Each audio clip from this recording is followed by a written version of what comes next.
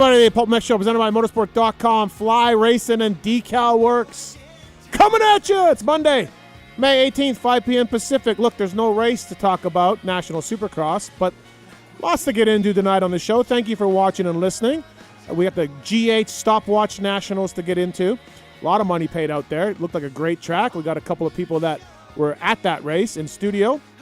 Silly season stuff, motocross preview, and more tonight on the show. So thanks again for watching and listening. Go to PulpMXShow.com for all the codes to save, like Guts Racing or Works Connection, WUSA, WLab, whatever it is. Get Data. The guys at Get have a code now, by the way, PulpMX26. We used to say email us to get a discount, but now it's AthenaUSA.com. PulpMX26 works on everything. So thank you to those guys for helping us out, man. And, you people again, thanks, man. We're going to have Enzo Lopes on the show.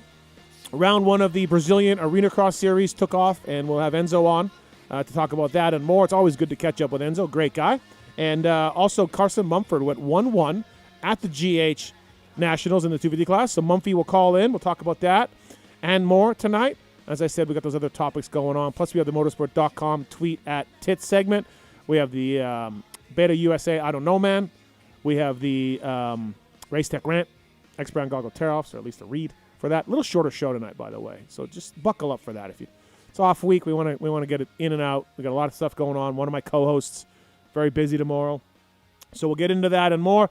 Motosport.com, Fly Racing, DeCAL WORKS, X-Brand Goggles, Renthal, Michelin, Icon Meats, Race Tech, Chairbeast Firepower, Maxima, OGIO Power Sports Pro Renegade Race Fuels, Guts Racing, Atlas Brace, MotorcycleIndustryJobs.com, Works Connection, Get Data, WUSA, W Labs, Fox Factory Vehicles, FCP, Factory Chassis Parts, Wiseco Piston, MTX Braking, ETHIKA, Luxon, Troll Training. We'll maybe touch on the Martin brothers racing against each other in a marathon on the weekend. Get Data. Maybe get into PulpMX Gives Back and what we're doing on there. Maybe get into Pookie's Boobs. Lots to get into tonight on the show. And honestly, I was thinking about taking the next 2 weeks off, but then when this came up, a chance to have these two gentlemen in studio, we had to make it happen because they're some call them the super team. First up from RacerX Online Keefer Ring Testing, the Kris Keefer. What's up, buddy? Excited to be here. Thanks for coming. Phil's here. It's going to be a good show. It should be a great show. Yep. Maybe some testing talk. A lot of that. Some of that. Goo Goo Dolls talk. Oh, Goo Goo Dolls. Yeah, that was a good time. Yep. The four of us went out to Goo Goo Dolls. Yep. You love Goo Goo Dolls, dude. Goo Goo Dolls is like my Sammy. Yeah, you're big into that. Also here, of course, he went. We had some issues at the GH Nationals. I'm not quite exactly sure where we finished. I like overall. that you're calling them the Nationals. I like this. Yeah. GH Stopwatch Nationals. I don't know. That actually is a Beta USA. I don't know, man, later. Okay. The Phil Nicoletti. Philip. Hello, Steven. Thanks Happy for coming to be in. Here. Glad we could keep the show going so I could do my contractual obligations and be here. Well, that's what I was saying. That's what. You were a big topic the other week, too, by the way. Just not getting your shit done. That was a big topic. Oh, the media. Yeah. Yeah. He was busy. Week two of the new agreement. Yeah. He had a lot of stuff going on. Yeah, I do. I got areas. I got planned coming out for stopwatch. It's a lot of shit to do. Driving around the fucking country. Okay. Ripper had to go to Phil's house to record because Phil's busy. Yeah, Phil's busy. I was coming back from club. He met. Yeah, it was actually really nice. Yeah, we had a tough time. So, but you're here. You're obligated to Pulp. You're here. So that's why I went on to have a show because you two are going to be great. But listen, there's lots to get into today on the show as well. So 702-586-PULP, you want to give us a call and talk about something or another, go ahead. 702-586-7857 is the call. Taking your calls, holding things down in the corner. He's back. The Tits Legendary. It's good to be here. Rare appearance for you. Very rare, yes. A shorter show, and he shows up. That's right. Exactly yeah, how it works. man. 3 hours tops. And an owner of an FX 350 over there. That's Tits. right, yeah. I'm back, baby. Working the cameras, working on the app. Yeah. Number of things. The Travis Marks, Mark Stock. Hello, Steven. You better keep going. You're wasting time. Listen, we got a lot to get into today. I know, Phil, we had you on after the Supercross. Kiefer, I know you were in, but let's recap that a little bit if we can. I had a conversation with Chris Wheeler today at Suzuki. He was like, dude, I'm so tired. He went to a road race. He said he got stopped everywhere he went at the road race by fans, industry people. He said people he didn't even know were like, hey, man, this is so great. Like Suzuki, Yellow Magic, all of it. And then, of course, with Roczen winning the title. Is this like there was some, there's the Chad, James, Ricky year going into Vegas, right? There's like 4 points between three of them. There was certainly, the Villapoto stuff. There was one close year. Is this the greatest Supercross season that you have seen? Like personally, Personally, yes. I mean, obviously, I remember Ricky James. Yep. And Chad. And Chad. I felt like the ending was a little bit better. Okay. Just because of racing. I didn't like the way Hunter went out, It's kind of like a... Uh-oh. We lost. Yeah, we're good. No. What? Nothing. Oh, here we're back now. Yeah. Okay. Oh. I didn't like the way Hunter went out. I think that kind of killed the vibe, obviously. Yep. But Yep. To have it go down and to the last round, it's still okay, but... I just being 31 down, second half charge. I mean, look, yeah, Hunter and HRC guys are the victims of this, but oldest champion ever by far, most years racing before the first title. You got a 2018 RMZ bike. You got a private team, non-factory team, like all of it. Like there's a lot of odds stacked against him to, you're going up a multi-million-dollar organization, and a lot of backing and this and that, but it's like a little engine that could. So Keefer, what does this one rank for you?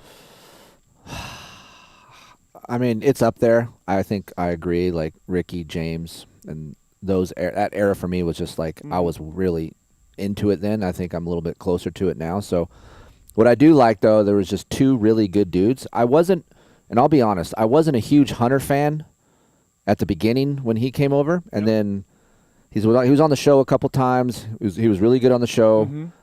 I talked to him a couple times, and then got to know the family just a little bit more, and I became a real fan of Hunter. I mean, I think I like Hunter more than Jet, just because I think how he speaks. He's really honest. He takes the time, and he's I don't know. Yeah. I just think we haven't had two really good dudes. Like either way it went, I would have been like, that's cool. Oh yeah, I mean, look, both teams, both guys, all of that. Like, somebody asked me in the morning what I said. Can we just give them both the title? Like, honestly, I do think though, like Kenny winning it is better for the sport. Mm-hmm. I mean, as a whole. I mean, if Hunter wins it, that's great, but I don't think it gets as much attention as Kenny winning it. I think there's more, potential. And it's hard because, personnel on each team is pretty awesome too. Honda guys got great personnel. Same with AGP guys. So it's kind of like damned if you do, damned if you don't. But it's kind of a. I just wish it went down to the wire a little bit more. Than what it was. Well, I know it's just like it was about to. It was about to. And just to have Hunter have that little tuck, it's just like. I know. Down to that, we had Kenny on the show. I know you're a huge listener, but here's what, and I really think this is true. And JT did a good job of breaking it down. Also, Kenny wasn't sprinting in the beginning. He said, because he knew a late charge was coming. Because they think that Kenny can be got late, which has happened before. Yeah. So Kenny's like, I didn't sprint. I was doing laps. Hunter's like, Hunter probably was gonna wait until Prado entered the equation, but when you watch them before the crash, they were sort of just doing their thing. It's like a NASCAR race. They're just biding their time. Running in the laps. And I think Kenny was right. Kenny's like, I saved some for late, and I didn't have to use it, obviously. But it was interesting for sure. Hunter was going to make a pass, but then Jorge really jacked that one up. I think he kind of, I don't know, maybe I'm wrong, but I think that kind of what put Hunter on the rivet a little bit. You know? For sure, 100%. Yeah. If that doesn't happen, we don't know. If that doesn't happen, Hunter makes that late race charge, and whether he gets him or not, I don't know. But we talked about this too, that they went to a higher horsepower motor for Salt Lake. Kenny came in after Denver to the shop and said we should have ran that motor. Jamie, our guy Jamie at Twisted, did some stuff to it, but a much better motor, got him off the line. Yeah, it was great. It was a great season. Outside too, right? Yeah. It was a great season, man. I just think he can speak to this more than I can, but look at Kenny didn't have a great day program. Qualifying was meh, a heat race crash, and you have all those doubts. As a racer, you're going back into the rig, going, "Holy shit, did I just screw my whole championship up?" Nope, I didn't, because I have a main event. You're trying to get yourself together, and then you're like, okay, I'm going to go to the outside. I know I can get a start. I got a better rut. Yeah. There's just so. I just wish each fan could feel the pressure that these guys have for like 2 seconds. Yeah. Just feel Yeah. that. I don't know if anyone else saw it, but I didn't like. I'm probably way over analyzing it, but I didn't like the way Hunter looked before the main. He went to the bathroom really late. Mm-hmm. He ran back to his bike. Cam was kind of sitting there waiting to do his whole shot ice. He looked like he was kind of rushing to get his gel in. Yeah. You know. Yeah. But then I'm like, fuck. I was talking to my chick, and I'm like, I don't know. He looks a little flustered. But then the gate dropped, and he did what he did, and he fucking took off. He was a bike length ahead of everybody. And I'm like, oh, fuck, well, guess not. I was wrong, you know? Yeah. So I kind of blew it out the window. But then, I think with Kenny with that fall, they were like, hey, I don't want to start anywhere by Hunter.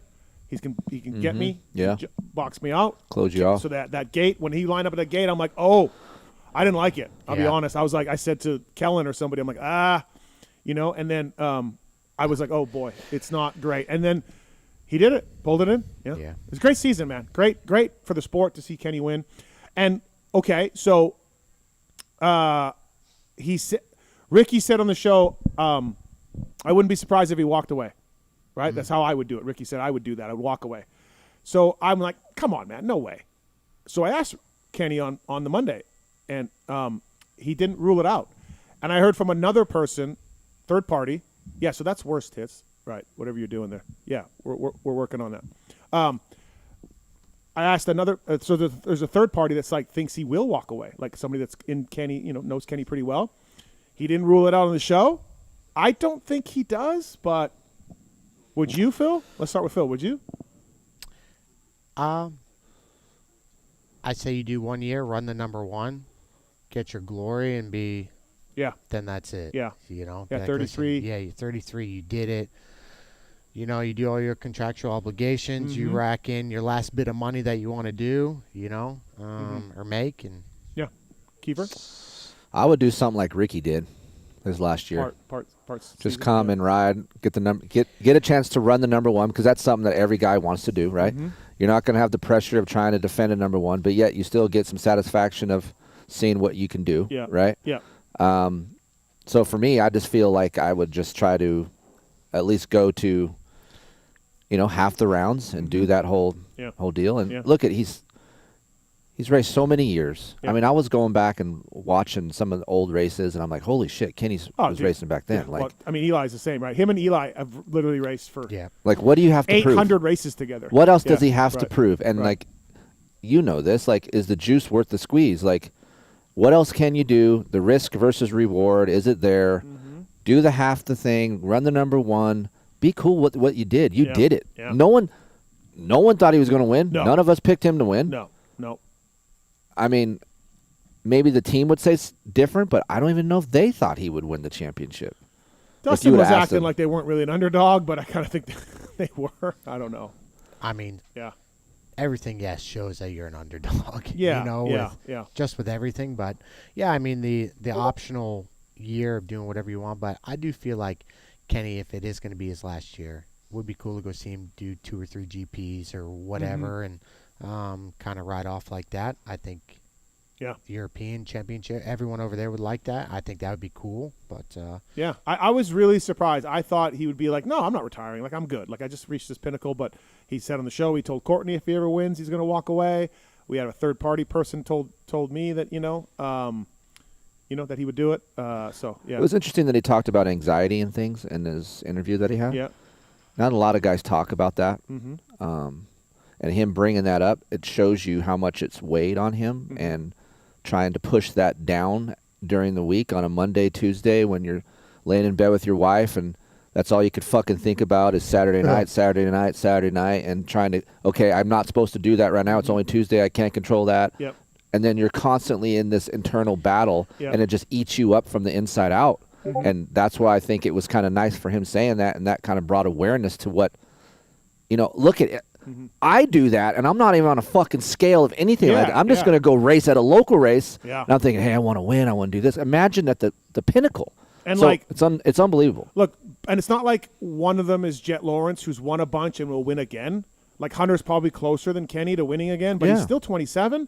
and he's been overshadowed by his brother. His brother's coming back, and we got this Deegan kid, and like it's not like you can be Hayden, you'll get him, or Hunter, you'll get him next year. Do you know what I mean? It's not like he will be good. He'll be solid, but I'm just a big fan of guys like in football. You win a championship, and you're an older guy, and you win the whole thing, and you bail. I'm like, God, nothing. John Elway, like nothing feels better than that. Yeah, like that's it. I completed it. Or Ricky, Ricky did it. Yeah, so I don't know. I wouldn't be mad either way. If he comes back, great. Yeah, that's great for all of us. Yeah. But if he doesn't, I'm like, yep, understood. Right. Kris Keefer here, brought to you by the folks at OGIO Power Sports. Pulp 15 is the code to save at OGIO Power Sports. We're going to switch your headset, Chris. Pulp 15 is the code to save at OGIO Power Sports. Whether it's the 9800, whether it's the backpack, whatever it is, Pulp 15 code saves you with OGIO. And also our guy Phil Nicoletti, brought to you by the folks at DeCAL WORKS. They use their official graphics of the Husqvarna off-road team. So I mean, you're not, that's not you, but you're an ambassador team. So maybe I don't know. Well, we're factory effects. By the way, it's slowed down now. Thank God it's slowed down. But I'm really tired of the tweets and DMs about either you putting the team out of business, you are, or are you done? Like, are you clipped? You know, all of this. Like, it's a lot. But are we good? Tits? Okay. What? Okay. So Phil Nicoletti, brought to you by the folks at DeCal WORKS. PulpMX 26, the code to save with DeCalMX.com. Red Bull KTM, Husqvarna Off-Road, all of that. Hold on, I turned it off, so he shouldn't be hearing anything. Yeah. There we go. No. Did you switch? Great radio. Put his listening cord into the third one. Into that one that came out of the one you unplugged. Oh boy. Just put it in the hole. Yeah.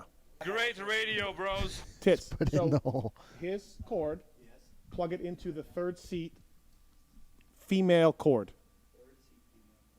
Okay. All right.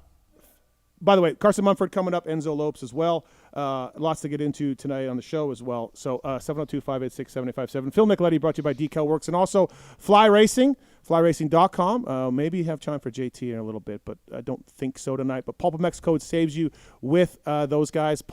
Use code PulpMX when you check out at Fly Racing. They have some new patrol stuff coming. They have some new Under Armour protection coming with Rheon. JT's been talking about it a little bit.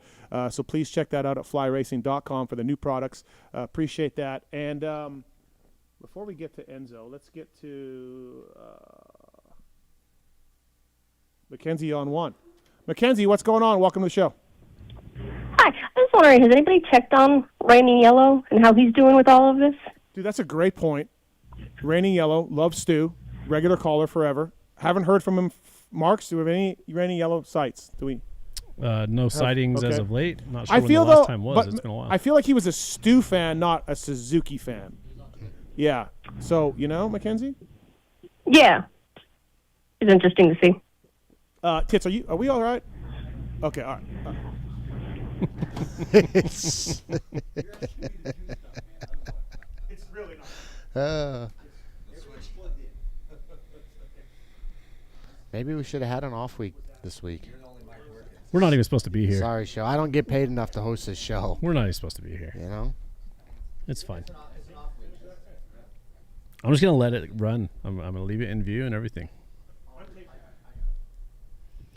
This is what the people want to see.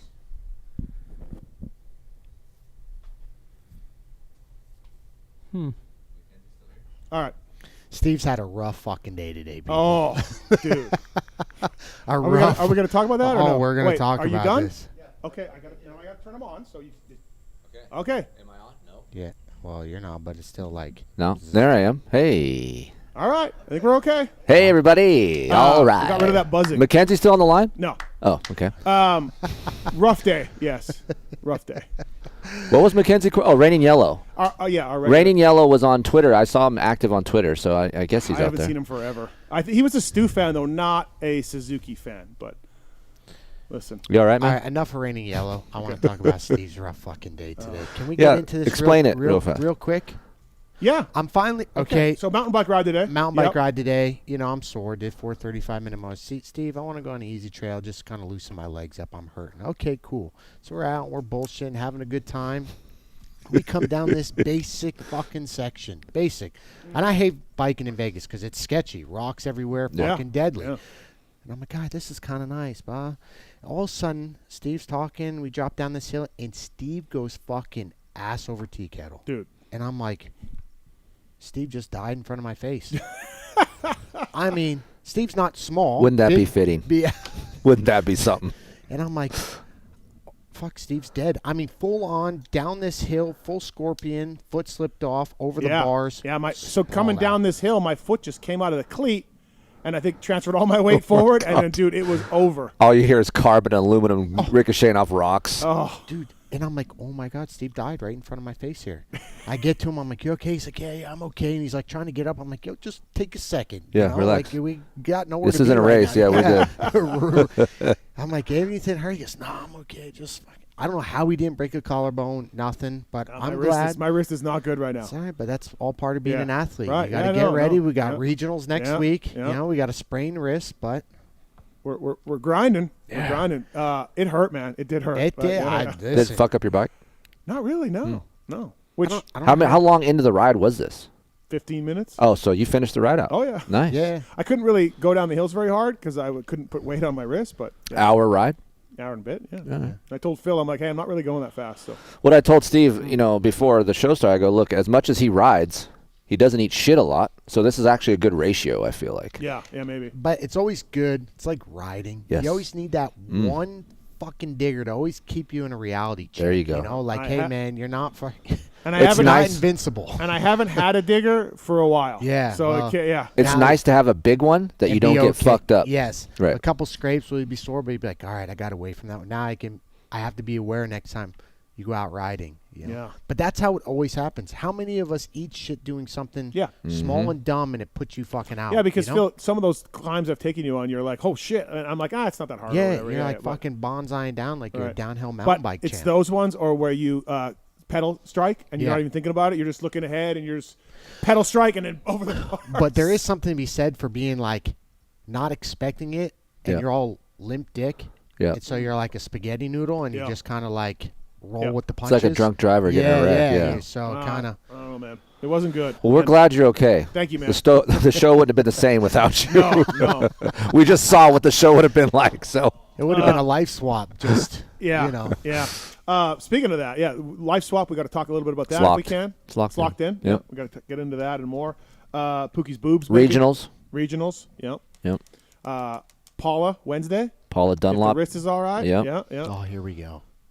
What? If the wrist is all right. Oh, Dude, I can't. you can tape that thing. If you finish the fucking ride, you're fine. Okay. Dude, it's all part of being an athlete. You just right. got to fucking overcome All right, it. thanks, guys. Thanks. Enzo Lopes coming up. Phil's almost brother-in-law at one point. He's now dominating Brazil. So is he undefeated in motocross series too? Yeah. He didn't win the arena cross, right? Yeah, he did. Oh, he beat Phil? Or beat Dean? Yeah. Dean got a flat. Oh. So Enzo passed him, but Dean would have won. Dude, You know, so, Enzo's on a high right now. Yeah. We got 4 for 4. That's insane. Ryan you on can see- 3. Ryan, what's up, man? Hey, what's up, boys? What up? What's up, Ryan? Just wanted to ask a quick question. Are we witnessing the peak of the sport right now, especially going into outdoors this year? I've only been a fan of the sport for a few years, but I feel like since I've been watching, this is the most hype we've ever had going in outdoors.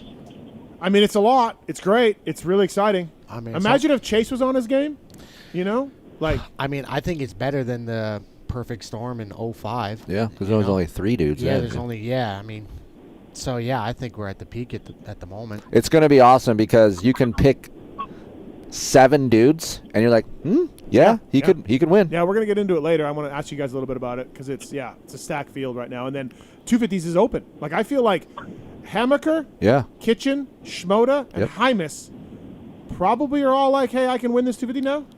Yeah, but we said that with Supercross, like, oh, there's going to be 7, 8 different winners and Mm-hmm. this and that, and it just turned into fucking Yeah. Kenny and Hunter. Yeah. No. Yeah. That's what sucks about our sport. Yeah, it's like It's pretty good though, man. I'll be honest. It's really, really cool to see this. So, who you got for the win? Me? Yeah, you. Ooh. Yeah, you, Ryan. This might be crazy, but I got the number 4, man. All right. loyal. Hey, All right. that's it's not a bad pick. It's not crazy. Yeah. No. It just depends which 4 you get. If you get off the gate. I would love to see him on a Yamaha though. Oh boy. Yeah, we'll see down the road a little bit. Yeah. Thanks for the call, man. Appreciate it. Thank you. Yeah, thank you guys. No problem. Grant's on one. Question for Keefer and Phil. What's up, Grant? Hey, how's it going? Good.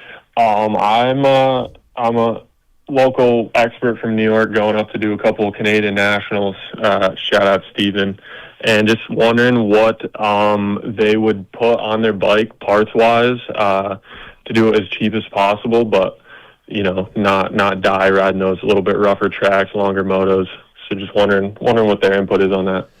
I mean, if you're just again, Which bike? Yeah, which bike? Oh, Yamaha 450 26. I mean, listen, if you're just don't take this harshly, but an average Joe, you know what I mean? Pipe, ECU, suspension, you're okay. And Okay, yeah. gas. You don't, especially going to Canada. It's not that competitive with that What sort of tracks you going to? Do you know? Probably DeChambeau, Sandali. I did a couple on a 250 a few years ago, and going back up in the 450s now. But yeah, kind of the sandier, a little bit faster tracks. Yeah, those are 2 good tracks. Yeah, no, they're the best. I'm gonna go do DeChambeau as well, so I'll see you there. But yeah, you don't need anything. Do you run your special. stuff softer up in Canada versus here? No, No? I Same? never did. Same, yeah. Yeah. Whatever I tested at club, I raced up there. But the bumps aren't as big up there. Dude, That's- that's such a myth. The bumps. Well, Eh, I guess he's riding sand, so mean, maybe that doesn't matter. Yeah, DeChambeau And was. I've never ridden a national in the States, but they're fucking big bumps up there. Yeah, no, bumps are all relative. It all depends on what type of bike setup you like. Yeah, you never know? went with the theory that I had about Nations. The guys struggling because their bikes are set up for Canadian tracks. You never really subscribe to that theory. That's a theory that's out there. Like, why can't our guys do anything at Nations? Because they're like, these bikes handle like shit because they're not testing on American type of tracks or GP tracks. Yeah. Yeah, I mean, yeah, kind of, yeah. You've never really. No, Right. no, but no, I think their bikes are a little set up different up there. Yeah, but you've never looked at it as a reason. No, Yeah, not so Right, much. right. I didn't ride a lot of East Coast. I only did a few, but like on the West, it just the bumps were like Calgary. It didn't get really rough. It was just choppy. Yeah. Yeah. Nanaimo was choppy. They don't have that on the schedule anymore. But just like most of the West was just like Glen Helen. I run it softer. Yeah. All right. Thanks, Grant. Thanks for calling, man. Good luck.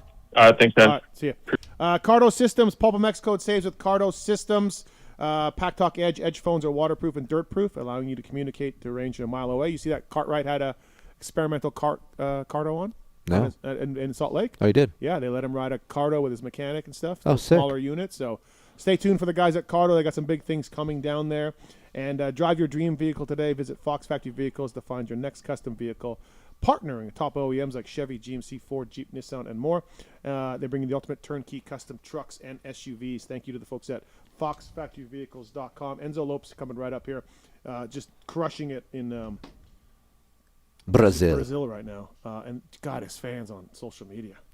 Phil, these are your fans, man. Are the chicks insane in Brazil? Like hot? I'm not insane, like mentally, but like hot. I don't know. I mean, the stigma is Like tan, butt floss everywhere. butt floss everywhere. Yeah, I mean, I guess I don't know. I just thought it was Sure. good for. And he has a chick, Yep. Been dating her for a while. so his home life's straight. Yeah. It's good. You can ask him. Yeah, I am. He's living his best life. He always says, How old's Brazil's Enzo so now? Good. 27. Okay. Have you think ever 28. have you gone out with Enzo and like is he like mobbed by fans? Like is he like a big deal? No, not like. No. No. But a little All right. bit. Yo, Enzo Lopes, what's up, buddy? what's up? How are you guys? Thanks for coming on the PulpMX show. Appreciate it. By the way, Enzo Lopes brought to you by Renegade Race Fuels. PulpMX 26, the code to save. Phil Nicoletti's championship-winning fuel, Renegade Race Fuels, SX4, MX4. PulpMX 26 delivers right to your door. Dude, you've won all the Brazilian motocrosses so far? 3 rounds? Yeah, big outdoor guy now. Yeah, and now you've won the arena cross round, Lopes. Like, dude, you're like Dude. Carmichael. No, I can't complain. It's been going good, but yeah, I got a bit lucky on Saturday night with Dean. Yeah, what Not happened? gonna lie. Okay, he had a flat. You got a flat? Yeah, well, but I also crashed first moto, but yeah, he had a flat the Okay. second moto. All right. Yeah, I guess I shouldn't say Dean would have had it. Enzo was leading, tipped over. Okay. Dean got him, Yeah. and then Dean was winning the second moto, got a flat. Yeah, and passed first him, things so. first, I've been, for months now, just outdoor guy now, and zero supercross testing whatsoever. And it was my first time riding the Honda on a track like that, so all things considered, was good. Yeah, dude. Congrats. Yeah, sounds like your season's off to a good start. Phil likes to throw some digs at you on the show every now and then, about... Yeah. People send me some stuff. I see. Enzo knows. Okay, all right. Yeah. Enzo listens to the show. I don't. No, I listen to the part where you talk about me, and it's never good. It's of always course. good. No, who updates you, Steven, all the time on Brazil? I can't Who's- believe it. Yeah. Phil's in the group text being like, I'm watching Brazilian motocross on YouTube. I watch I'm every like, moto. dude, get a fucking life, man, Phil. Go outside. I watch every moto, every race. Yeah, I'm dude, into it. You are plugged. And Yeah. dude, Koldenhoff's down there. Van Horbeek's down Yeah, you there. got good dudes now. Right? Yeah. Yeah, Alberto's still Dude, good. yeah. Like, dude, there's some good guys. Yeah, tell me about it. It's been tough competition, that's for sure. So how is Koldenhoff doing, or what's going on with him, Glenn? Is he all right? Like, where's he been finishing? Well, I think he didn't think it would be that hard, I think, because he really struggled the first race. Because I don't think he did any testing, and it's different, Most of the tracks he rides in Holland is like sand. So his bike setup is for that. And then first race he showed up and he struggled a lot. So I think he went back and tested with KYB. And then he got back, and then, he was another guy. Then, he won one of the races in the mud. But I still got the overall. Yeah. And, he's been ripping, The last race I also won, and he was behind me. So, he's been getting good starts. And, my teammate, Van Horbeek, he also rips, man. I imagine, it's like these Americans coming up to Canada, being like, I got this guy. And then they run into Fasciotti. It's identical to that. Enzo's the Fasciotti of Brazil. Right. Watch this. I know this track. I know the format. And Enzo rips, right? But you can't even really say Enzo knows the format because he hasn't done that series ever. Okay. Yeah, it's tough. It's just because I haven't raced in Brazil at all. Like, it's been 10 years. So, I don't know the tracks or anything like that. But it's just, knowing the country, I guess, and what to expect. We go race some places where, the city is very small. The hotel is a bit weird, and all these things. And sometimes the track won't be prepped as much, You know what to expect. But these guys, they grew up differently, And Glenn was always on a factory team or something like that. And here he's on a kind of privateer. So you don't have the same stuff, if he's struggling. So it's hard. How's it? Sorry. Go ahead. No, how's it coming off of a Yamaha to your Honda? That was a big change, I would assume. That's quite a bit of a different bike. So, what do you like more about your Honda versus your Yamahas and vice versa? It's a good question. To be honest, for me, they were very similar. They're very I like because they're very skinny, and but in the beginning I was struggling with the front end. I feel like the Honda is lower, so I was always moving my my bar setup. I tested a lot of bars and the height on the triple clamps. So that's a bit taller for me on the Honda than Yamaha. But in general, for me, everything feels about the same, to be honest. Just power-wise, the Yamaha out of the box was faster, but... Who does the motor work? What happens down there? It's a Honda Yeah. Brazil team, obviously, but who's doing the motors and stuff? Actually, our team manager. Oh, okay. Yeah, so we got a really good bike setup, suspension as well, and... right now we got a really, really good relationship with HRC, because obviously the team manager there in Europe is Brazilian. So we went there for 2 weeks in their winter time to test. So I rode Geyser's last year bike, so the old Honda, which was so sick, to be honest. And then I also raced in Spain, MXGP on that bike, Wow. which was a struggle on the sand, but it was good preparation for myself. yeah, but it was nice to ride that bike, and then we got a good relationship. We got some good things coming, and can't complain. Dude, undefeated in Brazil. Enzo Lopes. Phil, is he making any money? Is Enzo making money? What are we doing? Is this good? If people in the U.S. racing here knew how Enzo does over there, he's the Brazilian hero. No, yeah. It's good. It's good. Yeah. The U.S. is so fucked when it comes to money and stuff. I'm not making as much as Phil makes, but no, nobody, dude. Hey, Phil. He makes sure he's taken care of. No. Yeah, of course. Of course. No. Enzo does good in Brazil and stuff like that. So it's like a contract $50K there for him, you think? No, him, Kolinoff, and Horbeck, they're on good money. 6 figures? Yeah. Okay. That's good. No, it's awesome. What's the win, like, you win a race, what's the promoter give you to win a race, Enzo? Oh, that's a good question. We get nothing from the championship. Oh, really? Oh, damn. So it's like we get GPs nothing. then? Yep. Yeah, exactly, like GPs. Huh. No money. What kind of gear are you wearing? It's a Brazilian brand, ASW. Oh, okay. It's actually very nice, very good. All right. So are you ever coming back here to race? Are we done? I really want to. No, I'm not done. I ain't done yet. Okay. No. So we saw you at Bar X. We saw you on a fill-in ride at Bar X for a little bit, and then that was it. Yeah. Yeah. So after World Supercross, I did quite well, but I mean, I had some offers to go back, but I mean, I don't know. On a 250, if it's not like on a factory team, it's just it's tough. It's hard. Yep. Especially me. I'm like taller, like.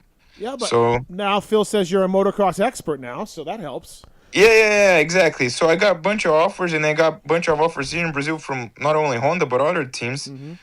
And then, so I had to get used to the Honda, and then I didn't have time, to get ready and test for, I don't know, Supercross, maybe do a Daytona or something like that. Mm-hmm. But that's in the plans, and I wanted to do like outdoor race, like, deal or something, Yep. But then our schedule here is, we're so busy, like I race Arena Cross, and then we have a race this next week in a national.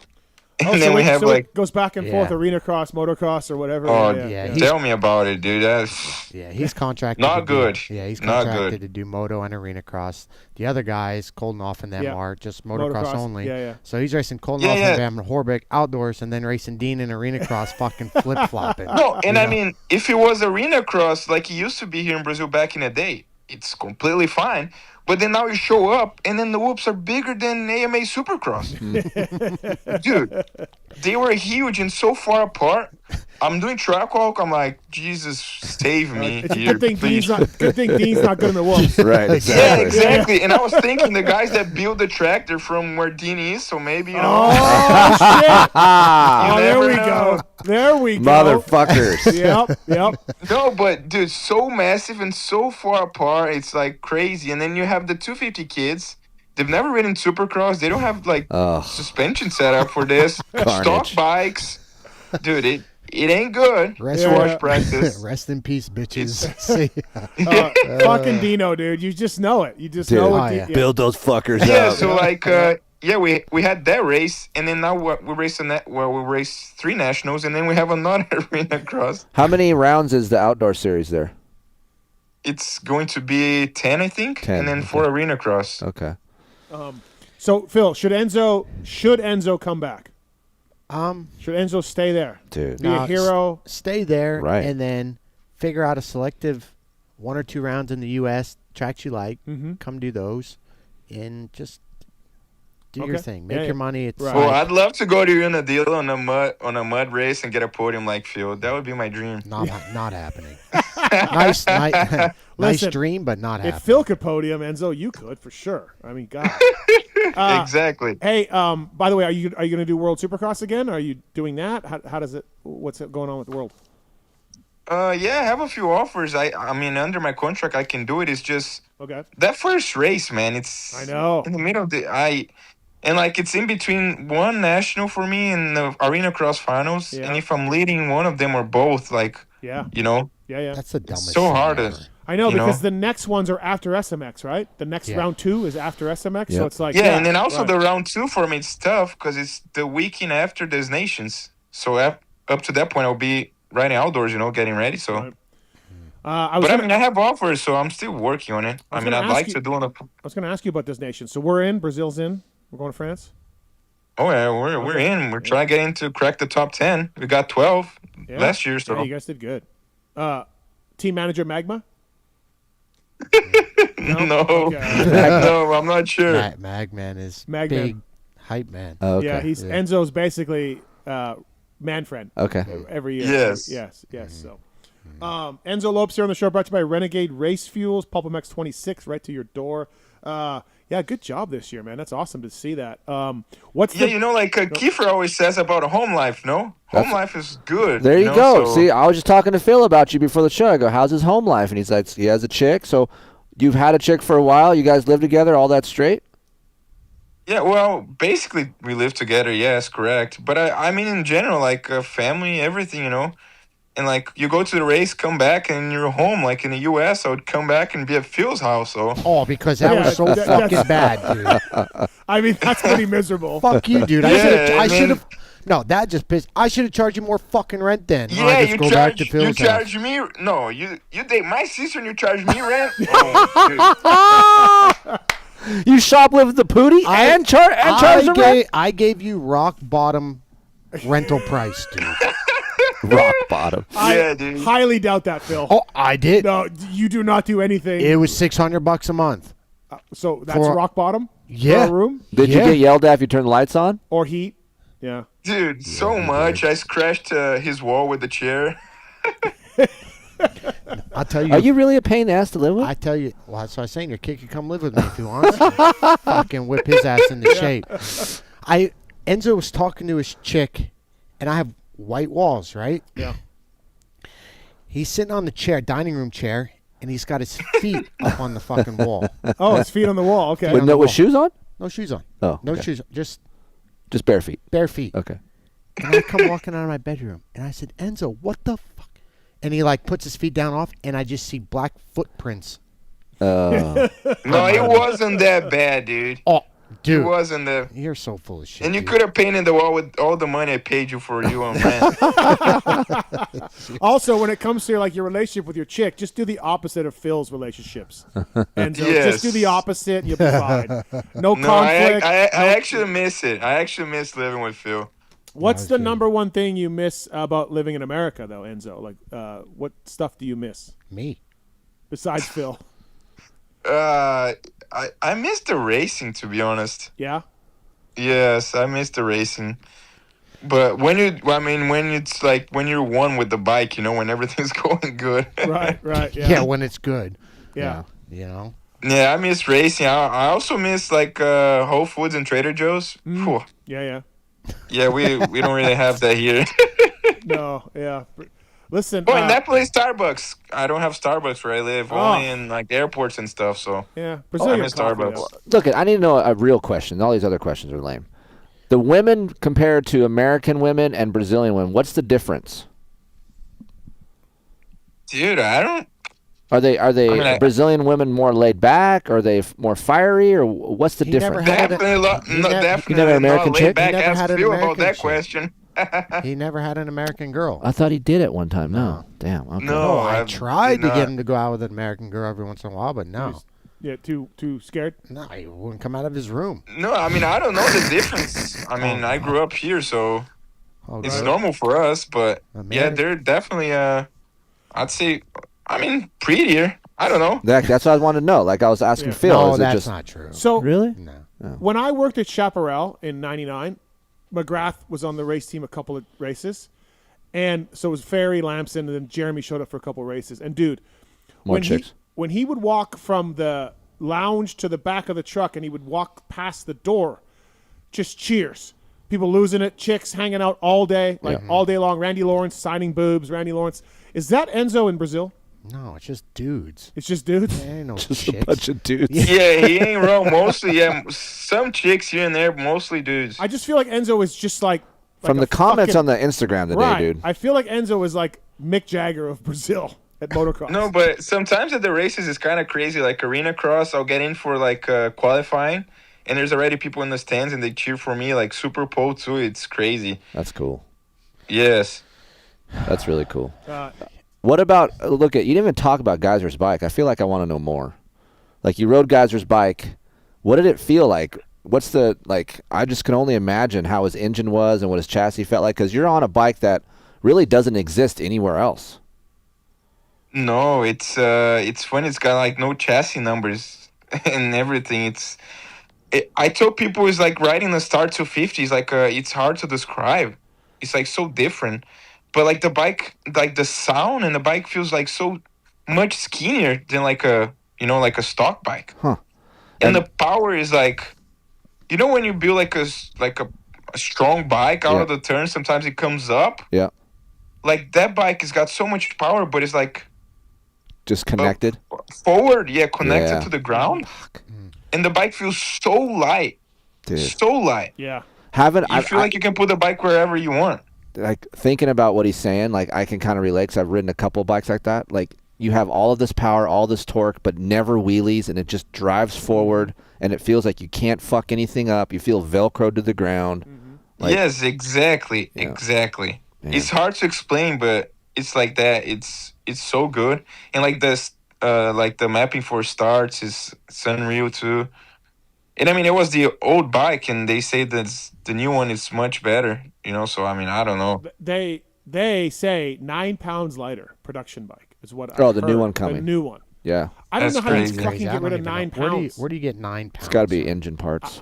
I think it is, but I don't even know how you would drop. Well, 9 no, pounds. I take that back. It could be in the chassis as well, Right. because there's been some heavy chassis, so they might have took some out of the chassis. That's a lot for sure. Listen, I'm just glad, Phil, that you and Enzo were talking again. There was a little thaw there for a while. Yeah. Yeah, we all know how Phil is.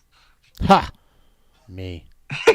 There was a lot of issues, and they worked through it. I'm glad they're friends again. Yeah, I don't hang around people that mope and quit. Okay, Dean says shut up about accusing him about making the whoops. So Dean is denying all of this for the record. So I'm not accusing him, because we were actually at the autograph signing. He said, "Yeah, I like some big whoops, but this man." He said first off, they're English. They're not American, but they're English. But Dean still his friends. Still his friends. Yeah, still English. Yeah, exactly. Just another fucking country. Yeah. So they don't. Yeah. Yeah. It's the same in Oz. The whoops are fucking bigger than AMA Supercross. I'm like, fucking Dean's just motoring by us. It's just like, what in the fuck? First of all angles. Dean's got all angles covered. You know this, right? Yeah. Oh, he's prepared. Listen, Dean's story on our show about the final round last year with the oil. Oh, I know. Oh my God. It was an all-timer, dude. It was an all-timer. It was amazing. Yeah, Dude, I like how you guys were talking about having a big moment sometimes, and I had one on the week before our season opener. What do you mean a big moment? Yeah, I ate shit on the week before our season opener. Oh, you did? How? What happened?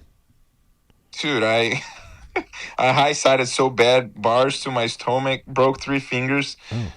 Oh, yeah, that's right. Oh, damn, you broke fingers. Jeez. Look, and you're still winning motocross races. Damn.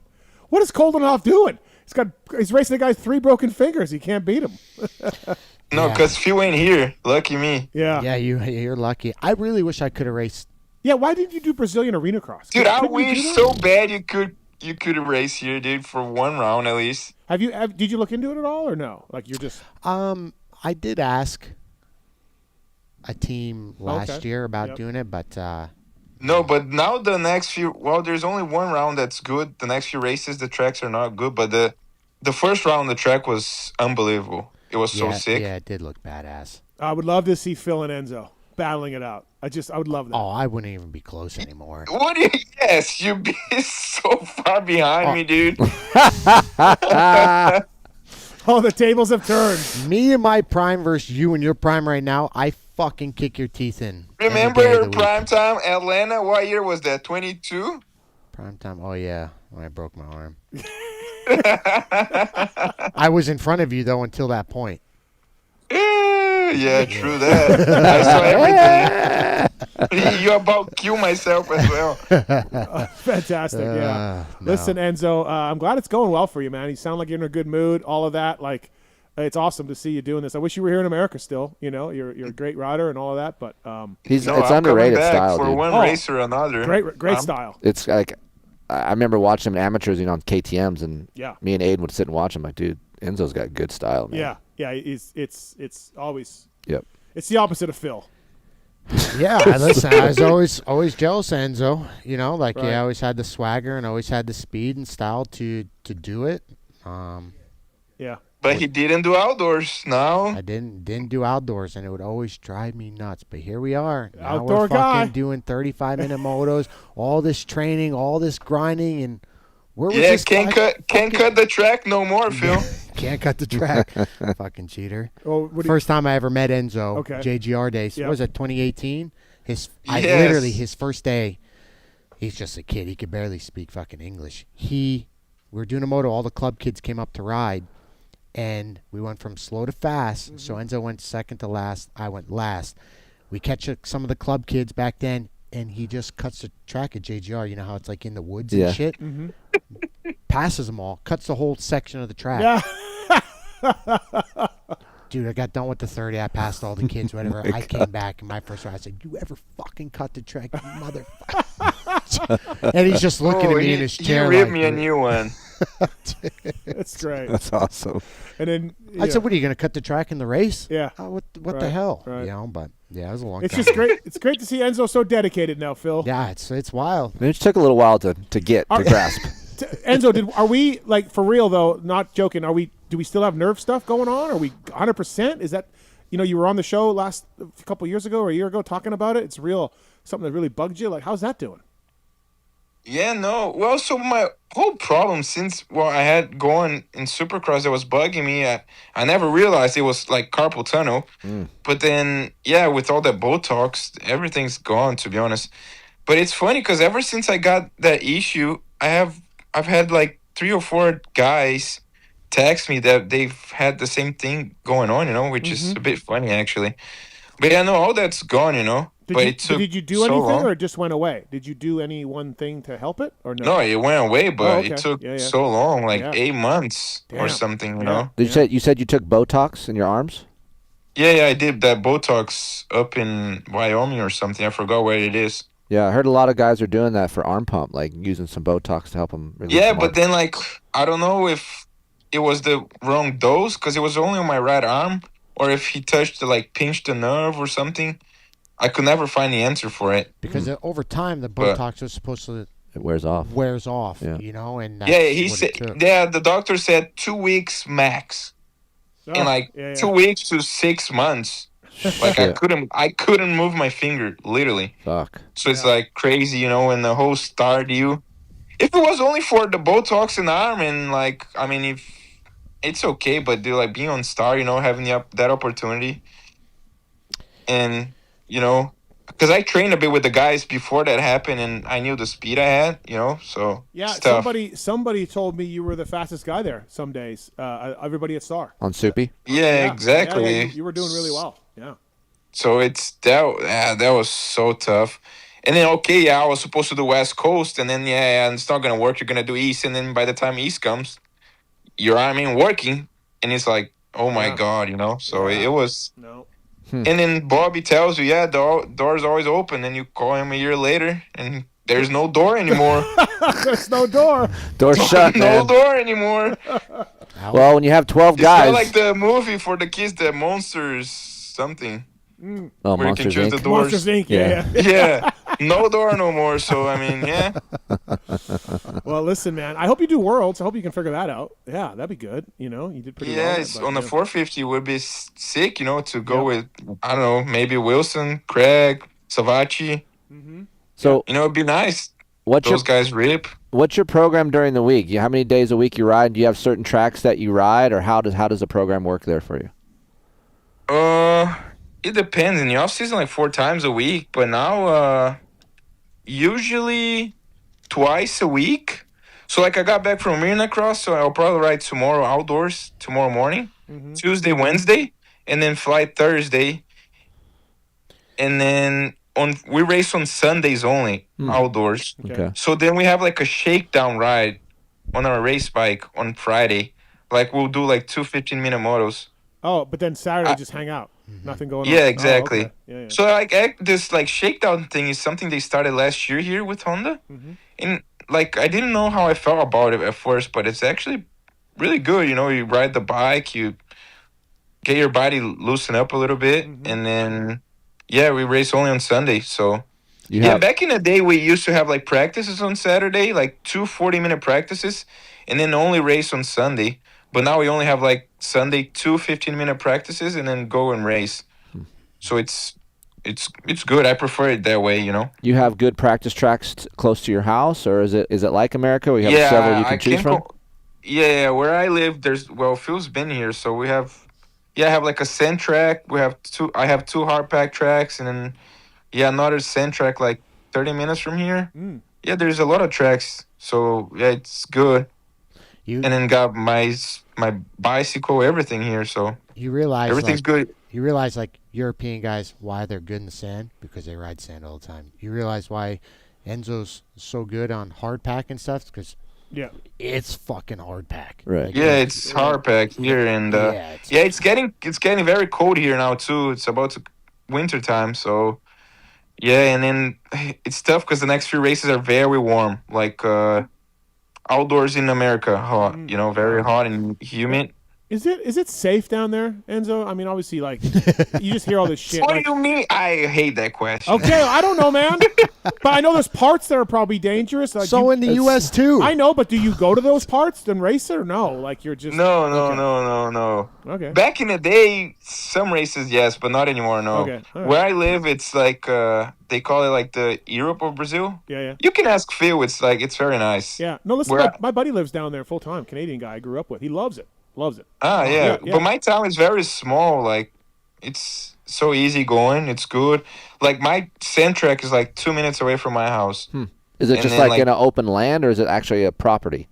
Soybean fields. It's a property. Okay. It's a property, but the river floods sometimes, so it brings the sand up, Okay. It used to be a track, but last time it flooded, it was so big that it destroyed all the jumps and stuff. So now it's just like a big turn track, like 2 minute and 30 lap time. Are there any like not memorials, but any like shrines to Anthony Pocaroba anywhere or Rodney Smith? Any of those? No. No, but we know him. Oh yeah, Pokey was a Brazilian champ. Man. Was Pocaroba a Brazilian? No, he was American. No. Okay, I remember Florida. Pocaroba. Yeah. But dude, I guess like I hung out with him a little bit. He's a character. He was telling me back in the late '90s or whatever when he was making $350 a year. Really? Yeah, dude, he's crushing it. Who is that? Yeah, I think Pocaroba? Rodney Smith raced here too. Yeah, Rodney Smith. Pocaroba was a Suzuki guy down there? back in the day too. Yeah. You don't remember Pocaroba? No, Rodney Smith, of course. Yeah, but no, yeah. no. Rodney won like the late '80s there, a bunch of races. wow. So Yes, exactly. Brazilian motocross, man, long history down there. No, I think it's getting really, really big here, like the outdoors. In arena cross too. Because like they're trying to turn the arena cross into like a little like Brazilian supercross. Like the track was actually pretty good. Like 40-second lap time. We had 2 rhythms, big whoops. Yep. And outdoors, they're investing a lot. Because people don't really watch, but we have like, I don't know how many rigs now with teams and stuff. Oh, that's cool. And, people investing money and like bringing these guys and like, they pay a lot of money to not only me, but to these Euro guys, Yeah. And like, some European guys, if you're not top 5, you ain't making money in Europe. So, yeah. Koldenhoff was sooner or later, I see all of them coming here, especially now because Glenn came, so. Yeah. I mean, I don't know. They were talking about the Jan Panzer kid, Slovenian. I don't remember who else was supposed to come here. Gifting they were talking about. Gifting was going to Canada at one point. Yeah, Gifting too. God, he was shredding at the end of the year. So, I mean, sooner or later, these guys will be here. I mean, it's good for the sport, so. Yeah, Glenn was like, look, exactly that. Glenn's like, look, I've been doing this MXGP forever. I'm getting great results. I'm making no money. I'm over it, And so. Well, just like what you asked Enzo, do you want to come back to America? I think, and Phil could attest this, as long as you're racing your dirt bike and getting the enjoyment out of it and then making money, that's the fucking goal, is to race a dirt bike and make money. Who cares where it's at? Yeah. Yeah, exactly. I mean, for me, it's still in the back of my mind, reaching the podium that I've always dreamed about. I was so close so many times. Yeah. But then, like, financially, here it's so much better, Yeah. Well, but listen, it's tough when you have that dream, How often do you and Phil, you guys talk or text? Is it every couple days? What's almost every day. A lot. Oh, really? Yeah. Okay. Nice to see. Yeah, feels like well, a I mentor. call him sometimes and he won't answer, so it's good to talk to him on a podcast. Yeah, Phil. Shut up, dude. No, he only calls me. It's never, hey, man, how's it going? Yeah. Did you ask me how my Glen Helen races went, Enzo? I didn't even know you were racing. I see you in 14th. Good job, buddy. That's the 14th. fucking problem. He's the same as fucking Garrett, dude. They don't even know when I'm racing this or that, Right, but yeah. I'm fully engaged in what the fuck they're doing. It's true. It's true. You What know? do you mean? And You're then they retired. and then you fuckers only call me when there's an issue.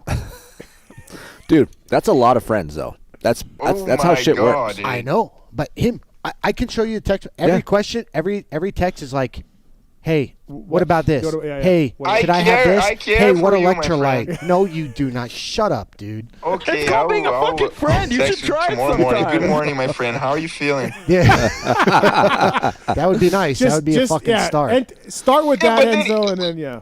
No, but it takes you like, I don't know, 12 hours to respond, dude. Yeah, I'm in California. Oh my God. Dude. Right So now. you did see that Phil raced the Glen Helen Stopwatch Nationals, Enzo? No, he had told me about that, but I forgot. Okay. And then I was busy with my stuff, and then I seen I don't know where I was, but I saw it was live. I put it on the TV, then I seen Phil was there. He was engaged in my Canadian championship at least. Like he Okay. was watching Okay. that. All right. Yeah, you know. that I was. Okay. Yes. You know. That was quite a run to the title. Yeah, that it year. was. Yeah, the champ. The champ. That's all that matters at the end of the day. Fuck 'em. No, it doesn't matter. You Yeah. got the number one plate. That's it. Yeah, You gotta be in it to exactly. win it. People, Yep. yeah, Yep. they're gonna remember who the champ was. So That's right. And then he walked away, just Yeah, like Kenny, just maybe. like- Yeah, yeah. Perfect. Just walked away. No, he's coming back to ride one round. He's doing what I'm telling him Yeah. what Kenny should Yeah. do. Just run with number one time. Yeah. Yeah. Adios, amigos. yeah, give me the date. Maybe I'll show up. You would. Go ahead. I- Pettis did try asking him to come up to a round last year. Oh, he did? Oh, yeah. Oh. Yeah. He's To messing. fuck you. Yeah. To get in between me and Imagine that. Enzo fucks with Phil Oh to my help Pettis. God. Pettis is messaging Enzo on Instagram, and Enzo is just like sending Yeah. it to me, and I'm like, does he not know we're? Oh I mean, yeah, I I re- remember that. yeah, like I respect it. I do the That's same funny. thing. I but- respect the hustle, Yeah, but yeah, like, yeah, yeah. like not happening. Right. If he's gonna help anybody Yeah. here, it's me. Fucker. Yeah, exactly, right? So. You better tell me if Glenn or Jeremy text you, Phil. Enzo, do your parents still like Phil, or are they okay with Phil? Dude, I think the whole nation of Brazil, except one person, loves Phil. Okay. Except one person. It's nice to see, because Phil, you spent some time down there, with the whole family. Yeah. So it's, like, you know, Oh, it's good. my dad still texts Phil. Yeah, like, I still, really? Yeah, I still talk to Leo and stuff. Yeah, I don't have any that's problem great. with that. Okay, you know? that's great. I like to see that. I can move on with my life. I'm happy where I'm at. Right. My relationship now with my girl, and Right. yeah, we're good. But you're you still know? texting Enzo's dad every now and then. Yeah, like yeah. I yeah, because my dad still races, and yeah. Hell Like yeah. his uncle races and stuff. Like I don't know. I'm That's still Yeah. No, I like that. I like to So- hear that. when you're around people for a certain amount of time. Like I don't know. It's Right. yeah, right. it is what it is. So. Yeah, just except for one person, the country of Brazil loves Phil. yeah, exactly. I wanted Phil to come here and That'd be great. at least watch me race and stay Yeah. here, hang out. But Yeah. I don't know. Every freaking round is hard pack. No, there's some sand coming Is up. there? That's why I'm curious to see Oh, how. Coldenhoff. Oh, Coldenhoff. and Van Horbeck will Yeah, be yeah, good in the both. sand. So Yeah, we'll beach see. guy. Yeah, I Van bet. Yeah, I need to What's- do better in the next few races because the sand track is like second to last, but it's like double header. Oh shit. But it's not sand like I don't know, like in Europe or Southwick. Mm-hmm. It's a little bit of sand, so it's different. My track here is like the race, so I don't know if they have that big of an advantage. They always do because it's sand, but Yeah. What's your points lead right now? I'm up 30 points. Oh. What's a win? Get 25? Yeah, Oh, Same, dude, same as the U.S. you're good, Okay. man. No. Just bring this thing home. So was Hunter. no, Hunter was good it's- too. I guess. No Yeah. bike failures. You'll Yeah. be fine. Yeah. Yeah, like Yeah, ain't- exactly. It ain't over after the No, first it ain't round. over. Yeah. How after- many rounds total?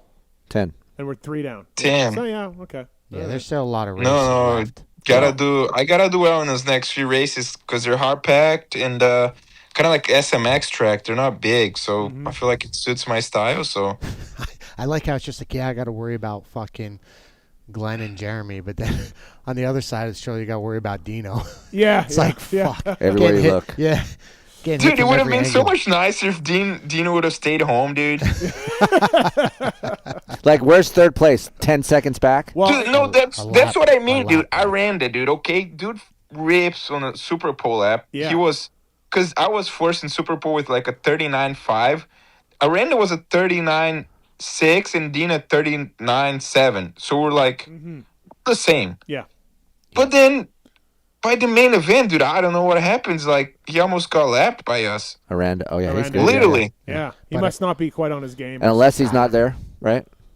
No. Only KP, but I think KP is hurt. I don't know.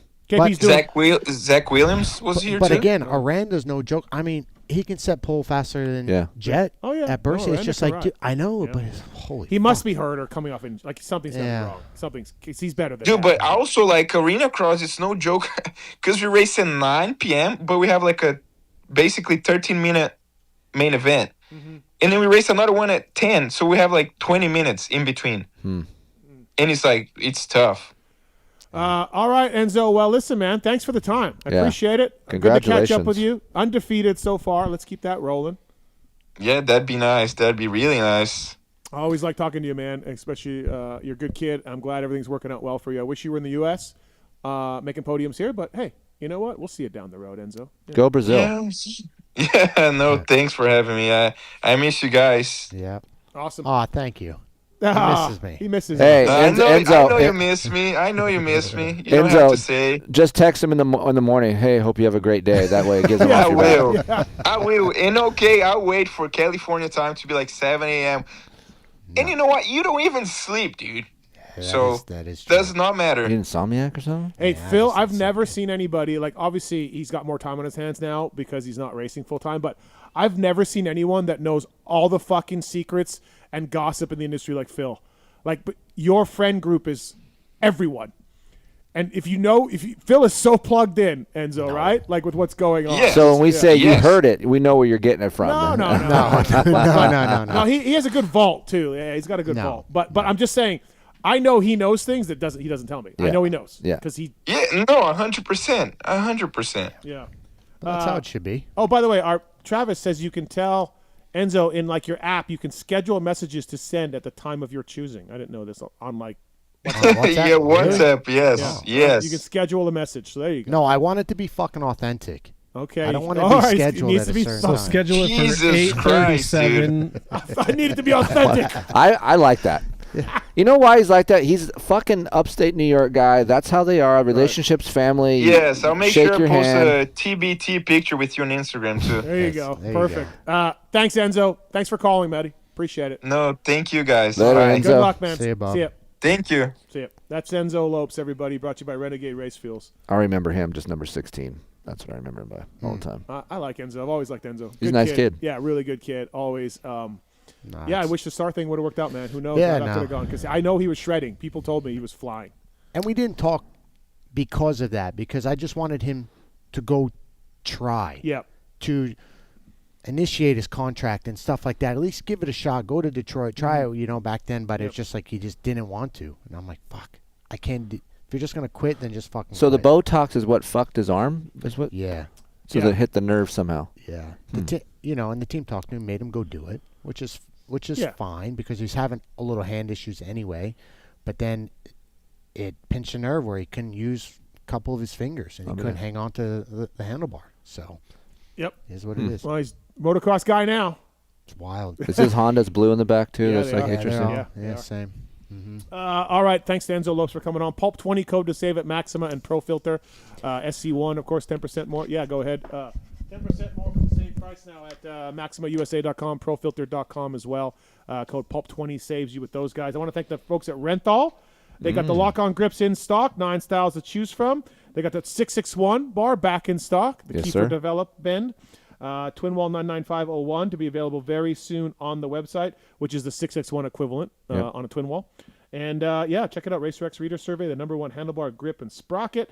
And straight to the source, straight from the factory, Renthal.com. Free shipping over $99 with the folks at Renthal. So thank you to the Renthal guys for coming on board. Order a pair of bars, free shipping. Dude, Sick. the bars are a hit, Yeah. the 661. They've been sold out twice. I know, right? So that's cool. So have you talked to your guy Eli about it at all? Yeah, I don't think he wants to talk about anything. He doesn't talk about What's anything? weird is he does Dark Side show. I mean, dark. Yeah, it's Yeah. dark. I mean, what can you do? Yeah, I guess so. You know, 666. I'm powerless against. I threw up the old goggle throw video the other day. Oh yeah, just yeah, to bring I it saw that, back.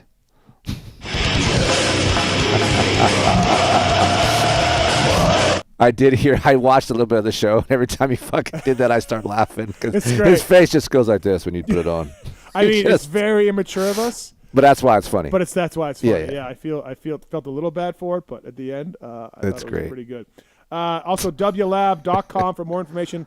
It's where I get all my merch from. And speaking of dark, we have that limited edition Dark Side Show 666 shirt for sale on PulpMX.com. Oh, there's a shirt? Yeah. Oh, my gosh. Yeah, with Eddie from Iron Maiden. And, oh, my God. That's great.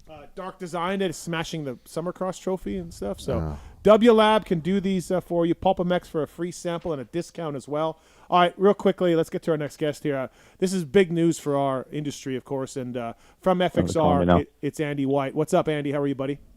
Hey, I'm good, guys. How are you doing? Thanks for calling in tonight. Appreciate it. You've been in co-host a few times in here, and I got 2 FXR guys in studio. One of them is mad at you right now, Andy. Yeah, so, I'm bummed right now. Hey, Chris, hang on. Congrats to Aiden on the weekend. That was awesome. Oh, thank you, Andy.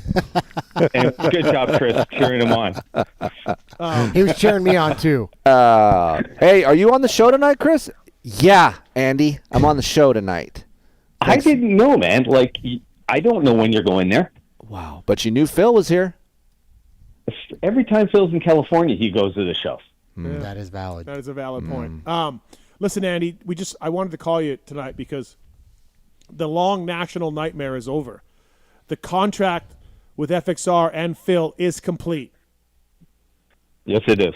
It's finally done. This has been ups, downs. What do you mean it's fine? Like, he didn't have a contract? YGAT got involved. Racer X is involved. Oh, this is a lump deal. It was a lot. And Got it. Phil's a very tough negotiator. But, Phil, we're happy with the terms? It's a pause. I don't like the pause. Why are you pausing? I don't know. Yeah, I'm happy. Yeah. Yeah. Well, there we go, Andy. Yeah, it's a little knockout, drag out, me and Andy, but it's okay. It was good. It all worked out at the end of the day. It was fine. And Andy, any comment on him getting to do the Racer X deal? So he didn't want to write his column anymore. That was too much work. So then he said, I need to do a video instead, a video column. And then, Andy, he skipped week 2. I was busy. Well, he was busy. The problem was I was looking at Racer X website, and I wouldn't see his article up, and I'd be like, what happened? I reach out to Jason. He's like, yeah, Phil didn't send anything in this week. I'm like, God damn it. How do we make this easier for him? Maybe we just put a camera in front of him and he can actually talk to a camera and send it in. What well, other he did that week 1, but yeah, week 2. Week 1 we got it done, but just week 2. What other employer goes, how can I make my job that I give you easier? A lot. Yeah, Phil. A lot of employers do that? Yeah. Besides dirt bikes. When I'm doing everything else, it's hard. God. I had to do 4 35-minute motos this weekend. Oh, my 4. God. Hey, that life of an influencer is fucking tough. It is tough. Why were you out there? I was out waving my hand. Yeah, exactly. I'm sure that shoulder's sore, too. Fuck. Wow. Listen, Andy, I'm glad it's all done because I'm tired of hearing about it, Well, it was tough negotiations because, he went from a factory-type rider into remember, he retired a year ago and we were trying to figure something out, and then he sprung, I'm going to Canada. I need budget for Canada. I need, 7 digits to race the Canadian Series. And I was like, oh, my God. Phil, settle down. So we got through last year, and I said, are we really retiring this year, or are we just looking for another deal? And then he went to freaking Australia and did that deal. And I'm like, okay, here we go. It's just going to go on and on like this forever. And then finally he said, you know what, I'm done. Let's put a deal together. I wanna start working at corporate level. And I said, okay, great. Are you moving to Forest Lake or are you moving to Winnipeg? And it was neither. Yeah, that's it. No, not going to do that. So, yeah, because last time I heard business cards were made, he was going to be a sales rep, and I was like, oh, shit, we're getting a real job. You heard that? Oh, I didn't hear that. I heard that. Yeah. And then that didn't pan out. Right. Yeah, Carson made business cards, sent them off to to Phil. Phil was a little intrigued at first. He's like, what kind of money would I be making selling this stuff? Yep. Well, I mean, I kind of heard how Marco Dubé does it, and I'm like, fuck, dude, it's not a bad gig. Marco Dubé. I can live in New York with my chick, around my family, and crush it, you know? Yeah, But then snow stuff. Yeah, snow stuff, Yeah. be good to go. But, yeah, I don't know if I'm built for that. Andy, what are the deliverables on how many events our man has to do? Because we got the Glen Helen thing down. We got 2-stroke nationals down. We got Hawkstone coming up. So what are we at? How many events do we have to do? He actually is good. He sent me a big list of events, and I was kind of shocked that there was like 14 events on that list. So I give him credit for that. Deschambault, we got that. Deschambault. Vet Beach National. race. GH, VH. J Days. Yeah. Oh, did you do some J Days? No, I don't know about J. Oh, okay. They were on the list, but we're backing out of that. Yeah. Okay. Here we go. Wow. Well, you know what, Steve? It's a good thing he's on probation for the first 6 months. Yeah, you could definitely hold him to that. Absolutely. And Kris, your relationship with FXR? It's quiet right now. I don't get as much attention as Phil, but Yeah, Phil sucks a lot rightfully of so. oxygen. Phil's in. He is in the now. He's one of the top tier guys at FXR, and I'm an OG on the floor sweeping kind of worker guy. Been there for a long time. Blue collar guy over here. You know. yeah. So I'm happy with my deal. It's great. We got a plus 50 title. We got something coming up. Hopefully that'll boost some incentives later on in the year. Gotta be Yogi. Gotta be Yogi. Gotta be fucking Yogi. All these fucking national champions are racing again. Fuck. We're very happy with Kris. Kris is doing an outstanding job. Okay. The reason I don't call him is because he's doing a great job. Yeah. Yep. So Yeah. I'm the only one. Yeah. Phil's the I just squeaky get called wheel. to get bitched at. Phil's the squeaky wheel. That's what happens. I've been around Andy a long fucking time, Yeah. and he's had some fucking guys that are headaches. So I don't think Phil is anywhere near some of the guys that Andy's Like, are you had. talking like Willard? I'm talking about a lot of things, yes. What are you, a team manager with Willard? No, Willard's some of that, yes. Yeah. Yeah, you'll have to wait for the book to come out on that one. Was Willard the squirreliest guy? Or Lamastis? I feel like Jimmy Lamastis was maybe on that level. No? What was awesome about Willard was I got a lot from Willard because he was squirrely. Because Andy would call me, hey, do you want to come race this? And I'm thinking, well, fuck yeah, I want to come race this. He's like, well, Willard's racing. Can you hang out with Willard so he doesn't go off the fucking path? So basically, Andy hired me to babysit Willard, but you could race too while you're up here babysitting. But please make sure Willard is there. Yeah, exactly. Andy, confirm or deny? Is that, Kris, you did a fantastic job of doing that. Fantastic. You kept him between the lines there, and we won championships. He never went stray. He always ended up at the track at the time he needed to be there. It was touch and go a few times, but it was good. Something about me and Willard, we just clicked, and I was like his dad, so I'd set him straight, and he would be there when I would say so. yeah. Well, listen, how's Malcolm? We looking for a ride for Malcolm? Andy. Yeah, Malcolm is. I hear the phones ringing. Yeah. Lots of people are interested. I think he's looking at all options. Oh, did we lose Canada just left us. Yeah. Canadian phone. Yeah. Oh, I think we lost Andy. But he's got some time to think. I think. Listen, I don't know what Anderson's going to do, but I know he doesn't want to do outdoors. Malcolm, that's the perfect spot right there. If Anderson, if that and the team, if they break up. Oh, it's the Suzuki. The Suzuki. Yeah. The perfect spot. No outdoors. Supercross only. Boom. Yep. No, I wouldn't be opposed to him going to Brazil and kicking Enzo's ass. Oh, jeez. What about Phil Deschambault? Will you be there to support our man? Well, apparently in the contract I have to be there. Oh, that was inked in there that I have to babysit him. Andy already fucked me not showing up at Stopwatch Nationals this weekend. Yeah. Someone told me that you didn't want him there. Who? I just heard that in the pit area. I was like, was Andy going to show up? He's like, no, Phil said he didn't need him. No. Anytime I have to go to Glen Helen anywhere actually to race, Andy should be there. Oh, jeez. Oh, can you hear that, Andy? Is another clause in the deal? Or? Well, originally I was going, and Phil had the dates all mixed up and got me all screwed up on the schedule. And I was inked, ready to go, and then he forgot that there was a gap between Glen Helen and Paula. I thought Paula so was I was like, dude, I can't stay out there 2 weeks. This is too long. Yeah. That was my bad. Yep. What are you coming down for the first round, Andy, for Paula? Yeah, we're coming down for first round. We've got a bit of a ride day for Milt and the team over at Kaweah Creek, and okay. should be a good time.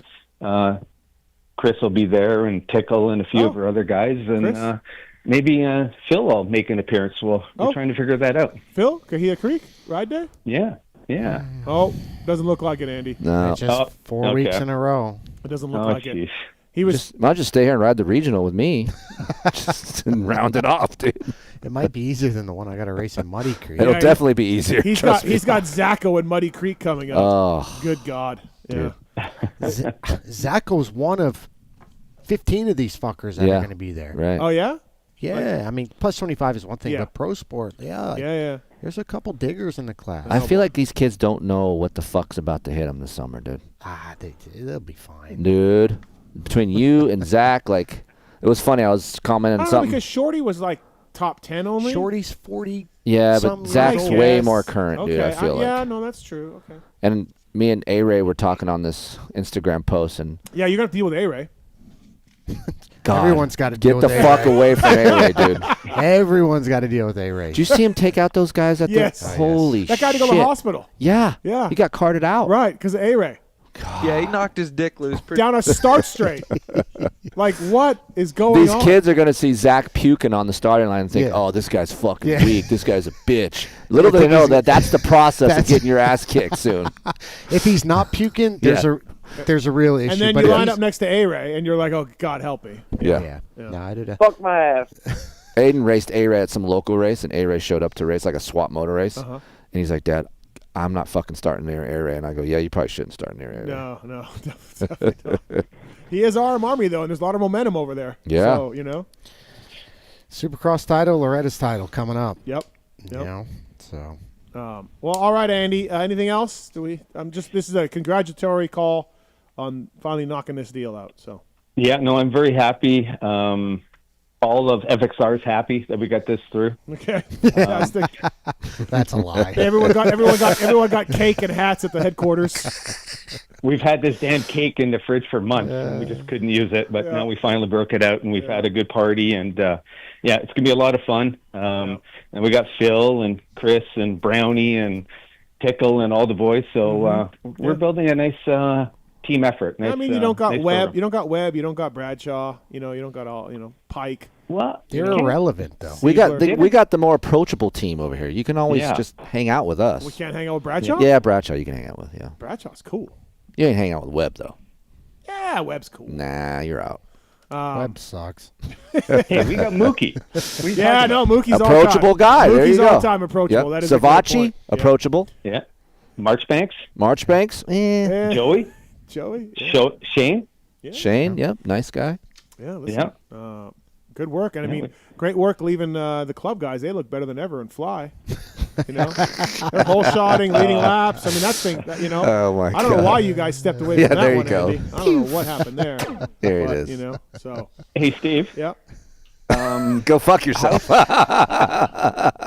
are your Maple Leafs doing? Well, we got the first overall draft pick. Oh my God, Andy, we're at the concert Saturday night. We're talking about just the Leafs in general. No, Chris said, "What would make you cry?" Yes, that's how it started. Chris is like, "What would make you cry?"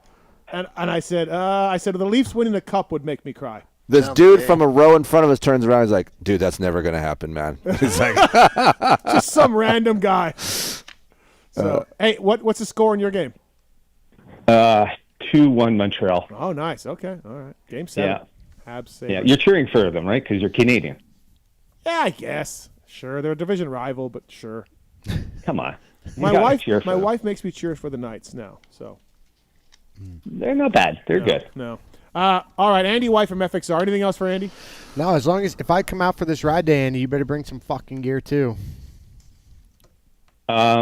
Yeah, no problem. I plan to ride. Okay. Show you guys around the vet track. There we go. Yeah, there you go. Yeah, I'm bringing bikes for you. I thought you were going to ride. Kahia track. I always said I was riding. I never said I wasn't. No, I'm just making sure. Is Milt coming? Yeah. Yeah, Oh, Milt's shit. coming. Okay, there we Carson. go. Carson? Yeah. Yeah. Damn, dude. Yeah. We got everybody. All right, Andy. Thanks for the call, man. Appreciate it. Congrats on the deal with Phil. See you, Andrew. Thank you, guys. All right. See you, Have a good Mr. show. White. See Bye. ya. See ya. All right. See you, boys. Later. That's Andy White, everybody from FXR. All right. Hey, listen, let's talk GH a little bit. Aiden Keefer, his pro debut, 6th overall, 5'6"? Yeah, 6. Legit 6. Yeah, he got on paper 5th. Right. Well, we may get into that a little bit later. But he led the opening moto. Yeah, he led for like 3 laps. Yeah, he led the opening moto. Yeah. What was it? Well, how were you doing? How was PNH? So she's not even near me. She goes somewhere else. Okay, yeah. So anytime races happen, she doesn't want to be near me. But Yep. I was on the pit board. So, yeah, I was happy that he got a good start. We didn't know anything about the bike. It's the first time he started on the bike and doing all that. Yeah. Of course, Twisted does the engines over there. And, yeah, he pulled a whole shot, led Carson for a couple laps, and then kind of settled into like 3rd for a while. And then after about 22 minutes, you can see him, Yeah. the lap times are about 2 seconds. He was doing 242s, 244s, and then went to like 245. So, Yeah. and then he went back to 5th. So he got 5th, but Kelly was catching him at the end on the Moto 1, but he held him off. And then Moto 2, he got another good start, was in 3rd. And then these, at Glen Helen, they had the 450s first gate, 250 Pro second gate. Yep.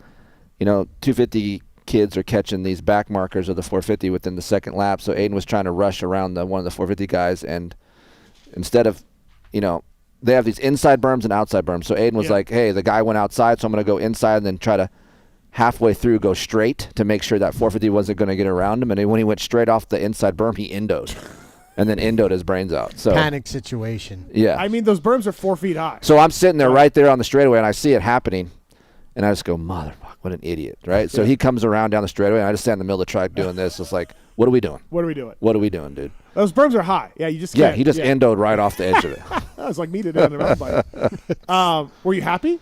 I was happy that that's the best I've seen him ride in the 30+2. Mm-hmm. He only dropped a couple seconds on his lap times. Yep. We haven't ridden the bike, so I want him to get a race under his belt.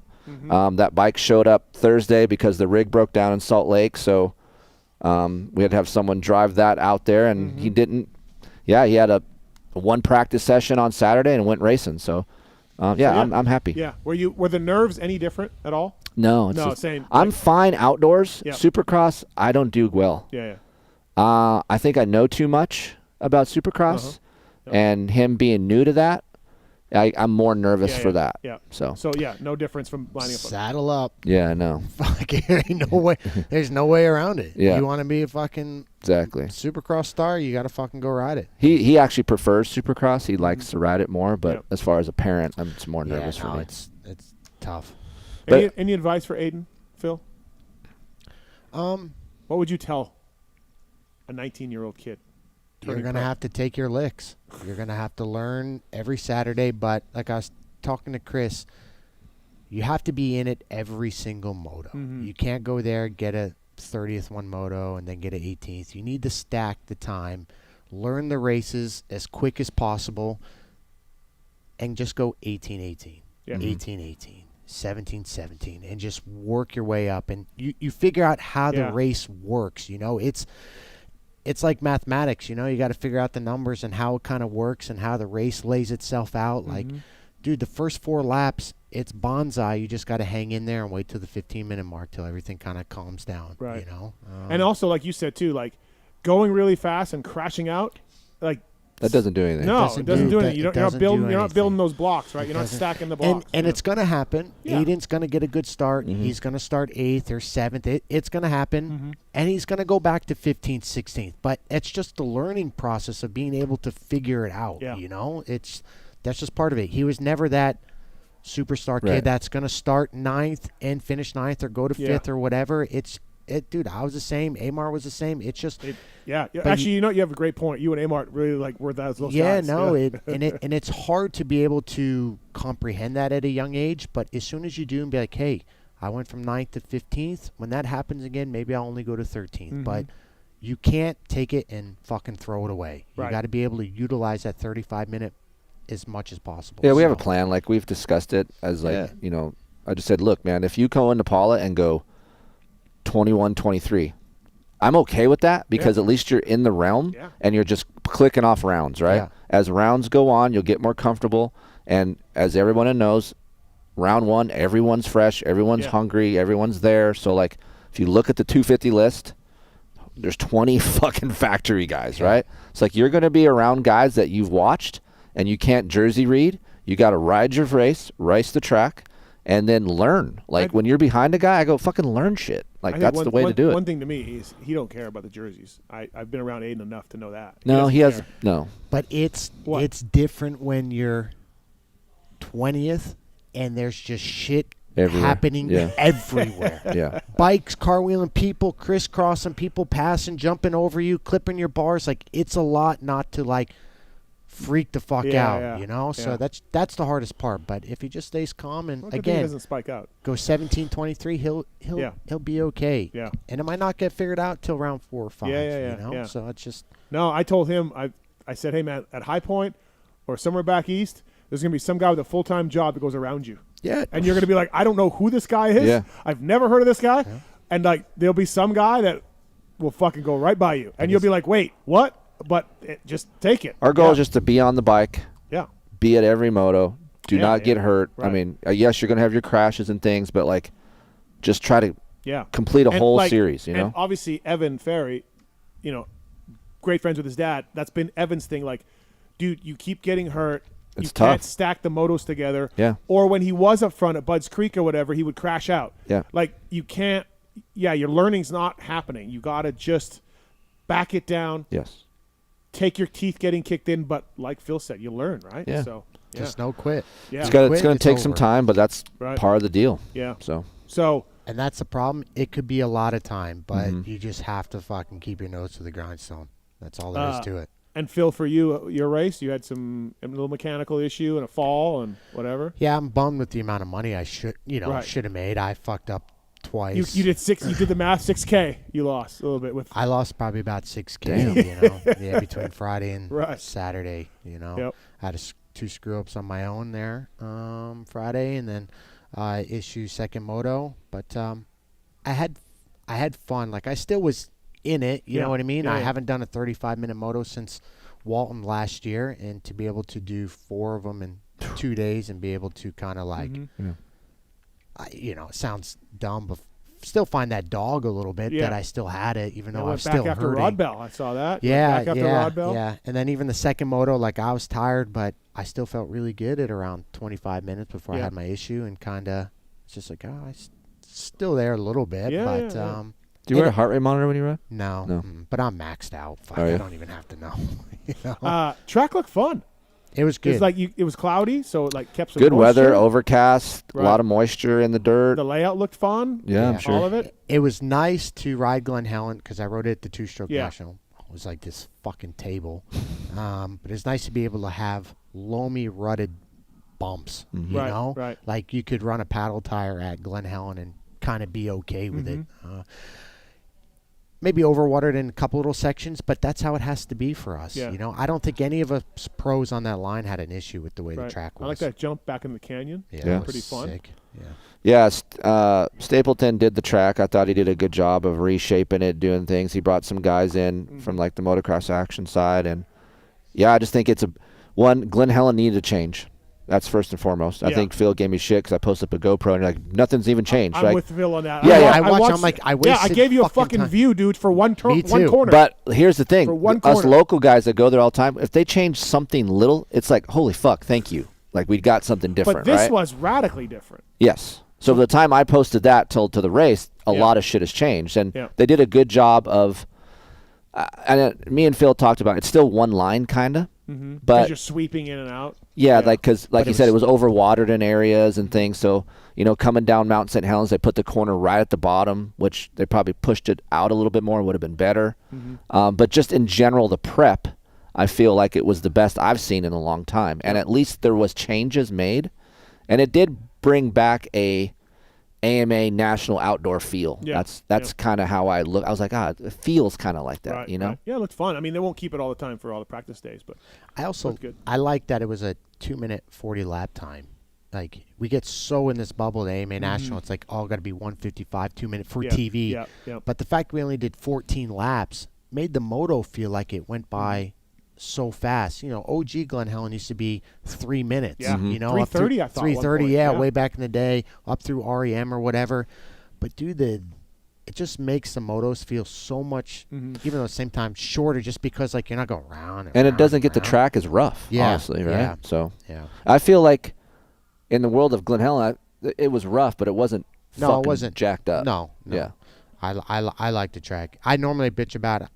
Track sucks, but it was. I mean, you rode a Vet National there. Yeah. You know how shitty that is, right? Oh my god. Right. Yeah. Compared to this is Right. like, oh my god, this is way better. So Barsha won Saturday. Dylan won Friday.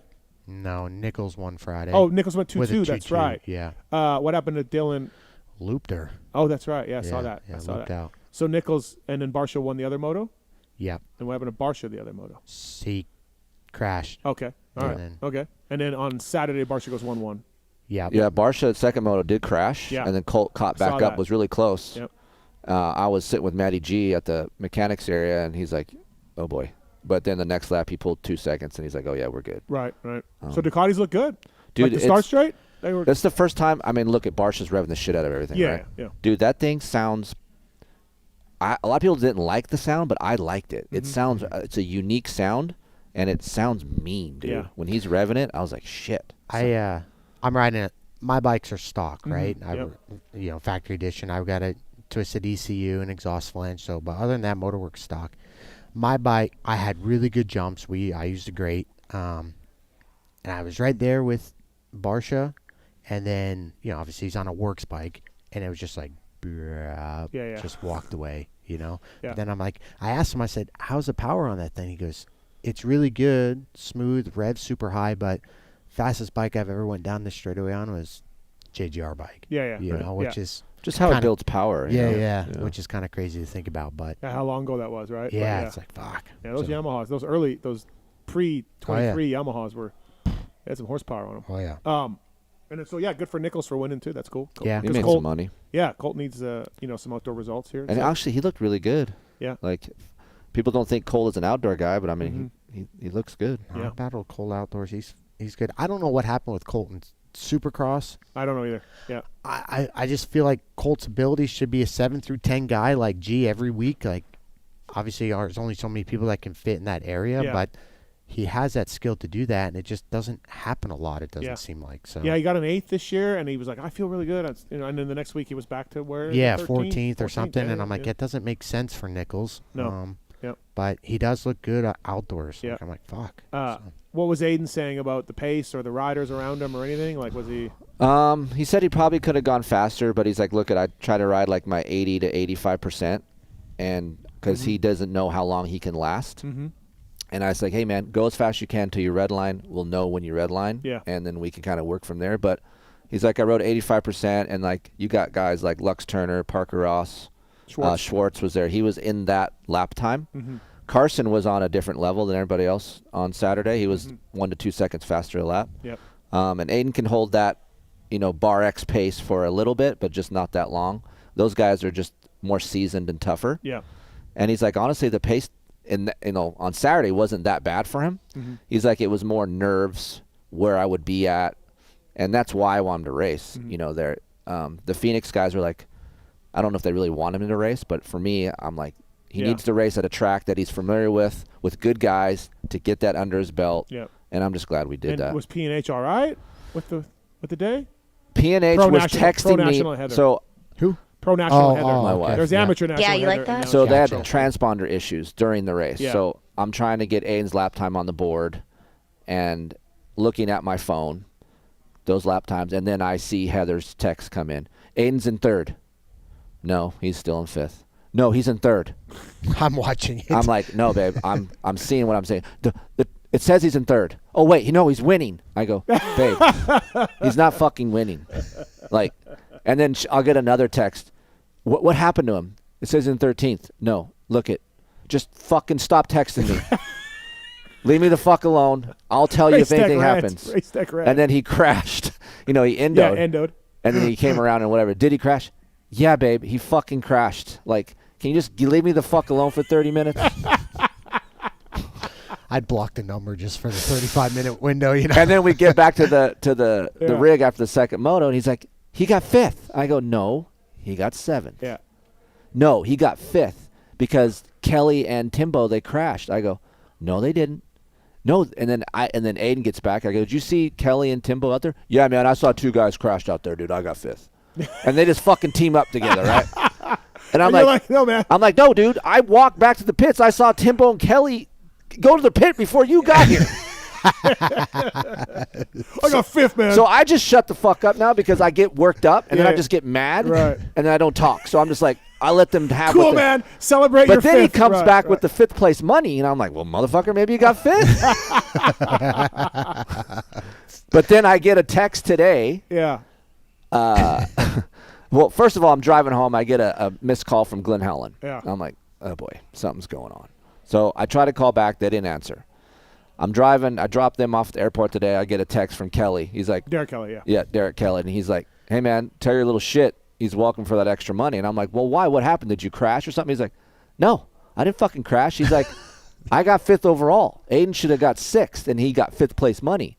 And I'm like, oh, damn, dude, I am so sorry. He's like, no, they said they will take care of it because they went off of the provisional results, and a lot of guys came up to get their money, and then everyone left. Yeah. And Derek came up later, and he got like 11th place money. He's like, what the fuck is this?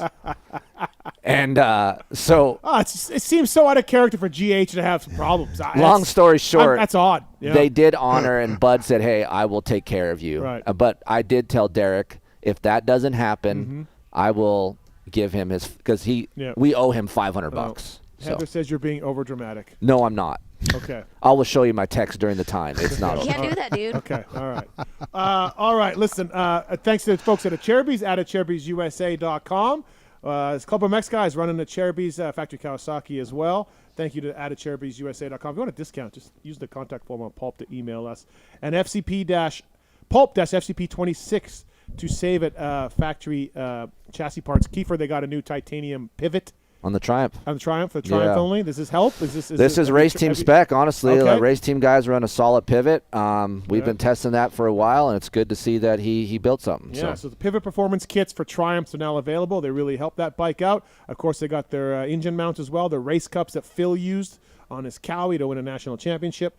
Pulp-FCP26 at Factory Chassis Parts for more information. All right, go to commercial break.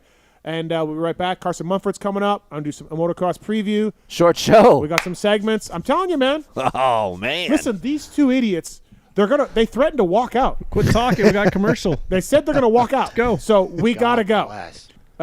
Phil Nicoletti, Kris Keefer here. Maybe Heather can call it in if she knows her truth. No, she can say it. But I have proof. We'll get into this and much more here on the show. Be right back after this commercial break, everybody. God bless. Get ready, the ultimate PulpMX race bike sweepstakes presented by Motosport.com is here.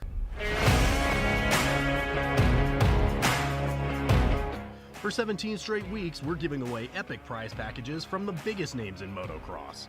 WUSA, FMF, Fly Racing, Hinson, Dunlop, Luxon, CARDO, and more. Each week brings brand new prizes that every rider will want to snag. But that's not all. It all builds up to the grand prize, a 2026 Yamaha YZ250F PulpMX replica race bike. The real deal built for real champions. You can enter in person at select Supercross rounds or each week online at motosport.com/win. Don't miss your shot in Moto Glory. Enter now and ride like a pro with the ultimate PulpMX race bike sweepstakes from motosport.com.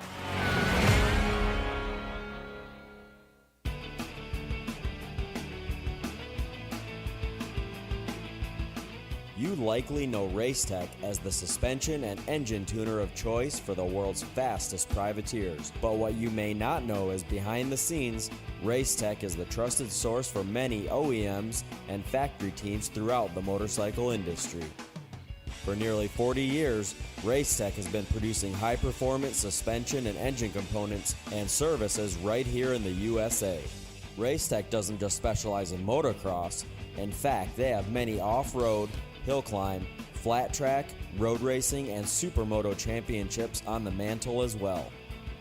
Not a racer but want to smooth out the ride on the street or add some performance to your Harley?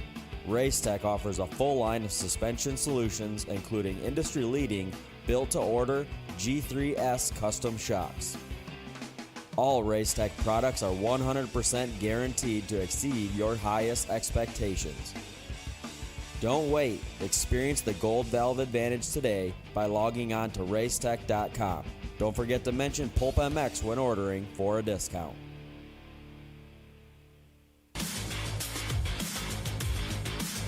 Established in 1989, Eric Phipps had the idea to manufacture factory-styled products for the everyday rider. Working out of his garage, Eric quickly gained a reputation for producing quality products and having great customer service. In just a few short years, the factory team started calling looking for products as well, and as the saying goes, the rest is history. Fast forward to 2024, and they are on their 35th year of producing high-quality products while still providing exceptional customer service. While they are no longer working out of a small garage, they are still producing the finest products available. Teams like HRC Honda, Star Racing Yamaha, HEP Suzuki, Phoenix Honda, BarX Suzuki, AJE Motorsports, Solitaire Yamaha, and countless privateers still rely on the same quality products that are available to you too. Products like their Pro Launch Start Device, radiator braces, skid plates, clutch perches, and tons more continue to be a staple in the pro pits and amateur scene as well. Check all they have to offer for your ride at WorksConnection.com. Use the code PulpMX20 to save 20% off your order.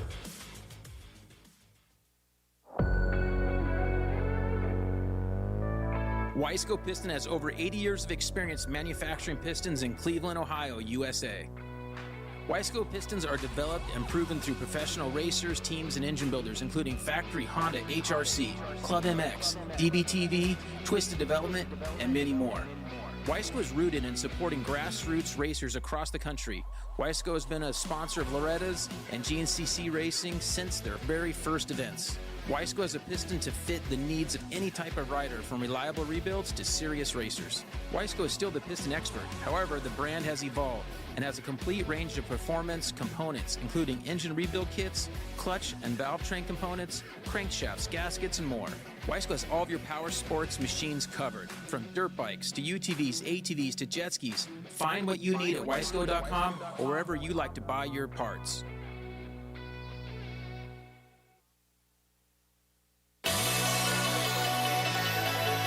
Factory Chassis Parts was founded in 2018 with one goal in mind: to offer the highest quality works level upgrades to the average rider.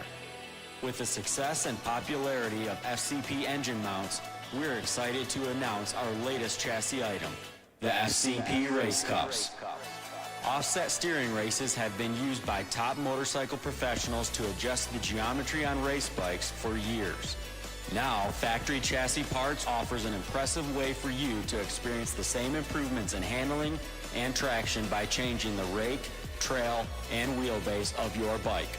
Whether you ride the track or trail, these bolt-on parts drastically improve the comfort, cornering, and experience on your motorcycle. Check out fcpracing.com to view the entire product line and learn how to improve your bike today. PulpMX25-chassis is the code to save. MAXIMA Racing Oils was created for world-class racers who challenge the limits of possibility. Their demands on equipment drive us to look beyond conventional ideas and to exceed industry standards. It's in our DNA to identify problems, formulate solutions, and execute at the highest levels of competition. Case in point, the championship-winning factory Kawasaki race team, longtime MAXIMA partners who extensively use MAXIMA throughout the bike. MAXIMA's USA-made products exceed JSO requirements and can be used in all motorcycle brands: Kawasaki, Honda, Yamaha, Suzuki, KTM, Husqvarna, and more. MAXIMA Racing Oils. Experience the difference. Visit MAXIMAUSA.com for more information.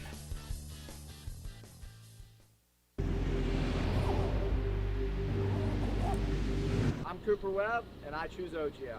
I'm Christian Craig. I'm Dean Wilson. I'm Aaron Plessinger. I'm Jerry Martin. I'm Nate Thrasher. I'm Shane McElrath. I'm Hunter Lawrence. My name's Jett Lawrence. I'm Jordan Smith. I'm Tal Hawkins. Stargate Hampshire. I'm Hayden Deegan. I'm Colt Nichols, and I choose OGIO. And I choose OGIO. And I choose OGIO. I'm Tom Biala. I choose OGIO. And I choose OGIO. And I choose OGIO. I'm Jiren Ferrandis, and I choose OGIO. In 1990, my dad, Jamie Gregg, started Guts Racing. Guts stands for Greg's Ultra Trick Seats, because I was just a little kid that wanted a trick seat. And if you're out there looking for a trick seat, go to gutsracing.com, your local dealer, or Motosport and place your order.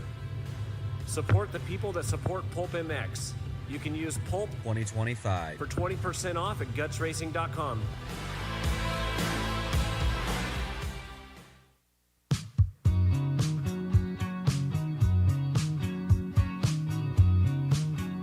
Hi, it's Randy Richardson here. Michelin has been a proud sponsor of the PulpMX show for over a decade, which is almost as long as we've been waiting for Life Swap to happen. While some promises can't be trusted, you can count on Michelin making tires for almost every motorcycling and bicycling segment. For 2026, Michelin introduces the new Michelin Enike Adventure 2 tire, which is an 80/20 adventure touring tire that allows you to turn everyday riding into adventure. The popular Michelin Starcross 6 tire range is designed to win in a wide range of conditions and terrain and is available in the most popular sizes for both motocross and off-roading.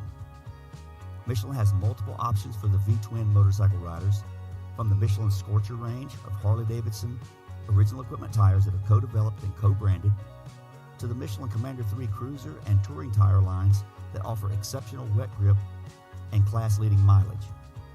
For sport touring and sport bike riders, the Michelin Road 6 tires and Michelin Power 6 tires are the latest offers from Michelin, the inventors of radial motorcycle tires. And whether you're a mountain bike rider, ride gravel or road bikes, BMX, or even city bikes for urban commuting, Michelin offers a wide range of tires to enhance your riding experience. To learn more about all these and other Michelin two-wheel products, check out MichelinMan.com. Visit your local dealer or online retailer, and make sure to follow at Michelin Motorcycle and at Michelin Bicycle on Instagram. Having traction problems lately? The all-new traction boots from Atlas may be just what you need. Developed as a premium entry-level boot for the masses, they are super lightweight and durable, featuring a modern Velcro-free enclosure, molded sole, and plush memory foam around the ankles for maximum comfort. An incredible value at just $199 in the United States. Atlas traction boots are available in MX and Enduro sole versions to suit the needs of all riders, racers, and weekend warriors. The addition of boots to the Atlas product line is just the start. Head to social media and follow at Atlas Brace so you don't miss all the product announcements that are still to come. To shop now, visit atlasbrace.com. From beginners to seasoned vets, race teams, project builds, and magazine tests, DeCAL WORKS' mission is to cater to those who love to ride, upholding the true definition of quality, service, and knowledge. Visit DeCalMX.com and use promo code PulpMX23 to get 20% off your custom graphics. DeCAL WORKS, #1 for many reasons. Get ready, the ultimate Club MX race bike sweepstakes presented by Motosport.com is here. For 17 straight weeks, we're giving away epic prize packages from the biggest names in motocross. WUSA, FMF, Fly Racing, Hinson, Dunlop, Luxon, CARDO, and more. Each week brings brand new prizes that every rider will want to snag. But that's not all. It all builds up to the grand prize, a 2026 Yamaha YZ250F Club MX replica race bike. The real deal built for real champions. You can enter in person at select Supercross rounds or each week online at motosport.com/win. Don't miss your shot in Moto Glory. Enter now and ride like a pro with the ultimate Club MX race bike sweepstakes from motosport.com. MAXIMA Racing Oils was created for world-class racers who challenge the limits of possibility. Their demands on equipment drive us to look beyond conventional ideas and to exceed industry standards. It's in our DNA to identify problems, formulate solutions, and execute at the highest levels of competition. Case in point, the championship-winning factory Kawasaki race team, longtime Maxima partners who extensively use Maxima throughout the bike. Maxima's USA-made products exceed JSO requirements and can be used in all motorcycle brands: Kawasaki, Honda, Yamaha, Suzuki, KTM, Husqvarna, and more. Maxima Racing Oils. Experience the difference. Visit MaximaUSA.com for more information.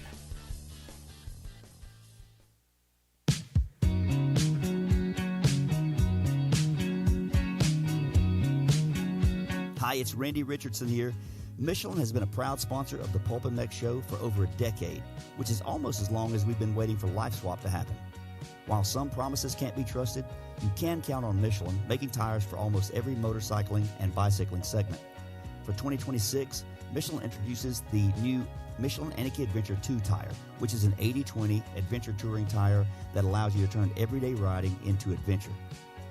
The popular Michelin Starcross 6 tire range is designed to win in a wide range of conditions and terrain and is available in the most popular sizes for both motocross and off-roading. Michelin has multiple options for the V-twin motorcycle riders, from the Michelin Scorcher range of Harley-Davidson original equipment tires that are co-developed and co-branded, to the Michelin Commander 3 cruiser and touring tire lines that offer exceptional wet grip and class-leading mileage.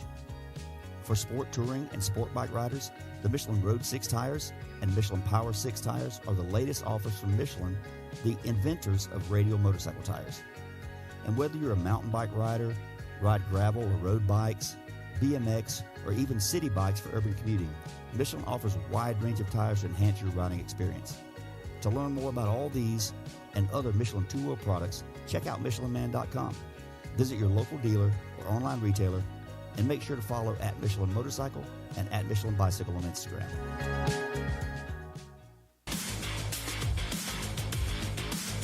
Established in 1989, Eric Phipps had the idea to manufacture factory-styled products for the everyday rider. Working out of his garage, Eric quickly gained a reputation for producing quality products and having great customer service. In just a few short years, the factory team started calling, looking for products as well, and as the saying goes, the rest is history. Fast forward to 2024, and they are on their 35th year of producing high-quality products while still providing exceptional customer service. While they are no longer working out of a small garage, they are still producing the finest products available. Teams like HRC Honda, Star Racing Yamaha, HEP Suzuki, Phoenix Honda, BarX Suzuki, AJE Motorsports, Solitaire Yamaha, and countless privateers still rely on the same quality products that are available to you too. Products like their Pro Launch start device, radiator braces, skid plates, clutch perches, and tons more continue to be a staple in the pro pits and amateur scene as well. Check all they have to offer for your ride at WorksConnection.com. Use the code PulpMX20 to save 20% off your order.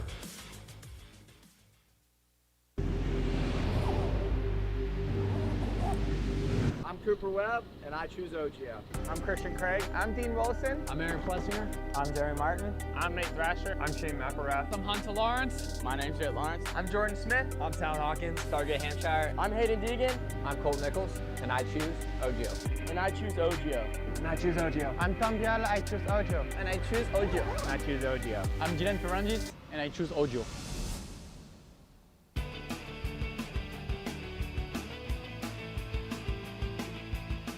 You likely know Racetech as the suspension and engine tuner of choice for the world's fastest privateers. But what you may not know is behind the scenes, Racetech is the trusted source for many OEMs and factory teams throughout the motorcycle industry. For nearly 40 years, Racetech has been producing high-performance suspension and engine components and services right here in the USA. Racetech doesn't just specialize in motocross. In fact, they have many off-road, hill climb, flat track, road racing, and supermoto championships on the mantle as well. Not a racer but want to smooth out the ride on the street or add some performance to your Harley? Racetech offers a full line of suspension solutions including industry-leading built-to-order G3S custom shocks. All Racetech products are 100% guaranteed to exceed your highest expectations. Don't wait. Experience the Gold Valve Advantage today by logging on to racetech.com. Don't forget to mention PulpMX when ordering for a discount.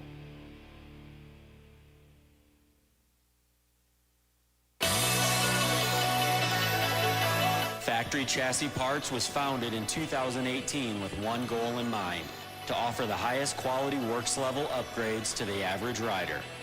With the success and popularity of FCP engine mounts, we're excited to announce our latest chassis item, the FCP Race Cups. Offset steering races have been used by top motorcycle professionals to adjust the geometry on race bikes for years.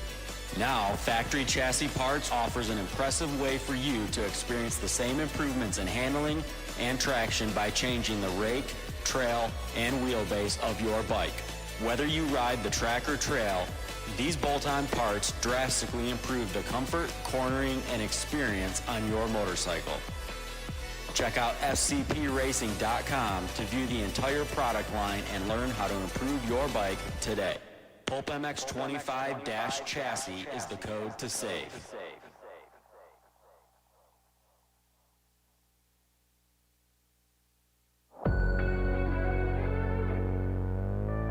Wiseco Piston has over 80 years of experience manufacturing pistons in Cleveland, Ohio, USA. Wiseco pistons are developed and proven through professional racers, teams, and engine builders, including factory Honda HRC, Club MX, DBTV, Twisted Development, and many more. Wiseco is rooted in supporting grassroots racers across the country. Wiseco has been a sponsor of Loretta's and GNCC Racing since their very first events. Wiseco has a piston to fit the needs of any type of rider, from reliable rebuilds to serious racers. Wiseco is still the piston expert. However, the brand has evolved and has a complete range of performance components, including engine rebuild kits, clutch and valve train components, crankshafts, gaskets, and more. Wiseco has all of your power sports machines covered, from dirt bikes to UTVs, ATVs to jet skis. Find what you need at wiseco.com or wherever you like to buy your parts.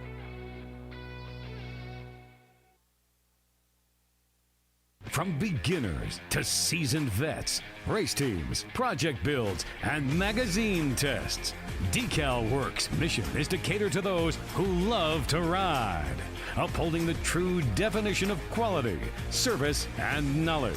Visit DeCalMX.com and use promo code PulpMX23 to get 20% off your custom graphics. DeCAL WORKS, #1 for many reasons. In 1990, my dad, Jamie Gregg, started Guts Racing.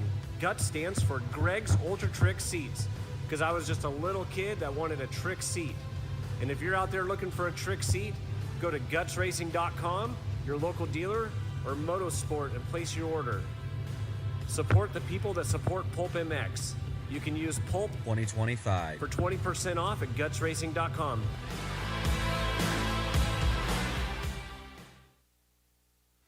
Having traction problems lately? The all-new traction boots from Atlas may be just what you need. Developed as a premium entry-level boot for the masses, they are super lightweight and durable, featuring a modern Velcro-free enclosure, molded sole, and plush memory foam around the ankles for maximum comfort. An incredible value at just $199 in the United States.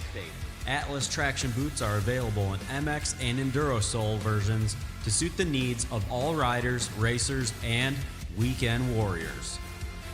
The addition of boots to the Atlas product line is just the start.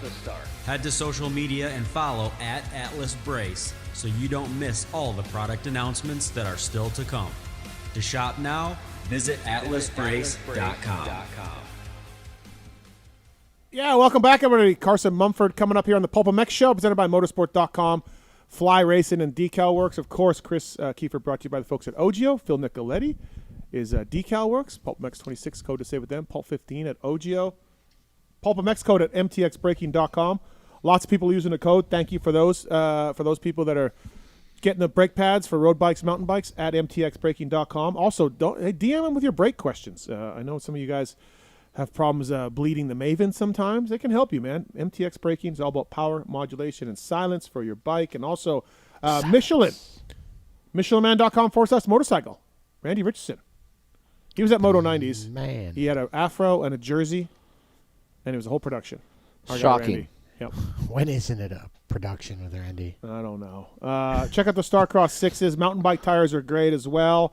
If you're in the mood for tires for your street bike, your dirt bike, your mountain bike, MichelinMan.com/motorcycle to learn more from those guys at Michelin. Thank you to Michelin as well. By the way, Maxis and Michelin are on our shows in a big way across the network, and I'm going to a Dunlop intro on Wednesday to ride Paula.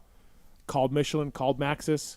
Oh, good. That's cool. I said, hey, man, I'm doing this. Probably be some social media from it. Just want to, and they were like, yeah, cool, man. I just want to get some time on Paula. Here, come to find out, it's Paula Vet Track, not Paula Main Track. But at least I'll get the. Excuse me, Dunlop. Can we ride the main track, please? Yeah, can we? Can I have a warm up before the regional? Yeah, exactly. Come on, man. All right, Carson Mumford coming up here shortly. Oh, Phil, what happened to the at the Stopwatch Nationals, the Aussie James Stewart guy that you were talking about, that's pestering you at two-stroke nationals? It might just the James Stewart might just come out during two-stroke racing, maybe. But I think he was on a two-stroke. He was. Oh. Yeah, he raced a two-stroke. He was racing four strokes. Dude, you brought a knife to a gunfight. Right, You're not okay. even going to be in the realm. Right. So I know you were very impressed by this guy. I don't think that guy had a choice because Posh is a huge two-stroke guy. He probably said, hey, I'll fly you over, pay for everything, and you ride my bike. Okay. That's probably what happened. All right. At that point, you're like, dude, you're dead in the water. Absolutely. All right. So with that, in 2 weeks, the Motocross Nationals kick off. I did a motocross preview with Weege and JT for Racer X. Stay tuned for that as well. Kiefer, speaking of Racer X, you did a Phoenix Honda tour. Yep. Check that out on Racer X, right? A whole shop tour and everything. Dude, so Jet's coming back. Bad injury. Flying, though, I guess. Hunter's Hunter. Deeg stepping up. Eli's been riding Apollo, testing with KTM guys. You got Chase Sexton with the question mark a little bit on that. Prado's been riding laps at Paula for a while. We know he's like. Let's start with you, Chris. Where do you rank him? I don't mean Paul. I just mean series. Like, man, it's tough because I would just say Jet normally, but we don't know where he's at with his leg. But I'm so impressed with the guy, and I've seen him ride so many times. I'm just still going to say Jet's going to come out, and he's undefeated at Paula. Yeah. So why stop now? Mm-hmm. So I still say Jet gets it done, and I think I'm back and forth between Hunter and Deegs. I still think either one of those gets second or third, and I think Eli's fourth or fifth. My hot take was that Lawrence is off the podium because Deegs goes good at Paula. So is Hunter, though. Prado's been riding there. Yeah, Prado's good. I think of Lawrence. I don't know which one. Maybe Jet from some rustiness and an injury, or maybe Hunter.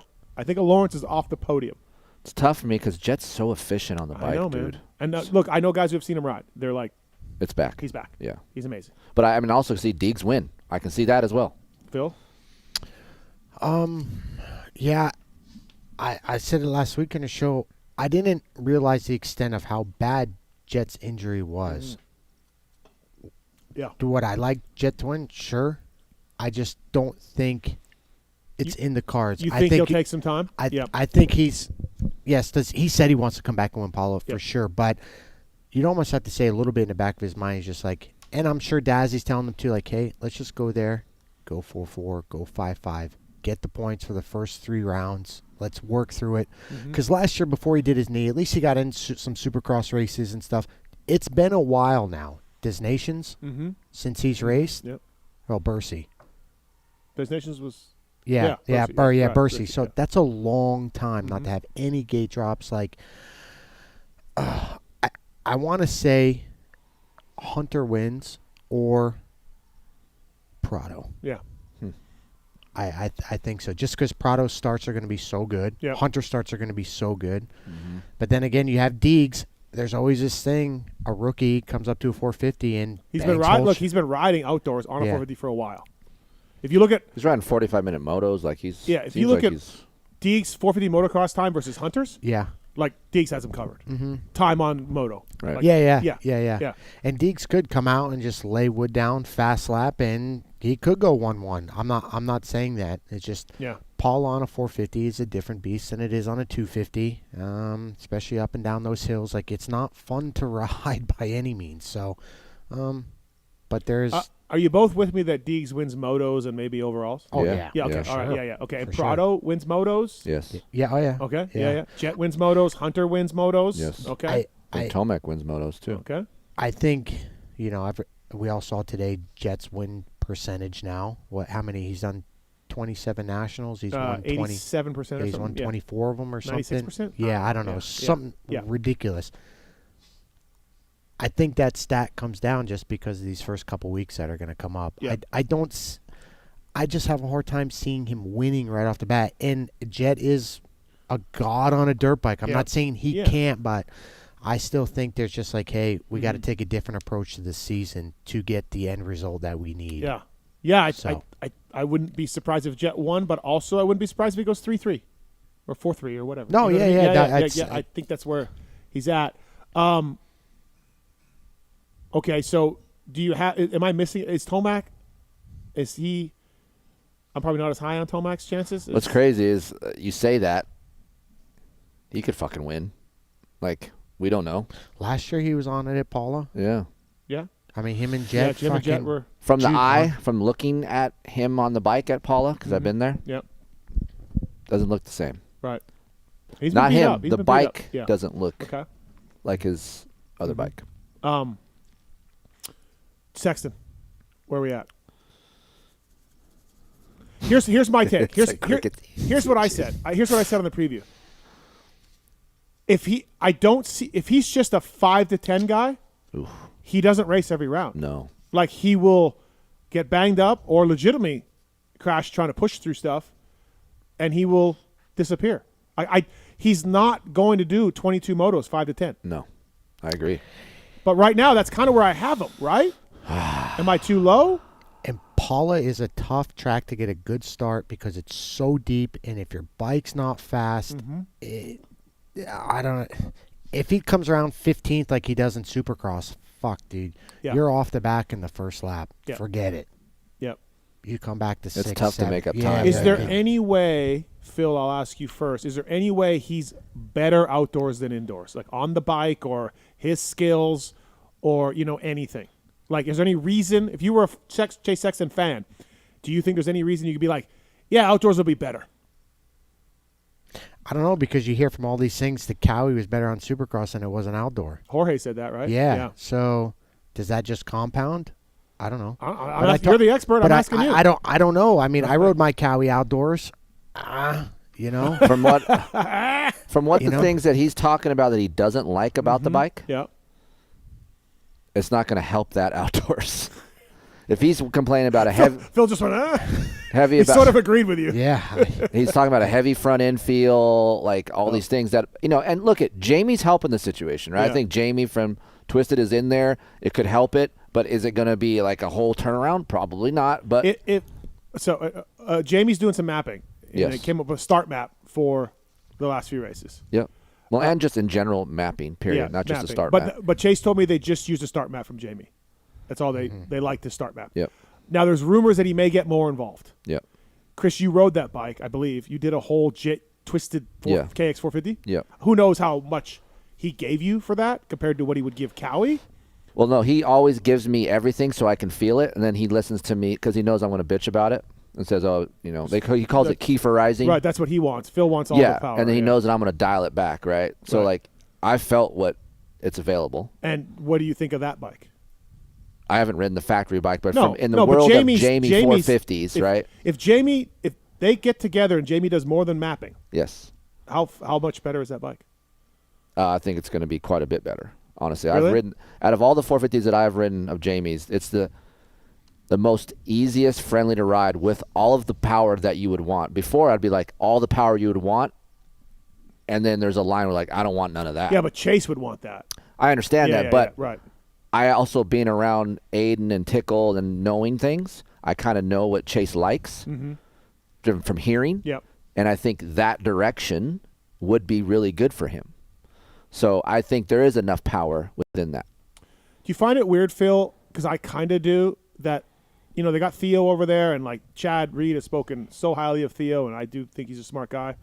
Dan Fahey, they're technical, you know, end of things. They got KHI Electronics, I assume, you know, a factory Cowie ECU. Honda went away from theirs to get stuff. But do you find it weird that they're getting Jamie Ellis to help? Like, I mean, I applaud it. Like, hey, I applaud it. They're just like, dude, we're looking everywhere. Yeah, I mean, but like, how can those guys? Because they're not. It's different software. Like it's different software, but then also kind of maybe what the data's reading. Jamie can maybe pull stuff out of the rider that's a little bit different than what the data's saying to apply the power to the motorcycle on the track. Because I'm sure they have dyno numbers, and they're probably like, oh yeah, this looks great. It's a bitchy curve and this and that. Yep. But maybe they're so gung-ho on that. They do, that from power what I hear, curve being inputted into the field onto the track, but that might not necessarily actually work, you know? Yeah. You might have to really fine-tune the track feel for it. Maybe they don't want to go too far away from what that dyno map is. There's people who have worked with them in the past that are like, they're way too reliant on numbers. I just said this in the show, one of my shows. We talked about dynos, engineers, and what it feels on the track. I don't know how many, not arguments, but disagreements I've had with engineers because they've had their paperwork in front of them. They've given me a setting. I go out. I give them my feeling. Contradictory, and maybe not all of the contradictory, but it wasn't the feedback that they thought they were going to get because of that piece of paper in front of them, right? And it's hard for them to wrap their heads around that. Riding a motorcycle is a feeling, and feeling goes off of speed, lap times, you know, how comfortable you are. So it's tough sometimes to go a direction with some groups of people. And I don't know anything about the Theo or anything, but like, hey man, here's what this says. Well, I'm saying this. Well, you do know that they are factory Cowie, right? You do know that they are. You do know, right? Yes, okay. I do know that.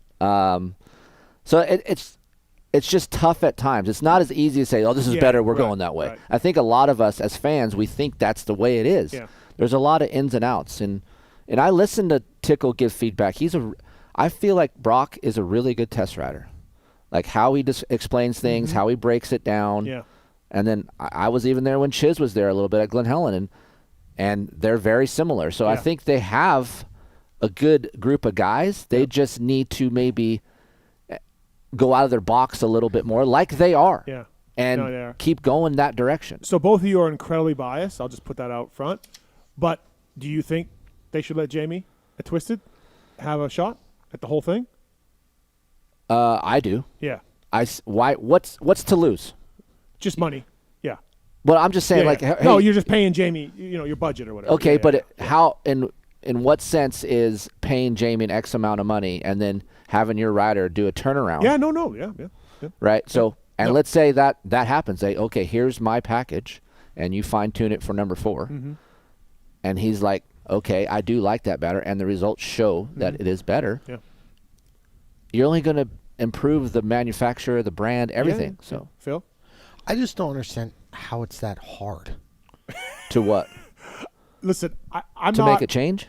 I'm not to get a bike to. Dude, I make spent it good to get it off the start to be able to perform. I spent hundreds of hours in a dyno because Ferry was hurt, and Yamaha would give me pistons and exhausts and cams and heads to try, and I would bolt them on and in the sequence. And hundreds of hours.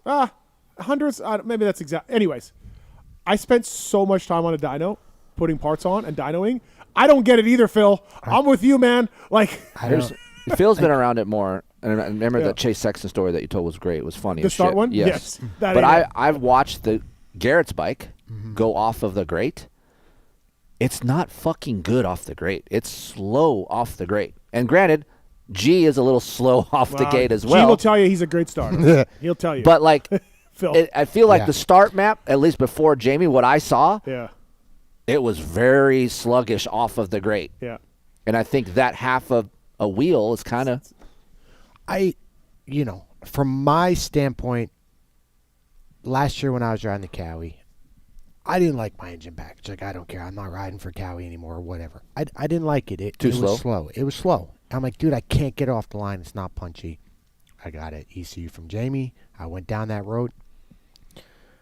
As soon as I got done working with Jamie, and obviously the engine is what it is, but what I did with the ECU and him over computer, he's in California and we're just doing, what is it called? 2D? Or whatever, over the yeah, like he's there, Yeah, but yeah. I'm just talking to him on the phone, like, hey, I need this here at this, just Yeah, thinking yeah. because I don't have any data, like, oh yeah, 8,500 RPM. Well, you I had need your a little laptop bit hooked more. up to it or no? Club guy, laptop, okay, or yeah. when Alan Brown helped me at Yeah, Sanda Lee, right. like, dude, I would just come back, go do 5-10 starts, come back, call Jamie, hey, this is what it's doing. Use Alan Brown's computer. He go in, I go do another 5-10 starts. Right. And He would try send him a map of the yeah, map, yeah. and just go back and forth and try and think. Like, it took a long time, but like, if I can do that over a fucking computer with him over a Right. phone, how can't these people figure it out in one day out of Glen Helen with 12 fucking guys? I don't know, man. I feel like, Chris, the bike you rode, though, from Jamie would be what they would give all to Chase and Garrett? Yes. Yeah. Like, there'd be nothing more. No. I would have liked, when I got done with the Cowie last year, Jamie had this Cowie somewhat built. I wanted to ride it just to see what it was like, but I never got a chance. But It's evolved, too, since Yeah. I rode it. Right. So he's evolved it. Okay, so Chase, fifth, sixth. I'm Does he beat- gonna give him benefit. I'm gonna say fifth. Yeah. Because he rides good at Paula. Right. And I feel like the bike has made improvements. Mhm. Chase seems to be a little bit happier. He won Salt Lake 4 years in a row. Okay, Yeah. so look at it, just like what Phil's puzzled. What I'm fucking puzzled about, and I'm a test guy. How the fuck do you win a race, 2 races, and it's still not good? I don't understand that part of it. His starts are horrific. Okay, but I'm just saying, like, in general, we've all heard, the bike. You won fucking 2 races. You won more than Cooper Webb. not on easy tracks. But that's why I don't get, like, how does the bike such a problem? And G arguably has the best year of his career, I feel like. And watching him ride at the test track, watching him ride at Glen Helen, fucking ripping, dude. Dude is shredding right now. Yeah. So, like, And so where do you put Tomac? Do you put him ahead of Prado this summer? I mean, I can see that too. Yeah, I Yeah. could. Phil? I can't even say anymore. It's just such a. Throw it up. Yeah, like that's Yeah. literally you just throw it up on the top 6 guys. Like, Yeah. who really knows? Okay. After that, I think Ferrandis could do something maybe. Ferrandis looked really good at Glen Helen.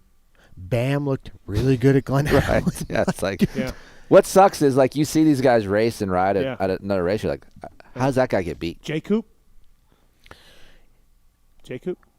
RJ. Like, Jay Coop's catching Deegs in some of these videos I've seen, right? So, like, he's good. my Glen Helen pace, I'm just using this for example, okay? Bam, where I put him right now, 5 to 8. Yeah. Okay? I'm 40 seconds back from Bam at a Glen Helen National. So where's that put me? 18th, 20th maybe? And then you got shit tons of guys in between them, factory dudes that are really good, and the AP's guys back, yeah. and those guys that are even better than those guys. So it's just like, but that pace that Bam was even going, and Ferrandis, it's like, fuck that, you know, like Yeah. it's not slow, Right. So Yeah. I think Dylan could do a little bit of a sleeper. I've heard he's got a top 5 in the points renewal. So top 5 overall, he gets renewed there. So you know he's going to be hungry to do that. And I think that bike is better outdoors. I would think so, right? I've ridden that bike and had some time with Ziggy a couple months ago. Yep. Very planted. I looked planted at Glen Helen. for the Very way the track planted, was. smooth. Like, you know, Bam was saying, he probably wants more, but, like, I would say easy to ride. And the bike itself, it feels heavy, but, like, that makes it feel planted. And I watched it, and it looked really good, and that's what I felt when I rode it. You do know it's a Ducati. I do know Okay. that it's Italian made. Yeah, and then AP is back. Mookie.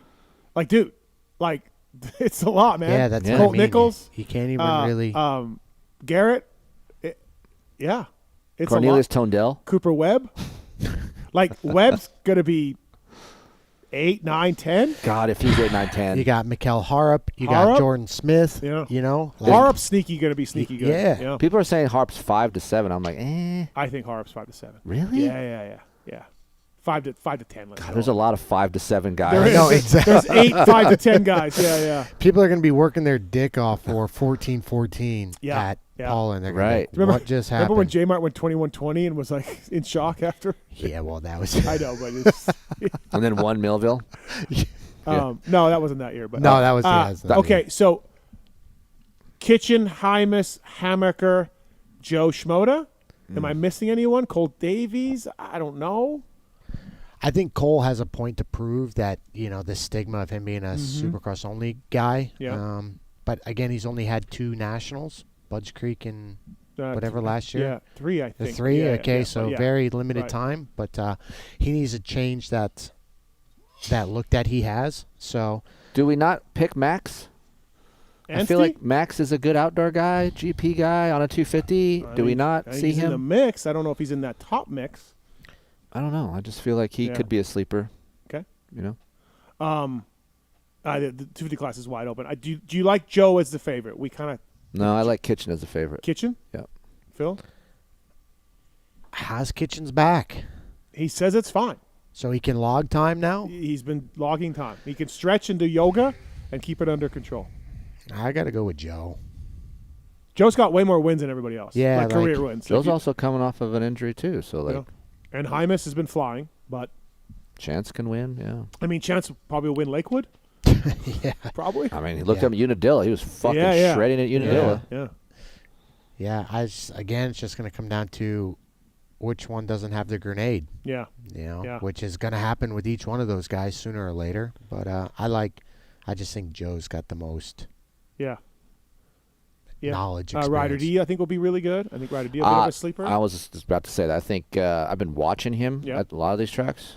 Dude, this is the best I've ever seen him look. I was really surprised he didn't show up for stopwatch, but yeah, I was surprised the Husky guys weren't out there either. But he's going to be good. He'll be. He's my podium pick for Paula. Oh yeah. Yeah. Okay. Well, Mara's back. We'll see if he hopefully holds it together. There's Dudney. There's a lot of Dudney buzz for outdoors. Yeah, for Star good guys. too. Yeah, really good. It's a lot. There's all Hayden kinds. Kiefer. No, we're just going to try to get it near the 20s. Okay? We're running. You put on Twitter today 486. Yep. For Jay Sexton. Yep. Okay. 486. Couldn't get 147 even though it was available. Don't know why, but I don't understand that. I don't either, man. He's on a team. He's on like a real team. AMA, man. I don't know. Yeah, I don't know, man. makes 0 sense. Right? Yeah, they told him It's was not like, available. it's not like he's asking for 100 or 101. Like, yeah, I don't know. I don't know, man. Beta, So you then guys we are- had a list of crappy 3 digits. I'm like, yeah, man, it doesn't matter. 706. That's shit. Don't do that. You'll really do Yeah. shit if you do that. 486 is way better than 706. When I did put it out on Twitter, you should have seen the comments, dude. Oh, what? What about? It's just fucking people. What? Just the, Well, R.I.P. Aiden this summer. Then he has 486. Oh, yeah. Oh, I guess he's gonna wash the front end out. Fucking all this. It's just people are fucking brutal, dude. People are ruthless. Yeah. No. All right. Carson Mumford coming up here on the show. PulpMX 20 code to save at ETHIKA. Favorite ETHIKA? I just got. Oh. Used your code. Uh-huh. Ordered 4 pairs of moto socks. No way. You run the taller socks? Yeah, I or- run all the okay. way up. Yeah. Huh. Why would you? Because I can't. What am I gonna? I love those What socks. about the Liat pants? No, I don't. I'm out on that now. Oh. That's good. Oh. I still like it, but Okay. I get a little bit hot. Oh. So do the braces now- stay with the... Now my new spec is Fox has like a short with the chamois in it. Mhm. Helps my ass, so don't get chafed. Mhm. Long socks, and then CTIs. And nothing folded over the CTIs? Nope. Good. Okay. All right. We learned something new today. I really like those Liat pants. Yeah, no, they're great. Yeah. They don't. Your knee braces don't slip. Right. Yep. Okay. What do you run? FX Arnie brace socks. And just fold them over? Mhm. Whatever? Okay. And They don't get crusty after a few washes. Yeah, not That's really. one thing good about the ETHIKA socks. Like after you wash them, Uh-huh. they don't the sock material doesn't get crusty. hard. Okay. So listen, Icon Meats came on board the show. The code's working really well for those guys. Thank you for the support. The honey sticks are unbelievable. They're PulpMX great. 26 code to save with Icon. You want some, Chris? yeah, I Inferno. uses Terry Inferno. Terry Inferno Oh, shit. endorses it. Yeah. Yeah. You know that guy's for real. He's a good dude. Yeah. Yeah. IconMeats.com, PulpMX 26 code to save. No apologies. Created for beasts like Phil Nicoletti. Hey. There we go. Icon Meats. Use that code. Thank you. All right. Our next guest is on the line. Let's get to him. He's a big winner this weekend. All right. Pulp 26 code to save with Wiseco Piston. They got all your power sports machines covered from dirt bikes to UTVs, ATVs, jet skis, Wiseco.com for more information. Honda HRC, Club MX, Twisted Development. God, I feel like the show's been an advertisement for Twisted. Yeah, Twisted does not advertise, by the way. They don't. They don't even sell products. I couldn't get products. You guys were on the... Here we go, dude. You guys were on the group chat. Yeah, I almost left it. Yeah. You know how many... You're overbearing. You know how many calls I got away from that group message about Jamie, this whole situation? Jamie was on there. Yeah. I was trying to give him money. Yeah, but you're really persistent, dude. You're fucking like... Dude. You're this... If someone was texting me to give me money... He's busy. I'm not busy to get money. You're like the fly, like you're taking a nap and the fly keeps landing. You're like, fucking this all the fucking time. You do know. The best part was Keefer handled it. Keefer is like, nah, man, I'll handle it. I Twisted for you. Yeah. Chris got it done. Twisted Development using Wiseco pistons, over 80 years experience. Pulp 26 code to save. Let's bring the big winner on the show of the Stopwatch Nationals in the 250 class, Carson Mumford. What's up, Mumphy? What's up, guys? 10K. Is that what you got, 10K? Yeah. 10K. Winner. Yeah. What do we do with it? Feels What are we good. going to do with it? What are we doing? You know, got to roll those into the bike builds. Oh, that's right. Yeah. Dude, Garage is going off. You follow that page? No. There's, I follow don't know- Mumphy. I don't know how the fuck he gets all this shit. There's so much good shit in Is it old bikes, like retro bikes? What is it? Is it Mumford's Garage or Carson's Garage? What is it? It's under a rebranding phase right now. I'm going to call it Example. Okay, Okay, example. how do I follow it right now? Example Moto Co. Oh, okay, dude. Example. Okay, Go on all right. Instagram. All right, Example. You would like this because there's a lot of cool shit that you would appreciate, Steve. Yeah. Like, did you or your dad get all these bikes, or is this all you? Just me. My dad thinks I need to sell all of them, along with pretty much everyone else in my family. They're like, dude, you have way too much stuff, which I agree with, and I'm working on selling a lot of my stuff right now. Just obviously want to keep racing, and obviously it's nice to have a little bit of money in the bank, but now the Stopwatch Nationals really hold me over. Dude. That Cowie looks sweet. Hey, Wiseco helped you with that, and I used Wiseco for you on the show today, so nice tie-in there. That's right. Yeah. There you go. Yeah, that Cowie is sweet. That's Yeah, like he has a lot of stuff. He has like his. Was it your old 150, or is it just a 150 you built like your old one? No, it's my fuel-injected 150 from the Geico days. Dude, it's cool. Yep. Yeah, that thing's also sweet. Yeah. Yeah. Good job this weekend, man. I watched on Saturday, and first of all, you had to deal with that fucking Aiden Keefer. Dude, I know. That guy just was putting it to me. And then the dad's putting relax, it's just Mumford on the picture. No way. I go, no, I'm I didn't kidding. say. I put Mumphy. I go, breathe. Oh, okay. Because he would be I'm just relaxed if messing. it was Mumford. Right, now. yeah, you know that. Yeah. Yeah, listen, no, good job, man, for sure. And also, by the way, Carson, you're not even that old, but you got to think to yourself, fuck, I'm old. Aiden Keefer's in front of Yep. me. Like, you know? Yeah, and I've seen him ride forever, and it's really cool to see how much he's progressed. I mean, I haven't seen him ride in probably 2 years, and I'm not going to lie, I was shocked. Like, he was hauling butt. So I was, at first, my first approach, the first lap, I haven't raced an outdoor race since 2023. So I'm just talking myself through the first few laps, just take it easy. I know I got 35 minutes in me. Just, ride easy, breathe, And then all of a sudden, he's kind of pulling away from me. And I'm like, okay, well, now I got to really drop the hammer. He's leaving me no choice. He's putting my back up against the wall, and he was just riding really good. Yeah. I was really impressed. So nice job, Keefer family. You guys are doing really good. And also, hey, look, like you said, first national for you for a while. Schwartz, Turner, Parker Ross, they have good outdoor results. So, and from what Chris said, you were pretty much gone.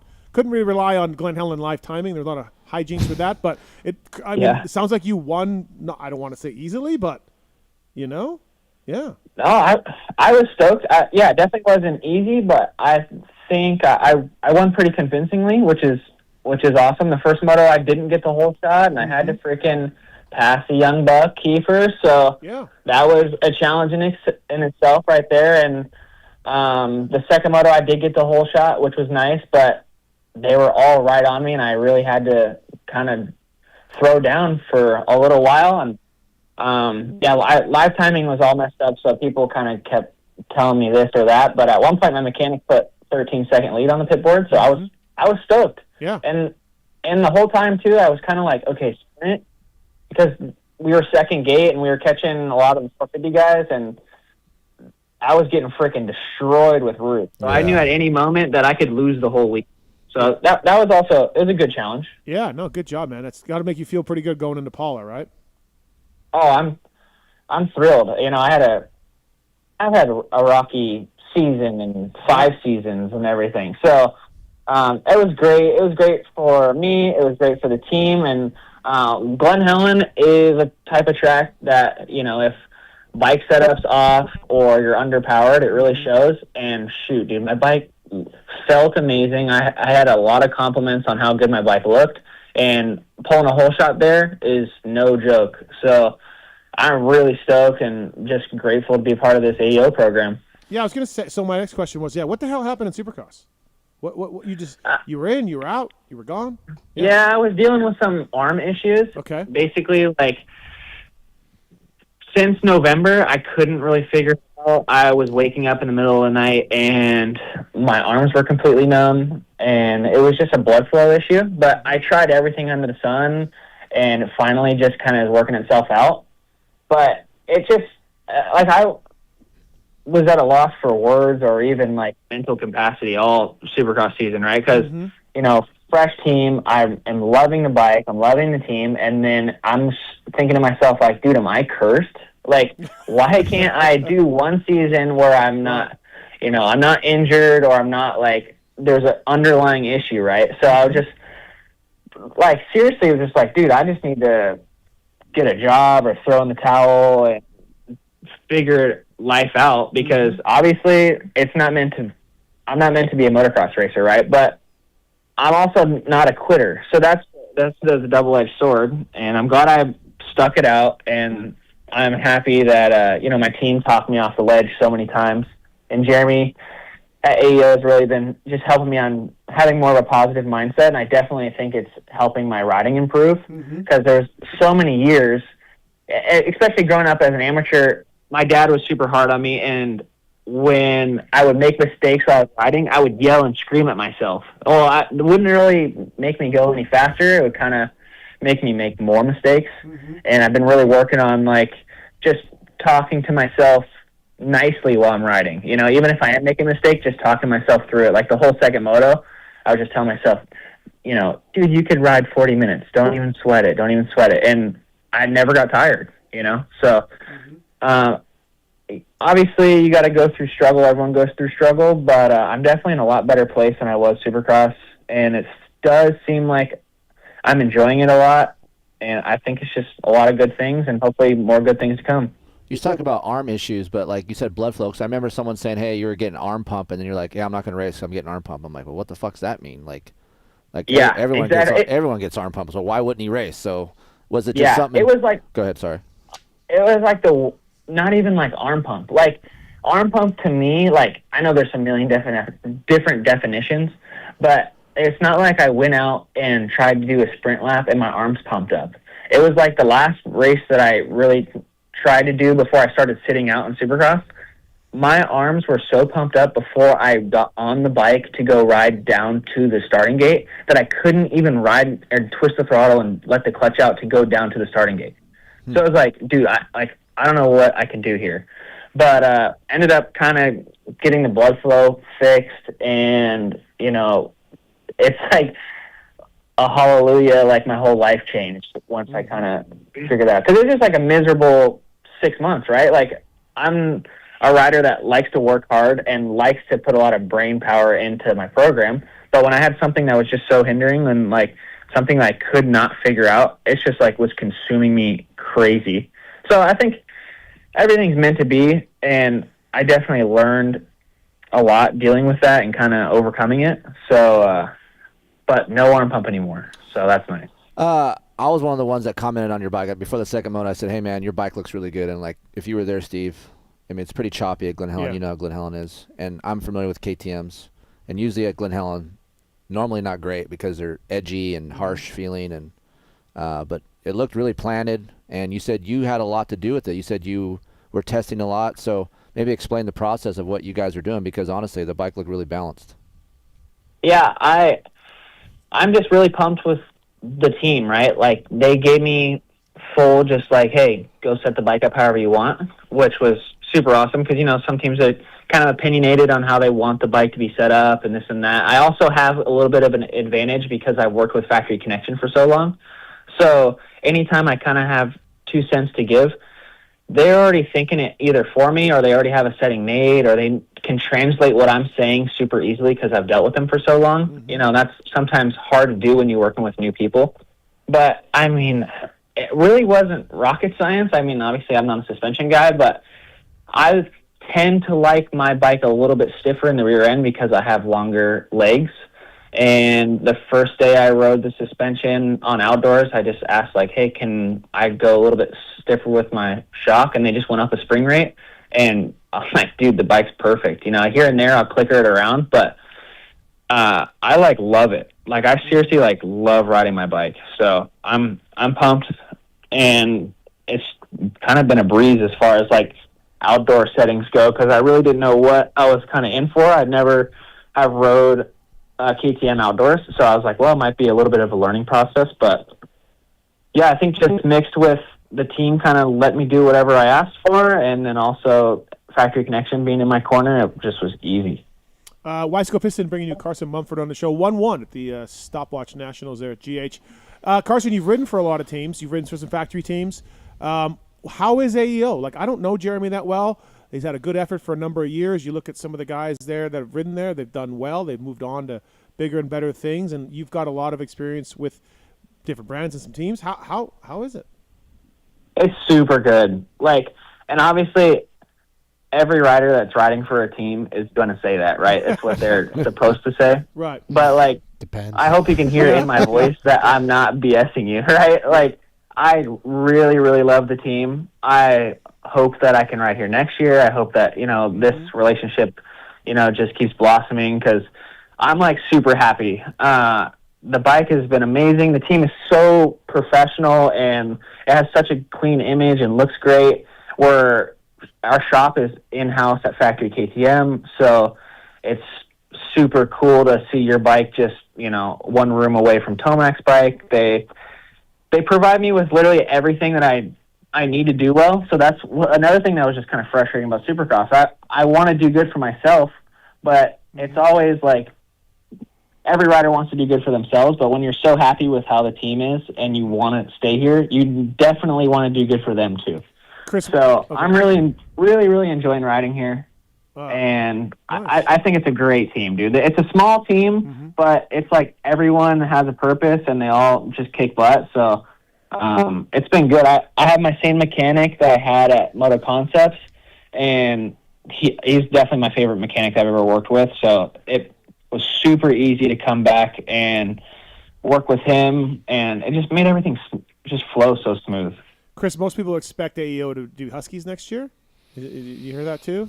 Yeah. Pick up the program to be Yep. like, I mean, same bike, obviously, just make it white and factory services stuff, right? All that. Yep. So, is that what you? That's what I heard too. Yeah, right. And look at to go off the Jeremy thing. Like I've known Jeremy for a little bit. Very mellow guy. He's pretty much down to earth. He understands, you know, the struggles that it is with this business. Honestly, on his side and just rider side. So sometimes. I'm sure you can attest to this, Phil. Like having a rig and a big team is smoke and mirrors. And when you have a good group of guys that's small and the smaller team, sometimes that's better, especially for you as a rider. Yep. Because you can gel with less people. You don't have to worry about 10 dudes. You got 4 to 5 guys. And I don't know. The bikes look good, like I said, but also having being under the, you know, the factory area, having a good engine, that's important. So. Do we have an Avery Long update? Is he ready for Paula? Do we know? I think so. Okay. All right. Yeah. How come he didn't race? I'm not too sure. Okay. I think he's just kind of doing his own thing and trying to get ready for the outdoor series, you know. It was, for me, I kind of just wanted to see where I was at. You know, I haven't raced outdoors in so long, where Avery raced outdoors last season, so maybe he kind of already knows where he's at. But I told, you know, my mechanic and the team, like, let's just go race this, and hopefully it just brings out my weaknesses so I can keep working on stuff, you know. Yeah. But it went super smoothly, so it just added a boost of confidence and some money in my pocket, so everyone was pretty pumped. Which I give you credit, Carson, because that's a hard thing to do. Obviously, you said you didn't ride since 2023 in Outdoor National. To be able to swallow your pride and be like, yeah, I'm going to go ride this stopwatch national and go up against the Bar X guys or who was ever there. And, like, it could have went the other way. You could have went there and got your teeth kicked in. But, again, you learn your weaknesses and you can see what you needed to change 2 weeks prior to going to Paula and what you could change to help for the first coming rounds. I was surprised that more guys like you that, you know, can go out there and make some money and learn the ropes a little bit weren't out there. Like, I'm actually mind blown for that. Especially the money, right? Especially the money in the 450 class. Like, where the fuck were these guys? You know? So when I saw Carson there on Saturday, I'm like, oh, it's fucking pretty sick, you know? Yeah, it's definitely all perspective, right? Like, I can see where maybe people are coming from. I'm like, well, if I don't win, then I just lost at not a pro event. Exactly. You know, but also, like, for me, it was just like, it was a win-win, right? Like, okay, I probably only rode outdoors 4 days before then. I'm like, okay, if I go get smoked, I've only rode for 4 days. Well, if I go win, I've only rode for 4 days. I'm pumped, you know? I tried to look at it as like, you know, it's just a win-win either way. And I think that definitely, it's just, Jeremy at AEO has been working on with me a lot on just being positive and having, you know, being more optimistic. So I think it's been helping. Glen Helen could be hit or miss, Carson, but dude, that track looks sick. I was watching the feed. Looked good. Oh, so sick. Yeah, Phil said it was good, and Phil doesn't like anything about Glen Helen. So. Oh, it was awesome. It was like growing up, going to Glen Helen and watching the Pro National when they had it, and it was an overcast day. It was like the best time ever. As a fan, because you're not just in the sun and everything, and I dreamed of racing days like that, and then show up and it's overcast. I'm like, dude, this is awesome. So how high up in the 450s did you get, or maybe Chris knows? Dude, he was up to fucking fifth. Fifth? Oh, Yeah. okay. Oh. Yeah, he was up. He passed you yet, Phil? Because I had a little issue. He passed you, right, Phil, or in the first moto? Not the first Oh, moto. okay. Second moto, I thought it was first moto. Yeah, I was out there struggling with my... But second moto, he got to like fifth or sixth. Yeah, I waved him by, and Carson waved at me. Oh, there we go. Yeah. Yeah. I mean, here's this, I was looking at the lap times when he was doing 240s, like the second moto, and everyone else in his class was 242 or worse. Oh, yeah. So he was gaining 2 seconds a lap, and then Barsha was 38, and then it started dropping, and he was in the realm of like the top 3 guys lap time. So that was cool. That had been pretty fun to catch some 450s, Carson. Yeah. It was, but it not wasn't fun. at the But same yes, time. you're getting fucking pelted. But at least you're like, hey man, I caught these dudes from a ways back. But it's hard because, like, I've watched Carson the past 4 years or whatever when he's riding for Mitch, and the skill is there. It's never been, it's always been like, where's Mumford for the entire year? There'll be days in Supercross it'd be like, oh, he just went P1 in that practice, and you'd be like, oh well, fuck, he's got the speed. Yeah. But why is it not January through September? Why can that not happen, Carson? Dude, you're like reading my thoughts in my own brain, right? I don't know what it's been. You know what I mean? Like that, like I said, I'm like, dude, am I freaking cursed? Like, what is happening? Why am I, shining on days that sometimes just aren't even important at all? And then struggling to put a season together when I know I'm capable of doing it. It's definitely frustrating. I'm trying to just say, you know what, maybe my career journey is it's just different. I had a lot of high hopes, obviously, going pro and successful amateur career, and anything that could have happened has happened, it seems like. So yeah, but let's just hope that maybe I got it all out of the way the first 5 years of my pro career, and maybe I could just put on the afterburners for the next 5. But I think that's, it might seem like a curse, but at the end of the day, it might actually be better because you appreciate it more now. You're more mature. You've learned. Oh, yeah. And it might be better if you do well now, that the money comes later. You're smarter. You understand it a little bit more versus when you're 18, 19, or 20. Your mid-20s and stuff to start peaking is actually prime time. So, but also no, I always thought Mumford would be good on a 450, like the way he rides. He's big enough. I know, like he's got that stature. He's big. Like, I'm like, man, maybe if it's not working out, Mumford should look 450s. I don't know. I'm a little biased. I've been around him a lot when he lived up in the Des, and we rode a lot together and bicycling, and he rides a 450 good. And here's the thing. I want to put my old man hat on for a second. So it's going to sound like I'm old as fuck. Right. Well, you do know you are old. Yeah. But I feel like Carson's era or age group, and I see my kid. These kids are like, I want to fucking kill these guys, on Tuesday. Yeah. On a Tuesday, okay? And there's their social media posts. Yeah, I'm getting ready for this. I'm grinding. I'm fucking ready. And then, like, when it comes to Saturdays, another person comes out, and it's not the social media guy. It's the scared, oh shit, I'm here, kind of like, I need to do it because I want it too bad. And I feel like Carson's a little bit like, you felt like you should have been in a better spot by now. So maybe there's more pressure on you for yourself, and you want it too bad.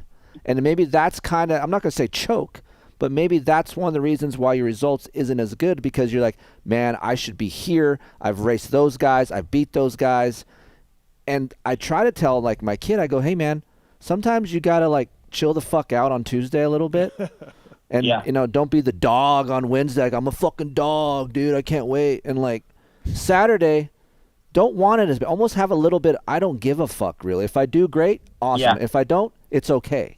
I think that's more of an attitude like more guys should take. For sure. I found you're 100% right, because especially in my early years of being a pro, I would leave on a fucking stretcher if I wasn't fastest in practice, because I knew I could be, but not every day is your day, So I would just pin it. And same with, like, the race days, right? Yeah, you put so much pressure on yourself because you're like, I know I could do this, I know I could do that. And let's say you get a bad start, you'll hit the panic button and just do anything and everything and take every chance and push it too hard. And I think that's, like, kind of like what Phil said, too. Like, how come you can't make it through a season? It just took me so long to realize, like, dude, a bad day should just look like a bad result, not just crashing yourself out, because you can't swallow your pride and take the bad result. And I know our sport is result driven, right? Like, okay, I have to have results to get a ride, but also I feel like in the grand scheme of things, when you're around the pits, it's a lot of the circus and, like, so-and-so, I have to do good. But I try to tell, like, Aiden, like, when it's time and you win or you get 30th, you load yourself up in the fucking van, guess who's driving home? Me, you, and your mom. Those are the only people that give a fuck about you. Everyone else, who cares? Like, that's it. Yeah. And I think a lot of these kids coming up that are fast as shit, they put too much pressure on themselves because of everything else around them, Right. Yeah. Yeah. No, well, you're right, because, like, I had so many bad days for, like, it felt like so many years that there wasn't a day that I was, like, stoked on as far as, like, a race day, and then you just go back home on Monday and you go on your bike ride and you're just pissed off, and you just imagine what it would feel like if the weekend was good. Well, last weekend I had a fantastic weekend. Like, I rode great, I executed, I didn't tip over once, it was awesome. Well, then I came home and I went on my bike ride Monday and I was like, shoot, I'm doing the exact same thing. I was just overthinking it so crazy that it's just, for some reason, it's taken me a long time to learn stuff. So maybe I have a better appreciation for it now, or whatever. I kind of wish sometimes I wish I didn't have a good appreciation for it and I just won all the time, but it is what it is. Well, I think also too, you guys like you and in the amateur class, I mean, you won a lot in amateurs, right? And that's what you expect. And then you get to pros and you don't, and it's a whole new ball game, right? And it's a whole new ball game for you as a human being because you don't know how to deal with that kind of stuff. That's like what Phil was saying about him and Troll and Carson. They come on they came in at totally opposite points in the pro class, right? Well, I'm saying that, let's say, like, they weren't great amateurs and they're getting their ass kicked. So they're kind of like I'm not gonna say used to it, but you're hardened. Yeah. You're like, you can't fuck. Yeah, with they know me, how to dude. deal with it. Yeah. No, it's true. Yeah. It is And not even you, but like everyone you're around, right? Like, I not only was I let down, but the people that were in my corner when I went pro, it was like, what's going on? Yeah. You know what I mean? Yeah, and you're like, wait, what? yeah. It's not just me, but it just felt like everyone. You know, your friends, even like for years, like my friends are like, "You sure you still are good enough to race?" And you're like, "I promise you." You know, you're getting in arguments with people that you like. Right. I'm still good. You know, but yeah, I said this. Yeah, I said this earlier to Keefer, and I said this to Aiden. I'm like, dude, this summer you're gonna have some guy pass you around the outside at High Point who's got a full-time job, and you're not gonna know who that dude is, and he don't care about you or what you've won, or you know what, he's pissed off because you have something that he thinks you shouldn't get, right? Right. So they're those are the guys that just clean you out for 20th. You're like, bro, really? Right. No, they're out there for sure. You know, so awesome, man. Well, hey, thanks for the time, Carson. Appreciate it. Good job this weekend. I watched it, both motos on Saturday. So. And are you in for all outdoors? Yep. Okay, so the team's I'm going ready. all every round. That's cool. Awesome. Yeah, I'm stoked. Let's keep the momentum going, man. 22 motos, Yeah. Carson. Just, relax. Just check it off, dude. Exactly. 22 motos. You'll be all right. Yep. motos. No, I'm pumped. I haven't raced outdoors in so long. It feels like that it's gonna be like visiting every track for the first time again. So I'm eager. I'm excited. So just try and keep the ball rolling and like not have old 18-year-old expectations. Like just is what it is. You're gonna get your teeth kicked in some races and just try and make it to the next. Awesome, man. Good attitude. Congrats on the 1-1, and we'll see you in Paula, Thank man. you. Thanks, Later, brother. Carson. See ya. Thank you. See you guys. See ya. That's Carson Mumford, everybody. Brought to you by the folks at Wisco. Yeah, I mean, it's an attitude adjustment for sure. Like I just think it's more belief. I think he thought he was going to keep on that PC ride. You know, he put in good results. You know what I mean? Yeah, he was good on that thing. He did, and I thought there was some room for him there, but it turned out there wasn't. You know, so, but he can ride, man. He's talented. No, Phil mentioned it. Yeah, he's talented. like he's so talented. Like to set pole in a Supercross, and even some of his outdoor results that he's already had top 10. Like to go 7-7, 8-8 in an outdoor national, dude. You are a bad motherfucker. Yeah, you don't luck into that. No, you are a bad motherfucker. 250, 450. To stack both those results, like both motos, like you know what you're doing. You know, so it's there. It's just weird that it hasn't been a full year. Yeah. What's at crazy all. is like he said something like in the interview. He was saying, you know, I had to grow up. I didn't know, dude. I've known him for a while. He's been by himself a lot of times. Like, you know, like these kids get thrown out. Like he was living out in the desert by himself, prepping his tracks, watering the tracks. Yeah. You know, and doing all this shit by himself. He'd invite Aiden out. Hey, do you want to stay out here with me? Right. You know, for a couple of days because I'm by myself. Like, he's just fucking out there doing his thing by himself. You know, so like you got to learn all these things. You know, for sure. And I don't know Jeremy at AEO, but it's a solid program, right? That he does. I think he says what he does. He's going to do. He does what he says. You know what I mean? Like it's probably not. Like he's not gonna blow smoke up your ass. Right. He's going racing. You know. At that point, you know, KTM wants them to do good too. Factory service engines, they do the whole 9, and I don't know. His bike did look good though. It really did. I heard that factory service is coming back? Is that true? I think so to an extent. Yeah. I don't really know, but yeah. He's down a new avenue with Rockstar Husky. By the way, no, they're going a new avenue. They're going a new avenue. I'm not down the avenue. they're going. By the way, I am fucking stiffening up, dude. Are you slocking up dude, now? I am blocking up my. It's gonna be tough for my you to get on that seat, dude. You got GHB right now. Listen, man, there's such. Tomorrow's Tuesday. The grind doesn't fucking stop. You're right. No. You get back on it. Yeah. The point is, you better do something tomorrow because you'll get stiffer. There was supposed to be a road bike ride in the morning. You better do it. Everyone, dude. Okay.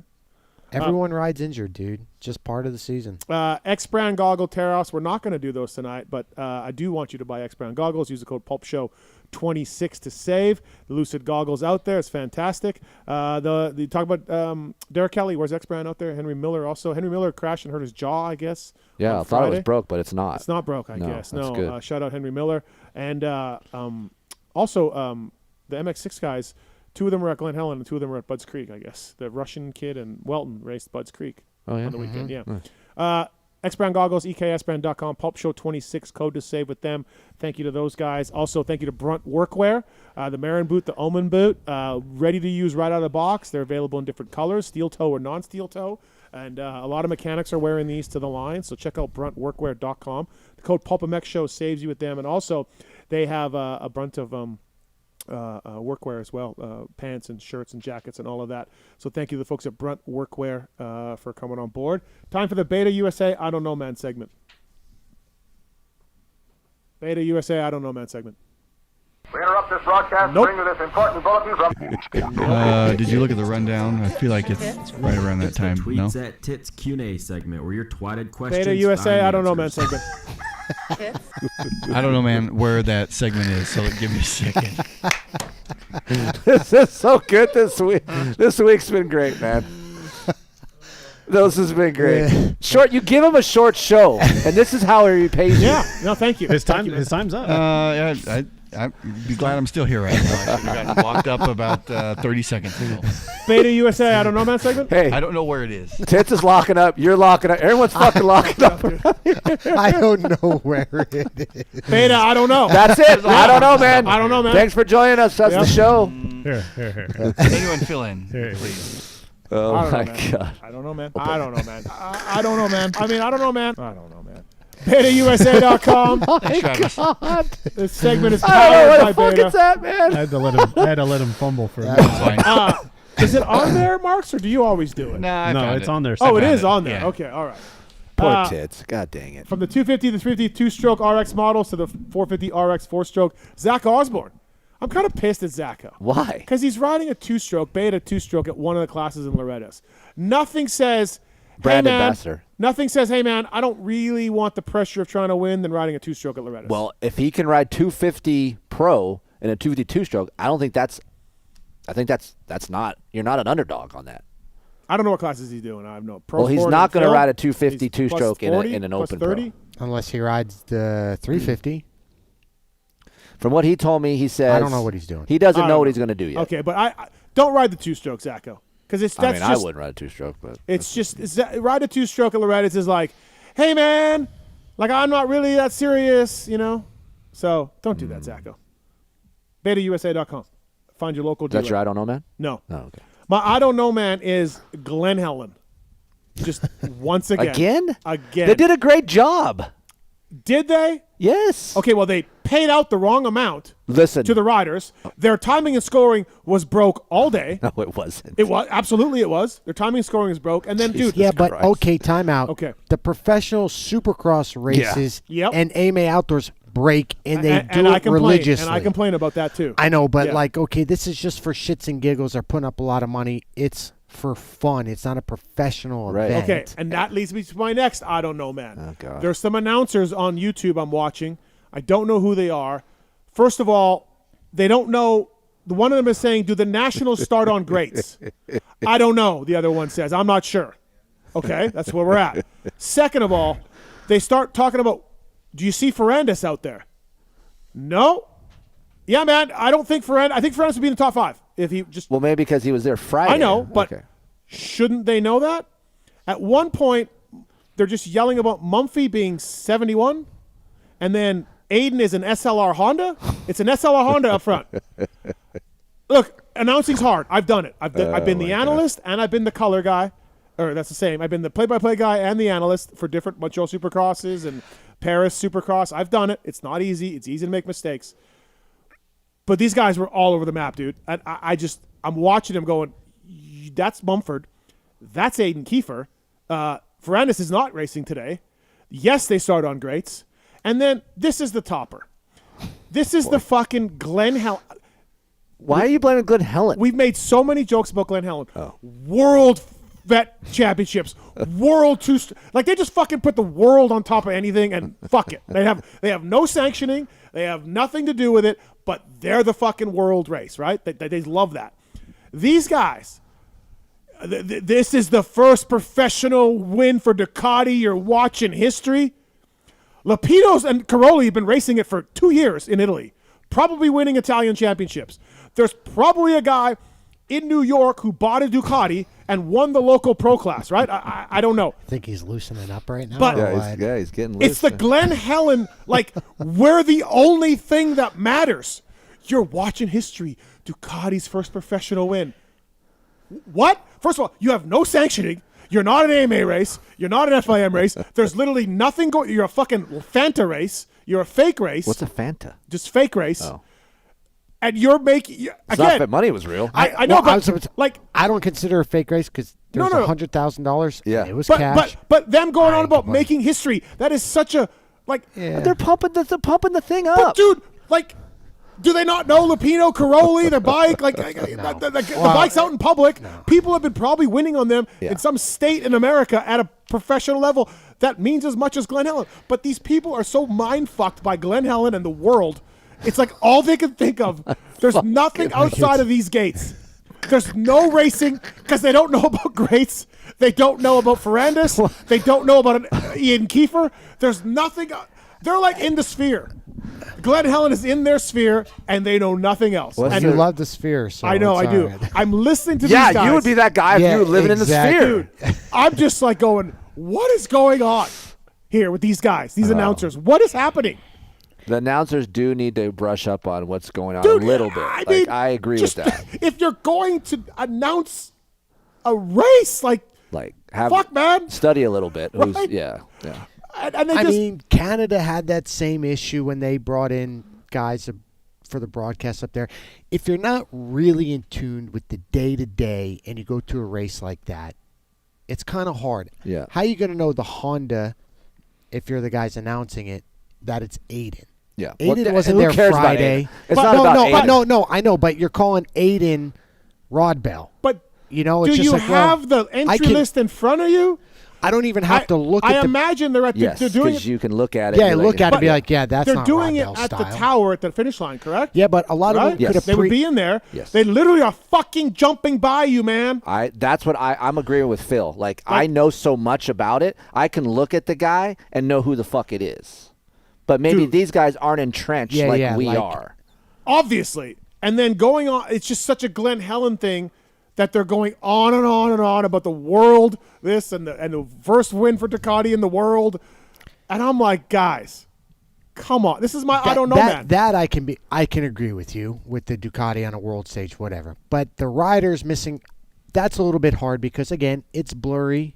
If they can't really see. Look out the window. I don't really know. Look out the window. I'd be like, I don't see Ferrandis. I'm pretty sure But he could have been on the pre-entry list, and they didn't know. All they got is a list there. Look out the window and be like, holy shit, Dylan Ferrandis is here. Where is he? He's gone. Yeah. I don't know, man. I don't know, man. I Listen. just had to laugh. Honestly, I was laughing. Aiden was listed as being 49 years old. What? Really? Yeah. Aiden, it was listed To be age. fair, we didn't put numbers on Aiden's bike. I know, but it had age. Aiden Keefer, 49. We Now, did get that offered. just- We did.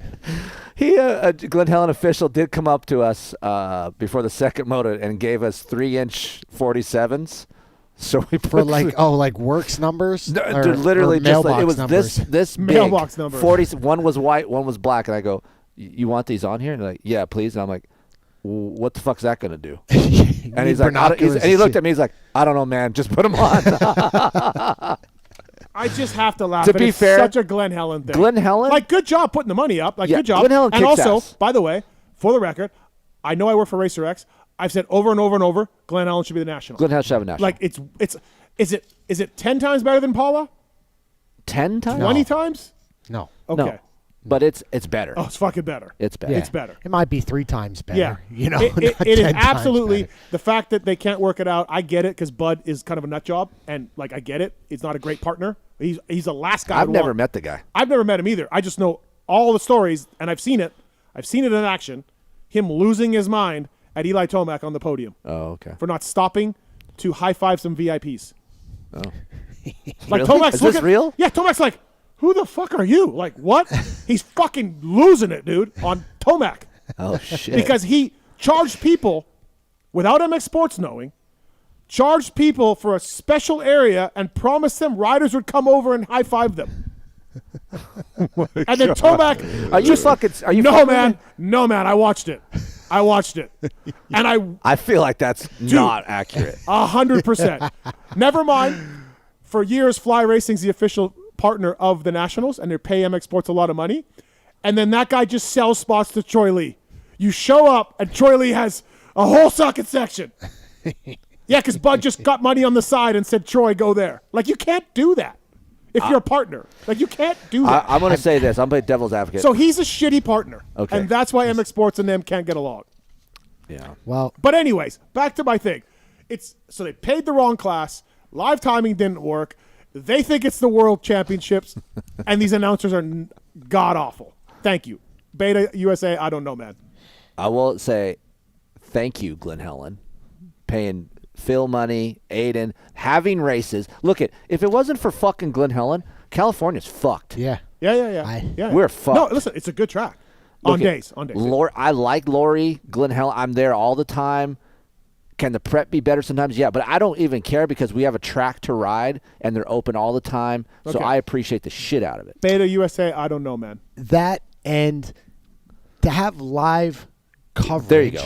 That's what I was about to say. To have a live coverage of the event. Yes. Friday and Saturday all day to where, like, my dad in New York and my girlfriend can sit down and watch me. Hey, it might not be right at 9:15 or 12:15 around that area, but we'll be racing for 30+2, and you can tune in on YouTube for free to watch it. For me, that's okay. Cool. Great. Listen, I get, but you could go on about Lee Diffie and RC and Weege about stuff on the broadcast that gets fucked up. I said it's not easy. No, I've done it. I know, but like that production is, dude, unlimited amounts of money. This is just like, hey, throw it up with a drone and like look out the window. I know it's probably harder than just that because if you're a TV analyst, you just talk about what's on the screen. Yeah, but you can look out the window and then you will be better informed on what's on the screen. I know, but you got to wait. It's a 2 minutes and 40 seconds for them to come around. Hey, they got Grace at Nationals? I don't know, man. All right, well, maybe some of that is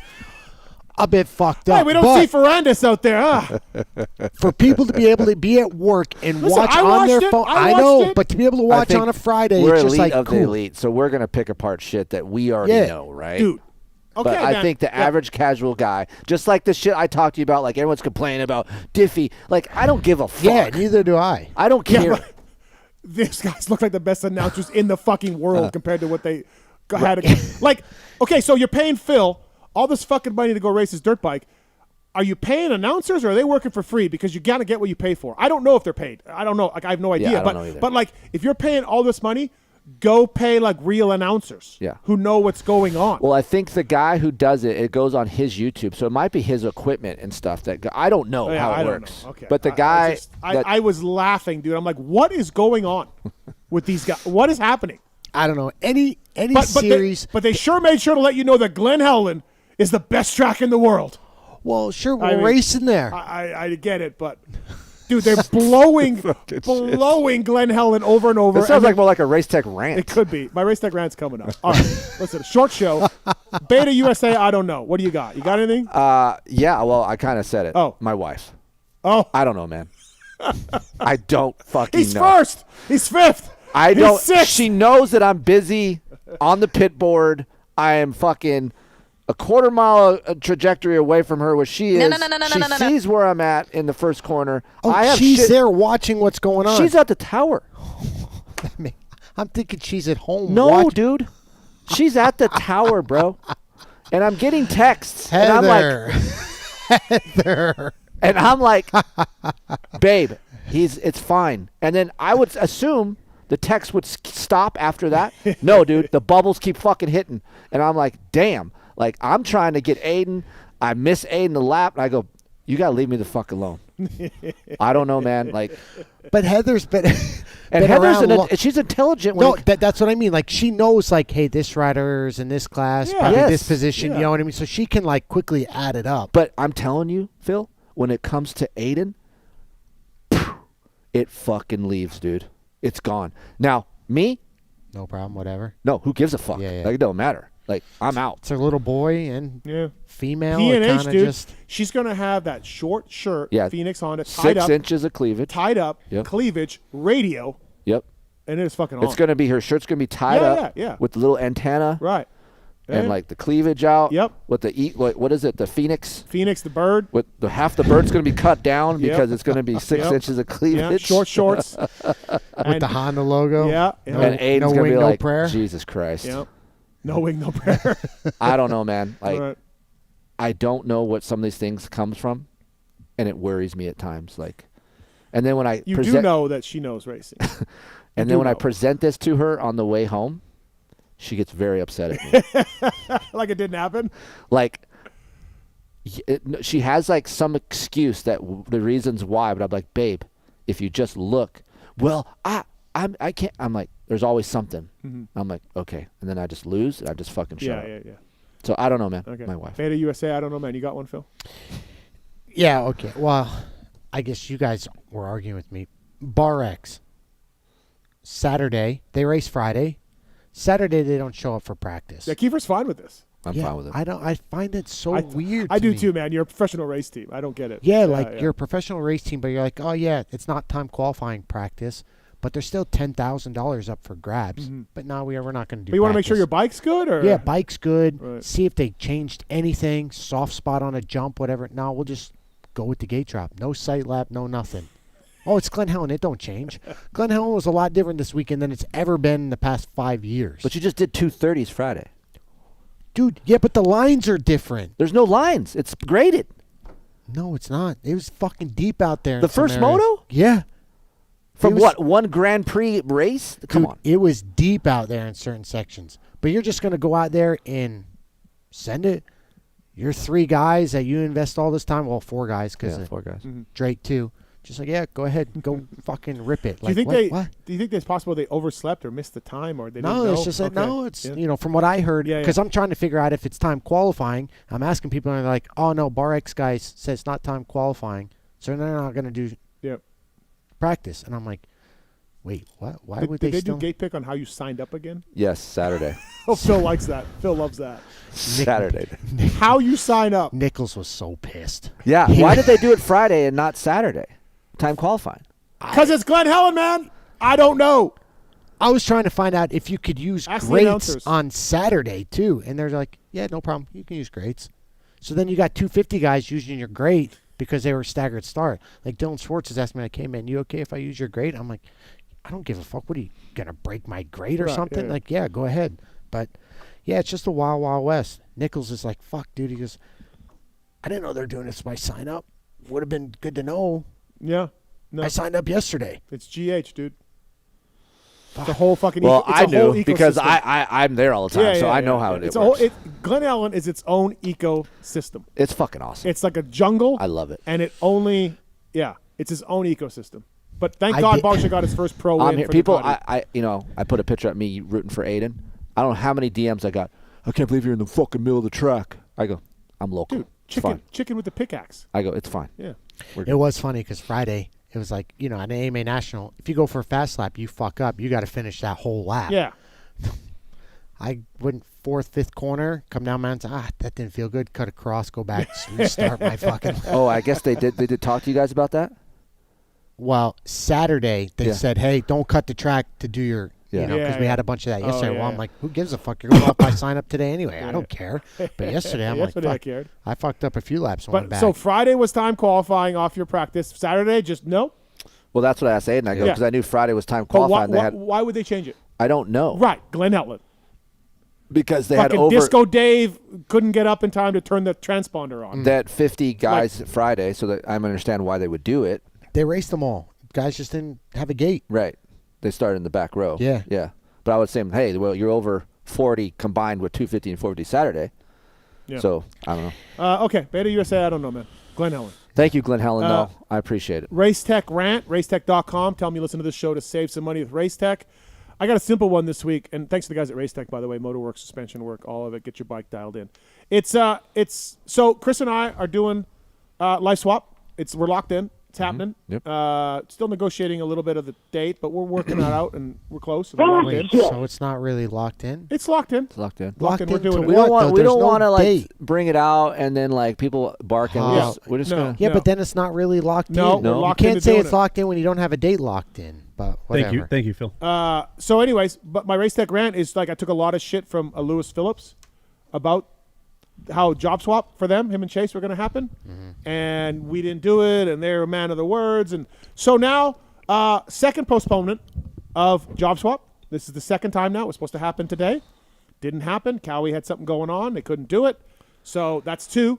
That's 2 times now where it was. We're doing it this day. We're doing it this. Hasn't happened. Chase? What do you know, Lewis? It's kind of tough. Yeah. What do you know, Lewis? Job swap. Tough to do. Mm-hmm. Maybe some of those words he used about life swap, he wishes he could take back. Do you think he does? I think he does. Yeah, I really do. So, yeah. Thank you, Lewis Phillips, Race Tech Rant. Yep. Thank you to LUXON. PulpMX, Pulp 2026 code to save. Aiden Keefer, now on LUXON. Phil Nicoletti, use LUXON at Club MX. The new Nexus bar mounts available now are a massive improvement in comfort. Please check that out. They're leading the GNCC points with Jordan Ashburn right now as well. Stu Baylor has I think he just won on the weekend too. Stu won? Yep. With LUXON clamps. Please check them out. Of course, Phoenix, Honda, Cowie Off-Road, Cody Webb, many more. And best of all, LUXON products are designed, engineered, and manufactured right here in the USA. Pulp 2026 is the code to save with LUXON. Thank you to those guys. Use that code. Get yourself some of the best triple clamps out there. MotorcycleIndustryJobs.com, job of the week. Sales territory manager, South Dakota or Iowa for WPS. Sales, full-time job. It doesn't say what you could make, but this is a rep job in South Dakota and Iowa, so you got some windshield time, but you're selling WPS fly racing products, and it's a field-based selling role focused on high-potential accounts, including calling on large distributors. So check that out, MotorcycleIndustryJobs.com, job of the week. Upload your resume for free today. Looking for sales reps at WPS. Appreciate those guys for coming on board. And, yeah, all right, let's do the Motorsport.com tweet at Tits segment. We interrupt this broadcast to bring you this important bulletin from Motosport.com. It's the Tweets at Tits Q&A segment where your twatted questions find answers. Motorsport.com, they got a new bike giveaway. They're launching May 30th. Stay tuned for that. It's a Honda, quad-lock Honda, just like they did to Club MX. And, yeah, it's enter the sweepstakes, win the complete bike. You got weekly prizes from Motorsport.com and more. Great guys down there, dedicated team of gearheads to help you out. And go through the banner to help us out. And thank you to Motorsport.com. Oh, wait, we have a caller. Caller, go ahead. Hello. Oh, God. Oh, shit. Oh, boy. Sir, What's up, why Pete? are you making things more dramatic than what they are? Excuse me, Heather. Excuse me, Christopher. I will say this. You've texted me so many times, and then... Bro, I text David because live timing turn was her mic fucked down a little up, bit, okay? Steve, She's yelling already. What'd you say, babe? Sorry, one more time. You were too loud. I said I text David because live timing was jacked up, and I was a little excited because I thought Aiden was in first. And I know my truth, so whatever. But you make it sound so much worse than what it is. I texted you once and asked you, yes. It was several. Bro. It was several. No, it was not. And listen, you're a very intelligent woman when it comes to racing, I feel like. You've been around it long Phil enough. just said that, yeah. And, like, you think you would know and not be deceived by the transponder. And you could just do the eye check and then not text me and bother me when I'm doing work. When you've got guys in the 450 class that shouldn't be out there that are getting lapped and things get confusing, like, sorry, I got a little confused, okay?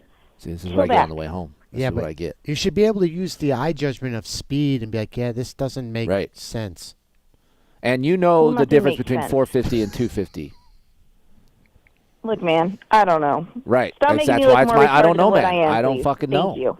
Just like Tits didn't know, I don't know. I don't know, Well, man. here's the thing.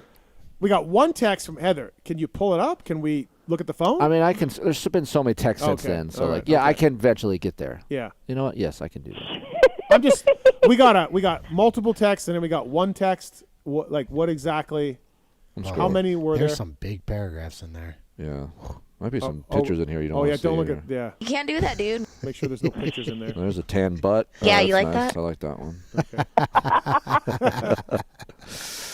No privacy Does it- screen either. By the way, All right. Kiefer, did you give these two jerks Kiefer hats? Is that? Yeah, I those- gave it to him. Those are free. I gave him one too. See if he remembers it. Oh, there's I'll no. He remember. might leave it. I'm taking that. Anthony gave me a Club MX hat. I took a mountain biking the other day. Yeah, Anthony, that's what Club you're MX saying, guy. yeah. Yeah. Yeah. Good guy. He had no water and a muscle shirt out in 100-degree weather. Yeah, old ants. Yeah, good Are you dude. still looking for these messages? He is, I text he is. David. Babe. Oh, you text David? It was David that I text because I Oh. knew David was with you, and Okay. I didn't want to Anyway, text you the because text I came knew you in. were David's doing showing live. me, so I'm getting these text Okay, messages. so David's showing you. Yeah. Either way, the Yeah. damn text came through. Yeah. And I was getting Well, I shown did not these. text you, so there's one lie. That's Boom. not a lie. It's like a half point for Heather, kind And of. then I text not a our lie. group message asking Steve what place Aiden was in because our live timing was jacked, and I didn't know if he could see something different on the Now YouTube she's going broadcast. 250 miles away for some fucking shit. Well, See those what I'm announcers saying? were filling me in. I knew what was going on with those announcers, so I was right on top of it. Aiden Kiefer was 49 years old. Right. Yeah. So Look you just got to leave me alone when I'm doing work on the track.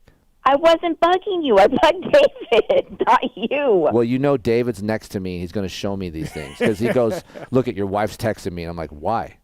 And then she's like, I don't know. He thinks, because David started laughing because he goes, Heather thinks Aiden's in first right now. I'm like, well, why? Because I thought Mumphy had crashed because he went to the back section, and when I saw him go back, I saw flags go up, and then shit changed on live time, and I was like, all right, like, okay, like, he must have crashed. They got segment times. For I don't know, man. Whatever. I'm an idiot. Fine. Listen, one flag goes, she sees a flag on the track. Hey, who's Leader. that for? Well, hey, on practice, our buddy crashed. I got the text message in 6 seconds, dude. Yeah. Hey, red cross flag. Our buddy's down. And I'm like, all right, is he okay? Is he getting up? It doesn't look good. And I'm like, okay, well, let me Did know not if he... move for a very long time. See, but if there's a fucking flag on top of Mount St. Helens, I'm getting a phone call during my moto to see what's going on. I'll remember that. Doing too. terrific. I'll remember that. Way to stay on it, Heather. Good job. Yep. Is this the reason why you don't want to... See, this is why you should be near me when Aiden's racing. That way you get the info. You don't want to be near because then me. if he's doing bad, you talk shit, and then it pisses me off, and I don't want to hear it. Oh, this summer is going to be great. Damn. This summer is going to be fantastic. Aiden's going to... Hey, this is like when Aiden crashed and I just stood in the middle of the track like, what the fuck are you doing? She Right. wouldn't like that. Yeah, no. Yeah. Why are you ending over a berm? Yeah. You idiot. Is he okay? What the fuck's he doing? But is he okay? You know what's funny is even Aiden's friends knows how he is. Jalik, he will even say, hey, is Aiden allowed to jump the finish line today at the race? I'm like, oh my God, dude. Oh, wow. I started laughing so fucking hard. Oh boy, we need to put an Insta 360 on Heather. Yeah, can we do that? No, we do not. Yeah. I've gotten a lot better. I Yeah, think, she doesn't thank drink you. the bitch She doesn't pops. drink, so She doesn't that's a drink the plus. bitch pops, Bitch right. pops was really bad. Yeah, it was a problem for a Yeah, while. it was a problem. What the hell is a bitch pop? like a seltzer? Seltzer. Phil. Oh, Like a white claw? Oh. Yeah. White claw, Like yeah. what? Yeah. Yeah. She was on bitch pops at pops. Loretta's. oh really? We Yeah. get a little aggro then, or what? Yeah. Phil, I may or may not have drank 3 in the course of Aiden's 15-minute moto. Jesus, dude. That's when Aiden and I had that intervention. We're like, hey, Yeah. we got to calm this shit down. Yeah. Jesus Christ. Yeah, exactly. All right. Anything else, Heather? I've gotten a lot better, okay? I've gotten a lot better. How's our home in Georgia? Is it okay? It's nice. I'm laying in bed. Okay. Well, I love you, and thank you for being you. Just calm the fuck down a little bit, all right? Love you too. How, are we, Steve? Are we ready for the regional this weekend? Thank you, we're Heather. getting there. I had a big crash today on a mountain bike. Are we going to talk Are about you trying this? to crash out? Is that what No, you're I trying was to do? not. No, Take an trust injury? me. I would just lose the front end. I wouldn't have gone over the bars. I said that to Phil when I got here. Yeah. Did he crash on purpose or accident so he doesn't want to race this weekend? I literally thought that when we were flying out. I'm like, I wonder if he did that on purpose. Maybe he just tipped over, makes it worse than what it is. Phil, was that a... Yeah, it was a big one. There's no Yeah. on purpose. The on big that one? Yeah, big one. Heather, if you come to Charlotte, you need a place to stay, have an open room. You're more than welcome. Don't put your feet on the wall, though. 600 a month? Get pissed. You're more than welcome to come stay with me. Oh, boy. Thanks, Phil. You're very welcome. Thanks, Heather. Thank you. All right, have a good show, boys. Thank you. See you Appreciate it. later. Thank you. Ooh, It's rough, dude. you got all that one. You all right. do know that. Yeah. All right, motorsport.com. These questions are submitted at PulpMX Show. And Tits Legendary, he's back. Picks the best ones. Yeah, I'm here. First one is from John. Kiefer, can you convince Triumph that they can make a killing with a 350? I have been trying to tell them this, so And? maybe they'll listen one day. I don't know. Never know. Okay. Maybe one day. From Taylor Mudo. Phil, do you think having bike problems at Glen Helen costing you money is karma for all the crap you've talked to me? Yeah. I mean, yeah, you did talk about pushing the betas off. I did, but I didn't push my Husky off. I Nope. kept riding that fucker, so it still made it across the finish line. Can't figure out if Muto. you and Muto like each other or not. I No, don't he's quite know. He's okay. All right. I'm just glad that it's a tough weekend for beta this weekend too. Oh, it was? Yeah. Why? What'd they have? Wow. Josh did good. Josh. At GNCC? No, at Stopwatch? Stopwatch. Oh. What, Who was on it? Yeah, Derek. 200. Yeah. How about, speaking of GNCC, Liam Draper just cleaned out that shit. Holy shit, He dude. sent me that video. Oh. Damn, is she all right? Do we know? No one knows, dude. Hey, you know what, though? Peace and love. Yeah.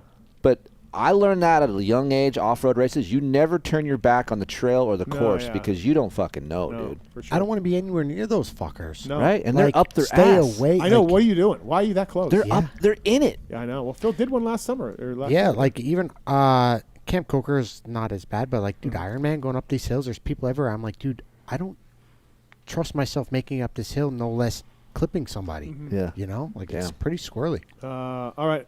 What else? From Jimmy G, I've been to Millville, Redbud, and Ironman. This year I would like to go somewhere else. He wants to narrow it down between Southwick, Washougal, and Unadilla. Which would you pick for good track and overall fan experience? So Southwick, Washougal, and Unadilla. Choose from those three. They're all good. They all got their reasons. Unadilla sucks to get to, but it's iconic. You could see a lot of the track from the top of the hill there. Yeah, Southwick you can't see Southwick shit. you can't see shit, but Washougal's hard to see. But Washougal crowd and weather Buds and all is that good? is fucking awesome. He didn't say Buds. Oh, sorry. He gave us 3 options. Oh. I'm going Washougal. It's pretty neat. Yeah, I'd have. Over Unadilla? Yeah, you can't see like you said, you can't see a lot of Washougal, but dude, it's weather, atmosphere. And Portland's cool. Yeah. Like, you know, It it's got a is? bad rap, but That's there's fucking still good restaurants and Oh, stuff okay. like that, you know? Okay, from Scotty Mack. Filthy, what went through your mind more while racing the Stopwatch Nationals?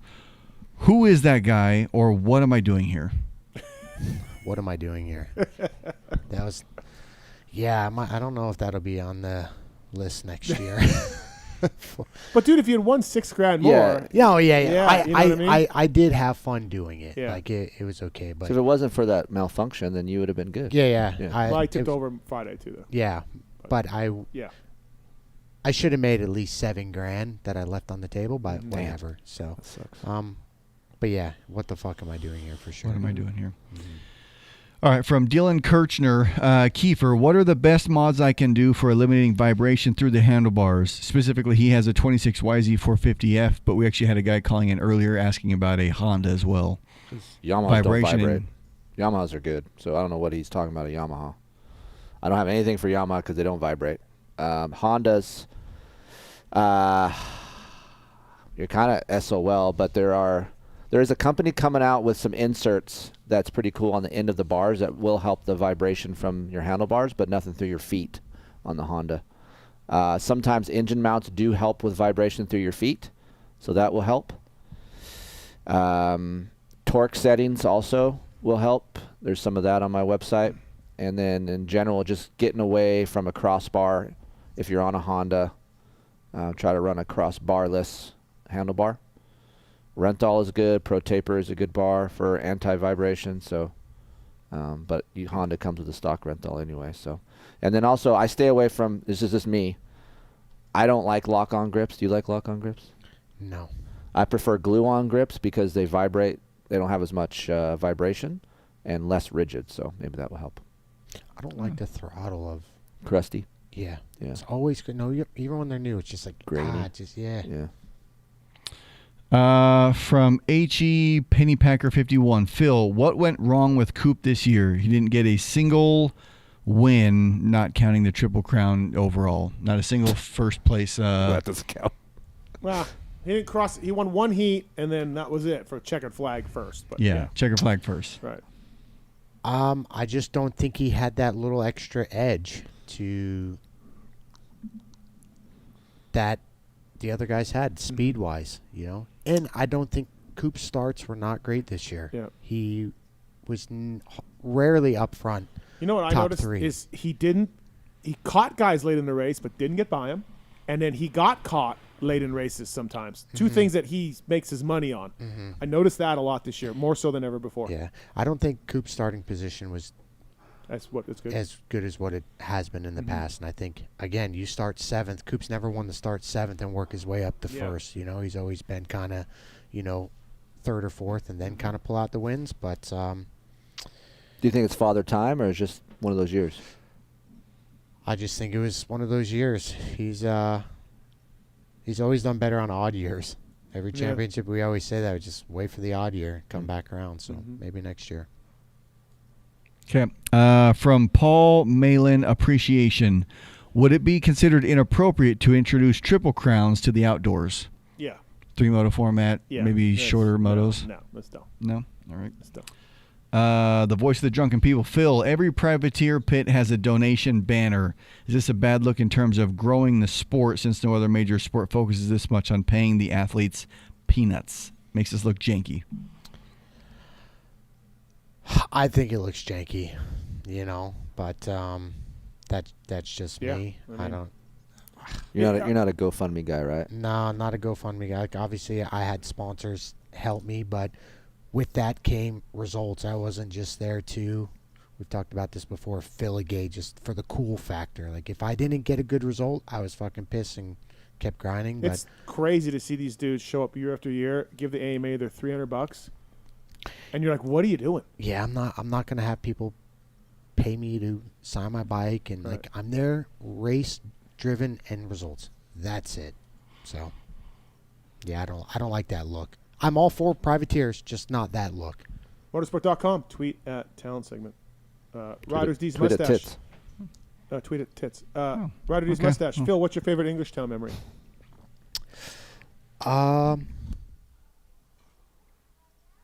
You never been there, huh, Keefer? Yeah, I have. Oh, yeah. Oh. Favorite? Wow, I actually have. I have a lot of them. First time I beat Jason Lawrence. Oh, was at English Town. Yep. I just went and Greg and I actually went and just watched K-Rock one year because I was there. So. And I always slept in a pickup truck my whole career. 1999, I went to K-Rock and Pirelli had a kind of like a stacker trailer.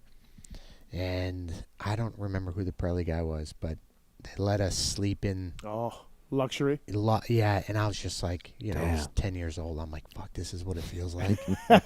I still remember that feeling. I'm like, holy fuck. I've hit it, man. This is a jackpot. From CJ Crandall, Kiefer, this one's easy. Best guess, who has turned the most laps at GH? Doug Dubach. Yeah, besides me, it'd be Doug. Doug's way more. Do you think you have Mosman covered? This guy mentioned Mosman. Oh, yeah. Yeah. Okay. Yeah. I mean, just length of time. So you think you're second? Yeah. Yeah. For sure. Not Pete Murray or... No, dude. What's his nuts with the long ponytail, with the pony? Long pony? The MXA guy? I don't know. Pony? Pony guy? Yeah. Musgrave? Oh, Musgrave? Willie? But did he have a pony? The difference is between magazine test guys and then I did both. I did production and magazine. Yeah. So I was there a lot of days on production side. So I got a question for you. This is totally off the wall. But if you got on a dirt bike and you got blindfolded, how far do you think you can make it on Glen Helen? Not going fast, just kind of just trail riding slow. How far do you think you can make it? Maybe just off feel. With blindfolded riding? Yeah. That'd be scary because of the hills. No, I know, but I'm just thinking like, I probably could go. I'm going to the track in my head right now. Yeah. Honestly, I probably could make it around 3/4 of the track because there's certain things that happen before each portion that could be dangerous. Yeah. That you could feel. Yeah. That's what I'm wanting. Like Yeah. Yeah. And another test I'd love to do is like be blindfolded, put yourself on a bike, and then have someone start it, be on the bike, and see if you can tell which bike that you're on by sitting on it blindfolded. You should do that. Yeah. Why don't you do that for like a YouTube video? And then like be blindfolded and have someone start a bike and then rev it up to see if you can tell which bike is which. Like I probably it's like someone testing out beers and sodas. You have them whatever. And that'd be kind of cool. Yeah. Motorsport.com, tweet at tits. That's old news, right? Silly season stuff real quick. Stuff I've heard. Jay Coop staying at Star. AP to Triumph. That's crazy. Yeah, AP to Triumph. J. Coop staying at Stars, so stay tuned for that. I'm looking into more into it, but yeah, a couple things I heard. What if that AP going to move? In the atmosphere, in the ethers it's out there. So I think Mookie could go to HEP depending on what Anderson happens to Anderson, like we mentioned. I heard Anderson's coming back. Yeah, he's riding a bike now again, so there's that. World Supercross is what This is all news to me. Thanks for filling me in. Yeah, sure it is, Phil. It is. RJ to Club is not happening, I don't think. I think there was talks of that. Fly team, all of that. But I do.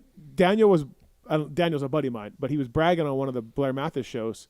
We're all walked in. We signed everybody. Everyone's going. Like, we're all good. And then I'm like, okay, that's good, but are we sure? Because, like, you never know what's going to fall out of the tree. Yeah. Right? So they don't have a lot of budget. And they have a good team. It's a solid team, but sometimes I think signing everybody early is a... And then Ryder D goes KTM? Ryder D goes KTM with Bennick, and I would think Beaumer would stay. His contract's up, but... Since and he then got Sasha. hurt. And then Sasha. Yeah. Coonins are going to race Lakewood, I think. Really? Yeah, stay tuned for that. So if that happens, what does Lucas get? Top 5? Top 3?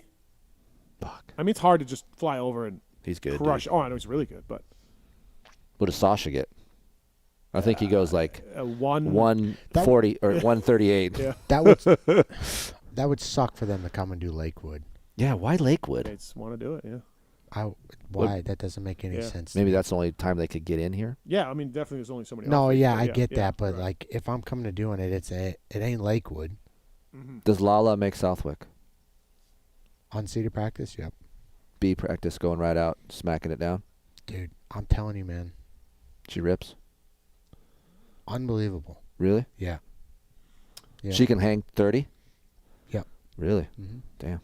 Brian Stone, thank you to Brian Stone for coming on. He sat in the studio a little bit, privateer hero. Call Brian Stone, 816-761-4066. He can help you to get your financial portfolio in order. Him and Edward Jones provide the tools for a reasoned, disciplined approach to investing. Don't let headlines derail your long-term financial strategy, Phil. I know you watch that network with all the negative headlines all the time. So, Brian Stone, please check him out. Member SIPC. Thank you to Brian Stone. Yeah, I think it's a wrap. Short show, I said. Not bad. Are you riding in North Carolina this week? By the time I land back, red eye tomorrow, get my stuff ready for the regional. No. Drive up Thursday. Yeah, you're not. Practice for I'm out. Advice to Pookie at all before we go? Advice? Yeah. Yeah, you want to say what's going on? I mean, she's looking to get some implants. Object to the test! But she doesn't want to get... She's doing this new thing where they harvest cadaver fat into your boobs. Have you heard about this, Phil? No, I have not. So instead of having like, Yeah. saline or silicone. Yeah. She doesn't want to... So, and there's different price points on sizes, Phil? Because it's more fat they inject. Here's what I do know. Yeah.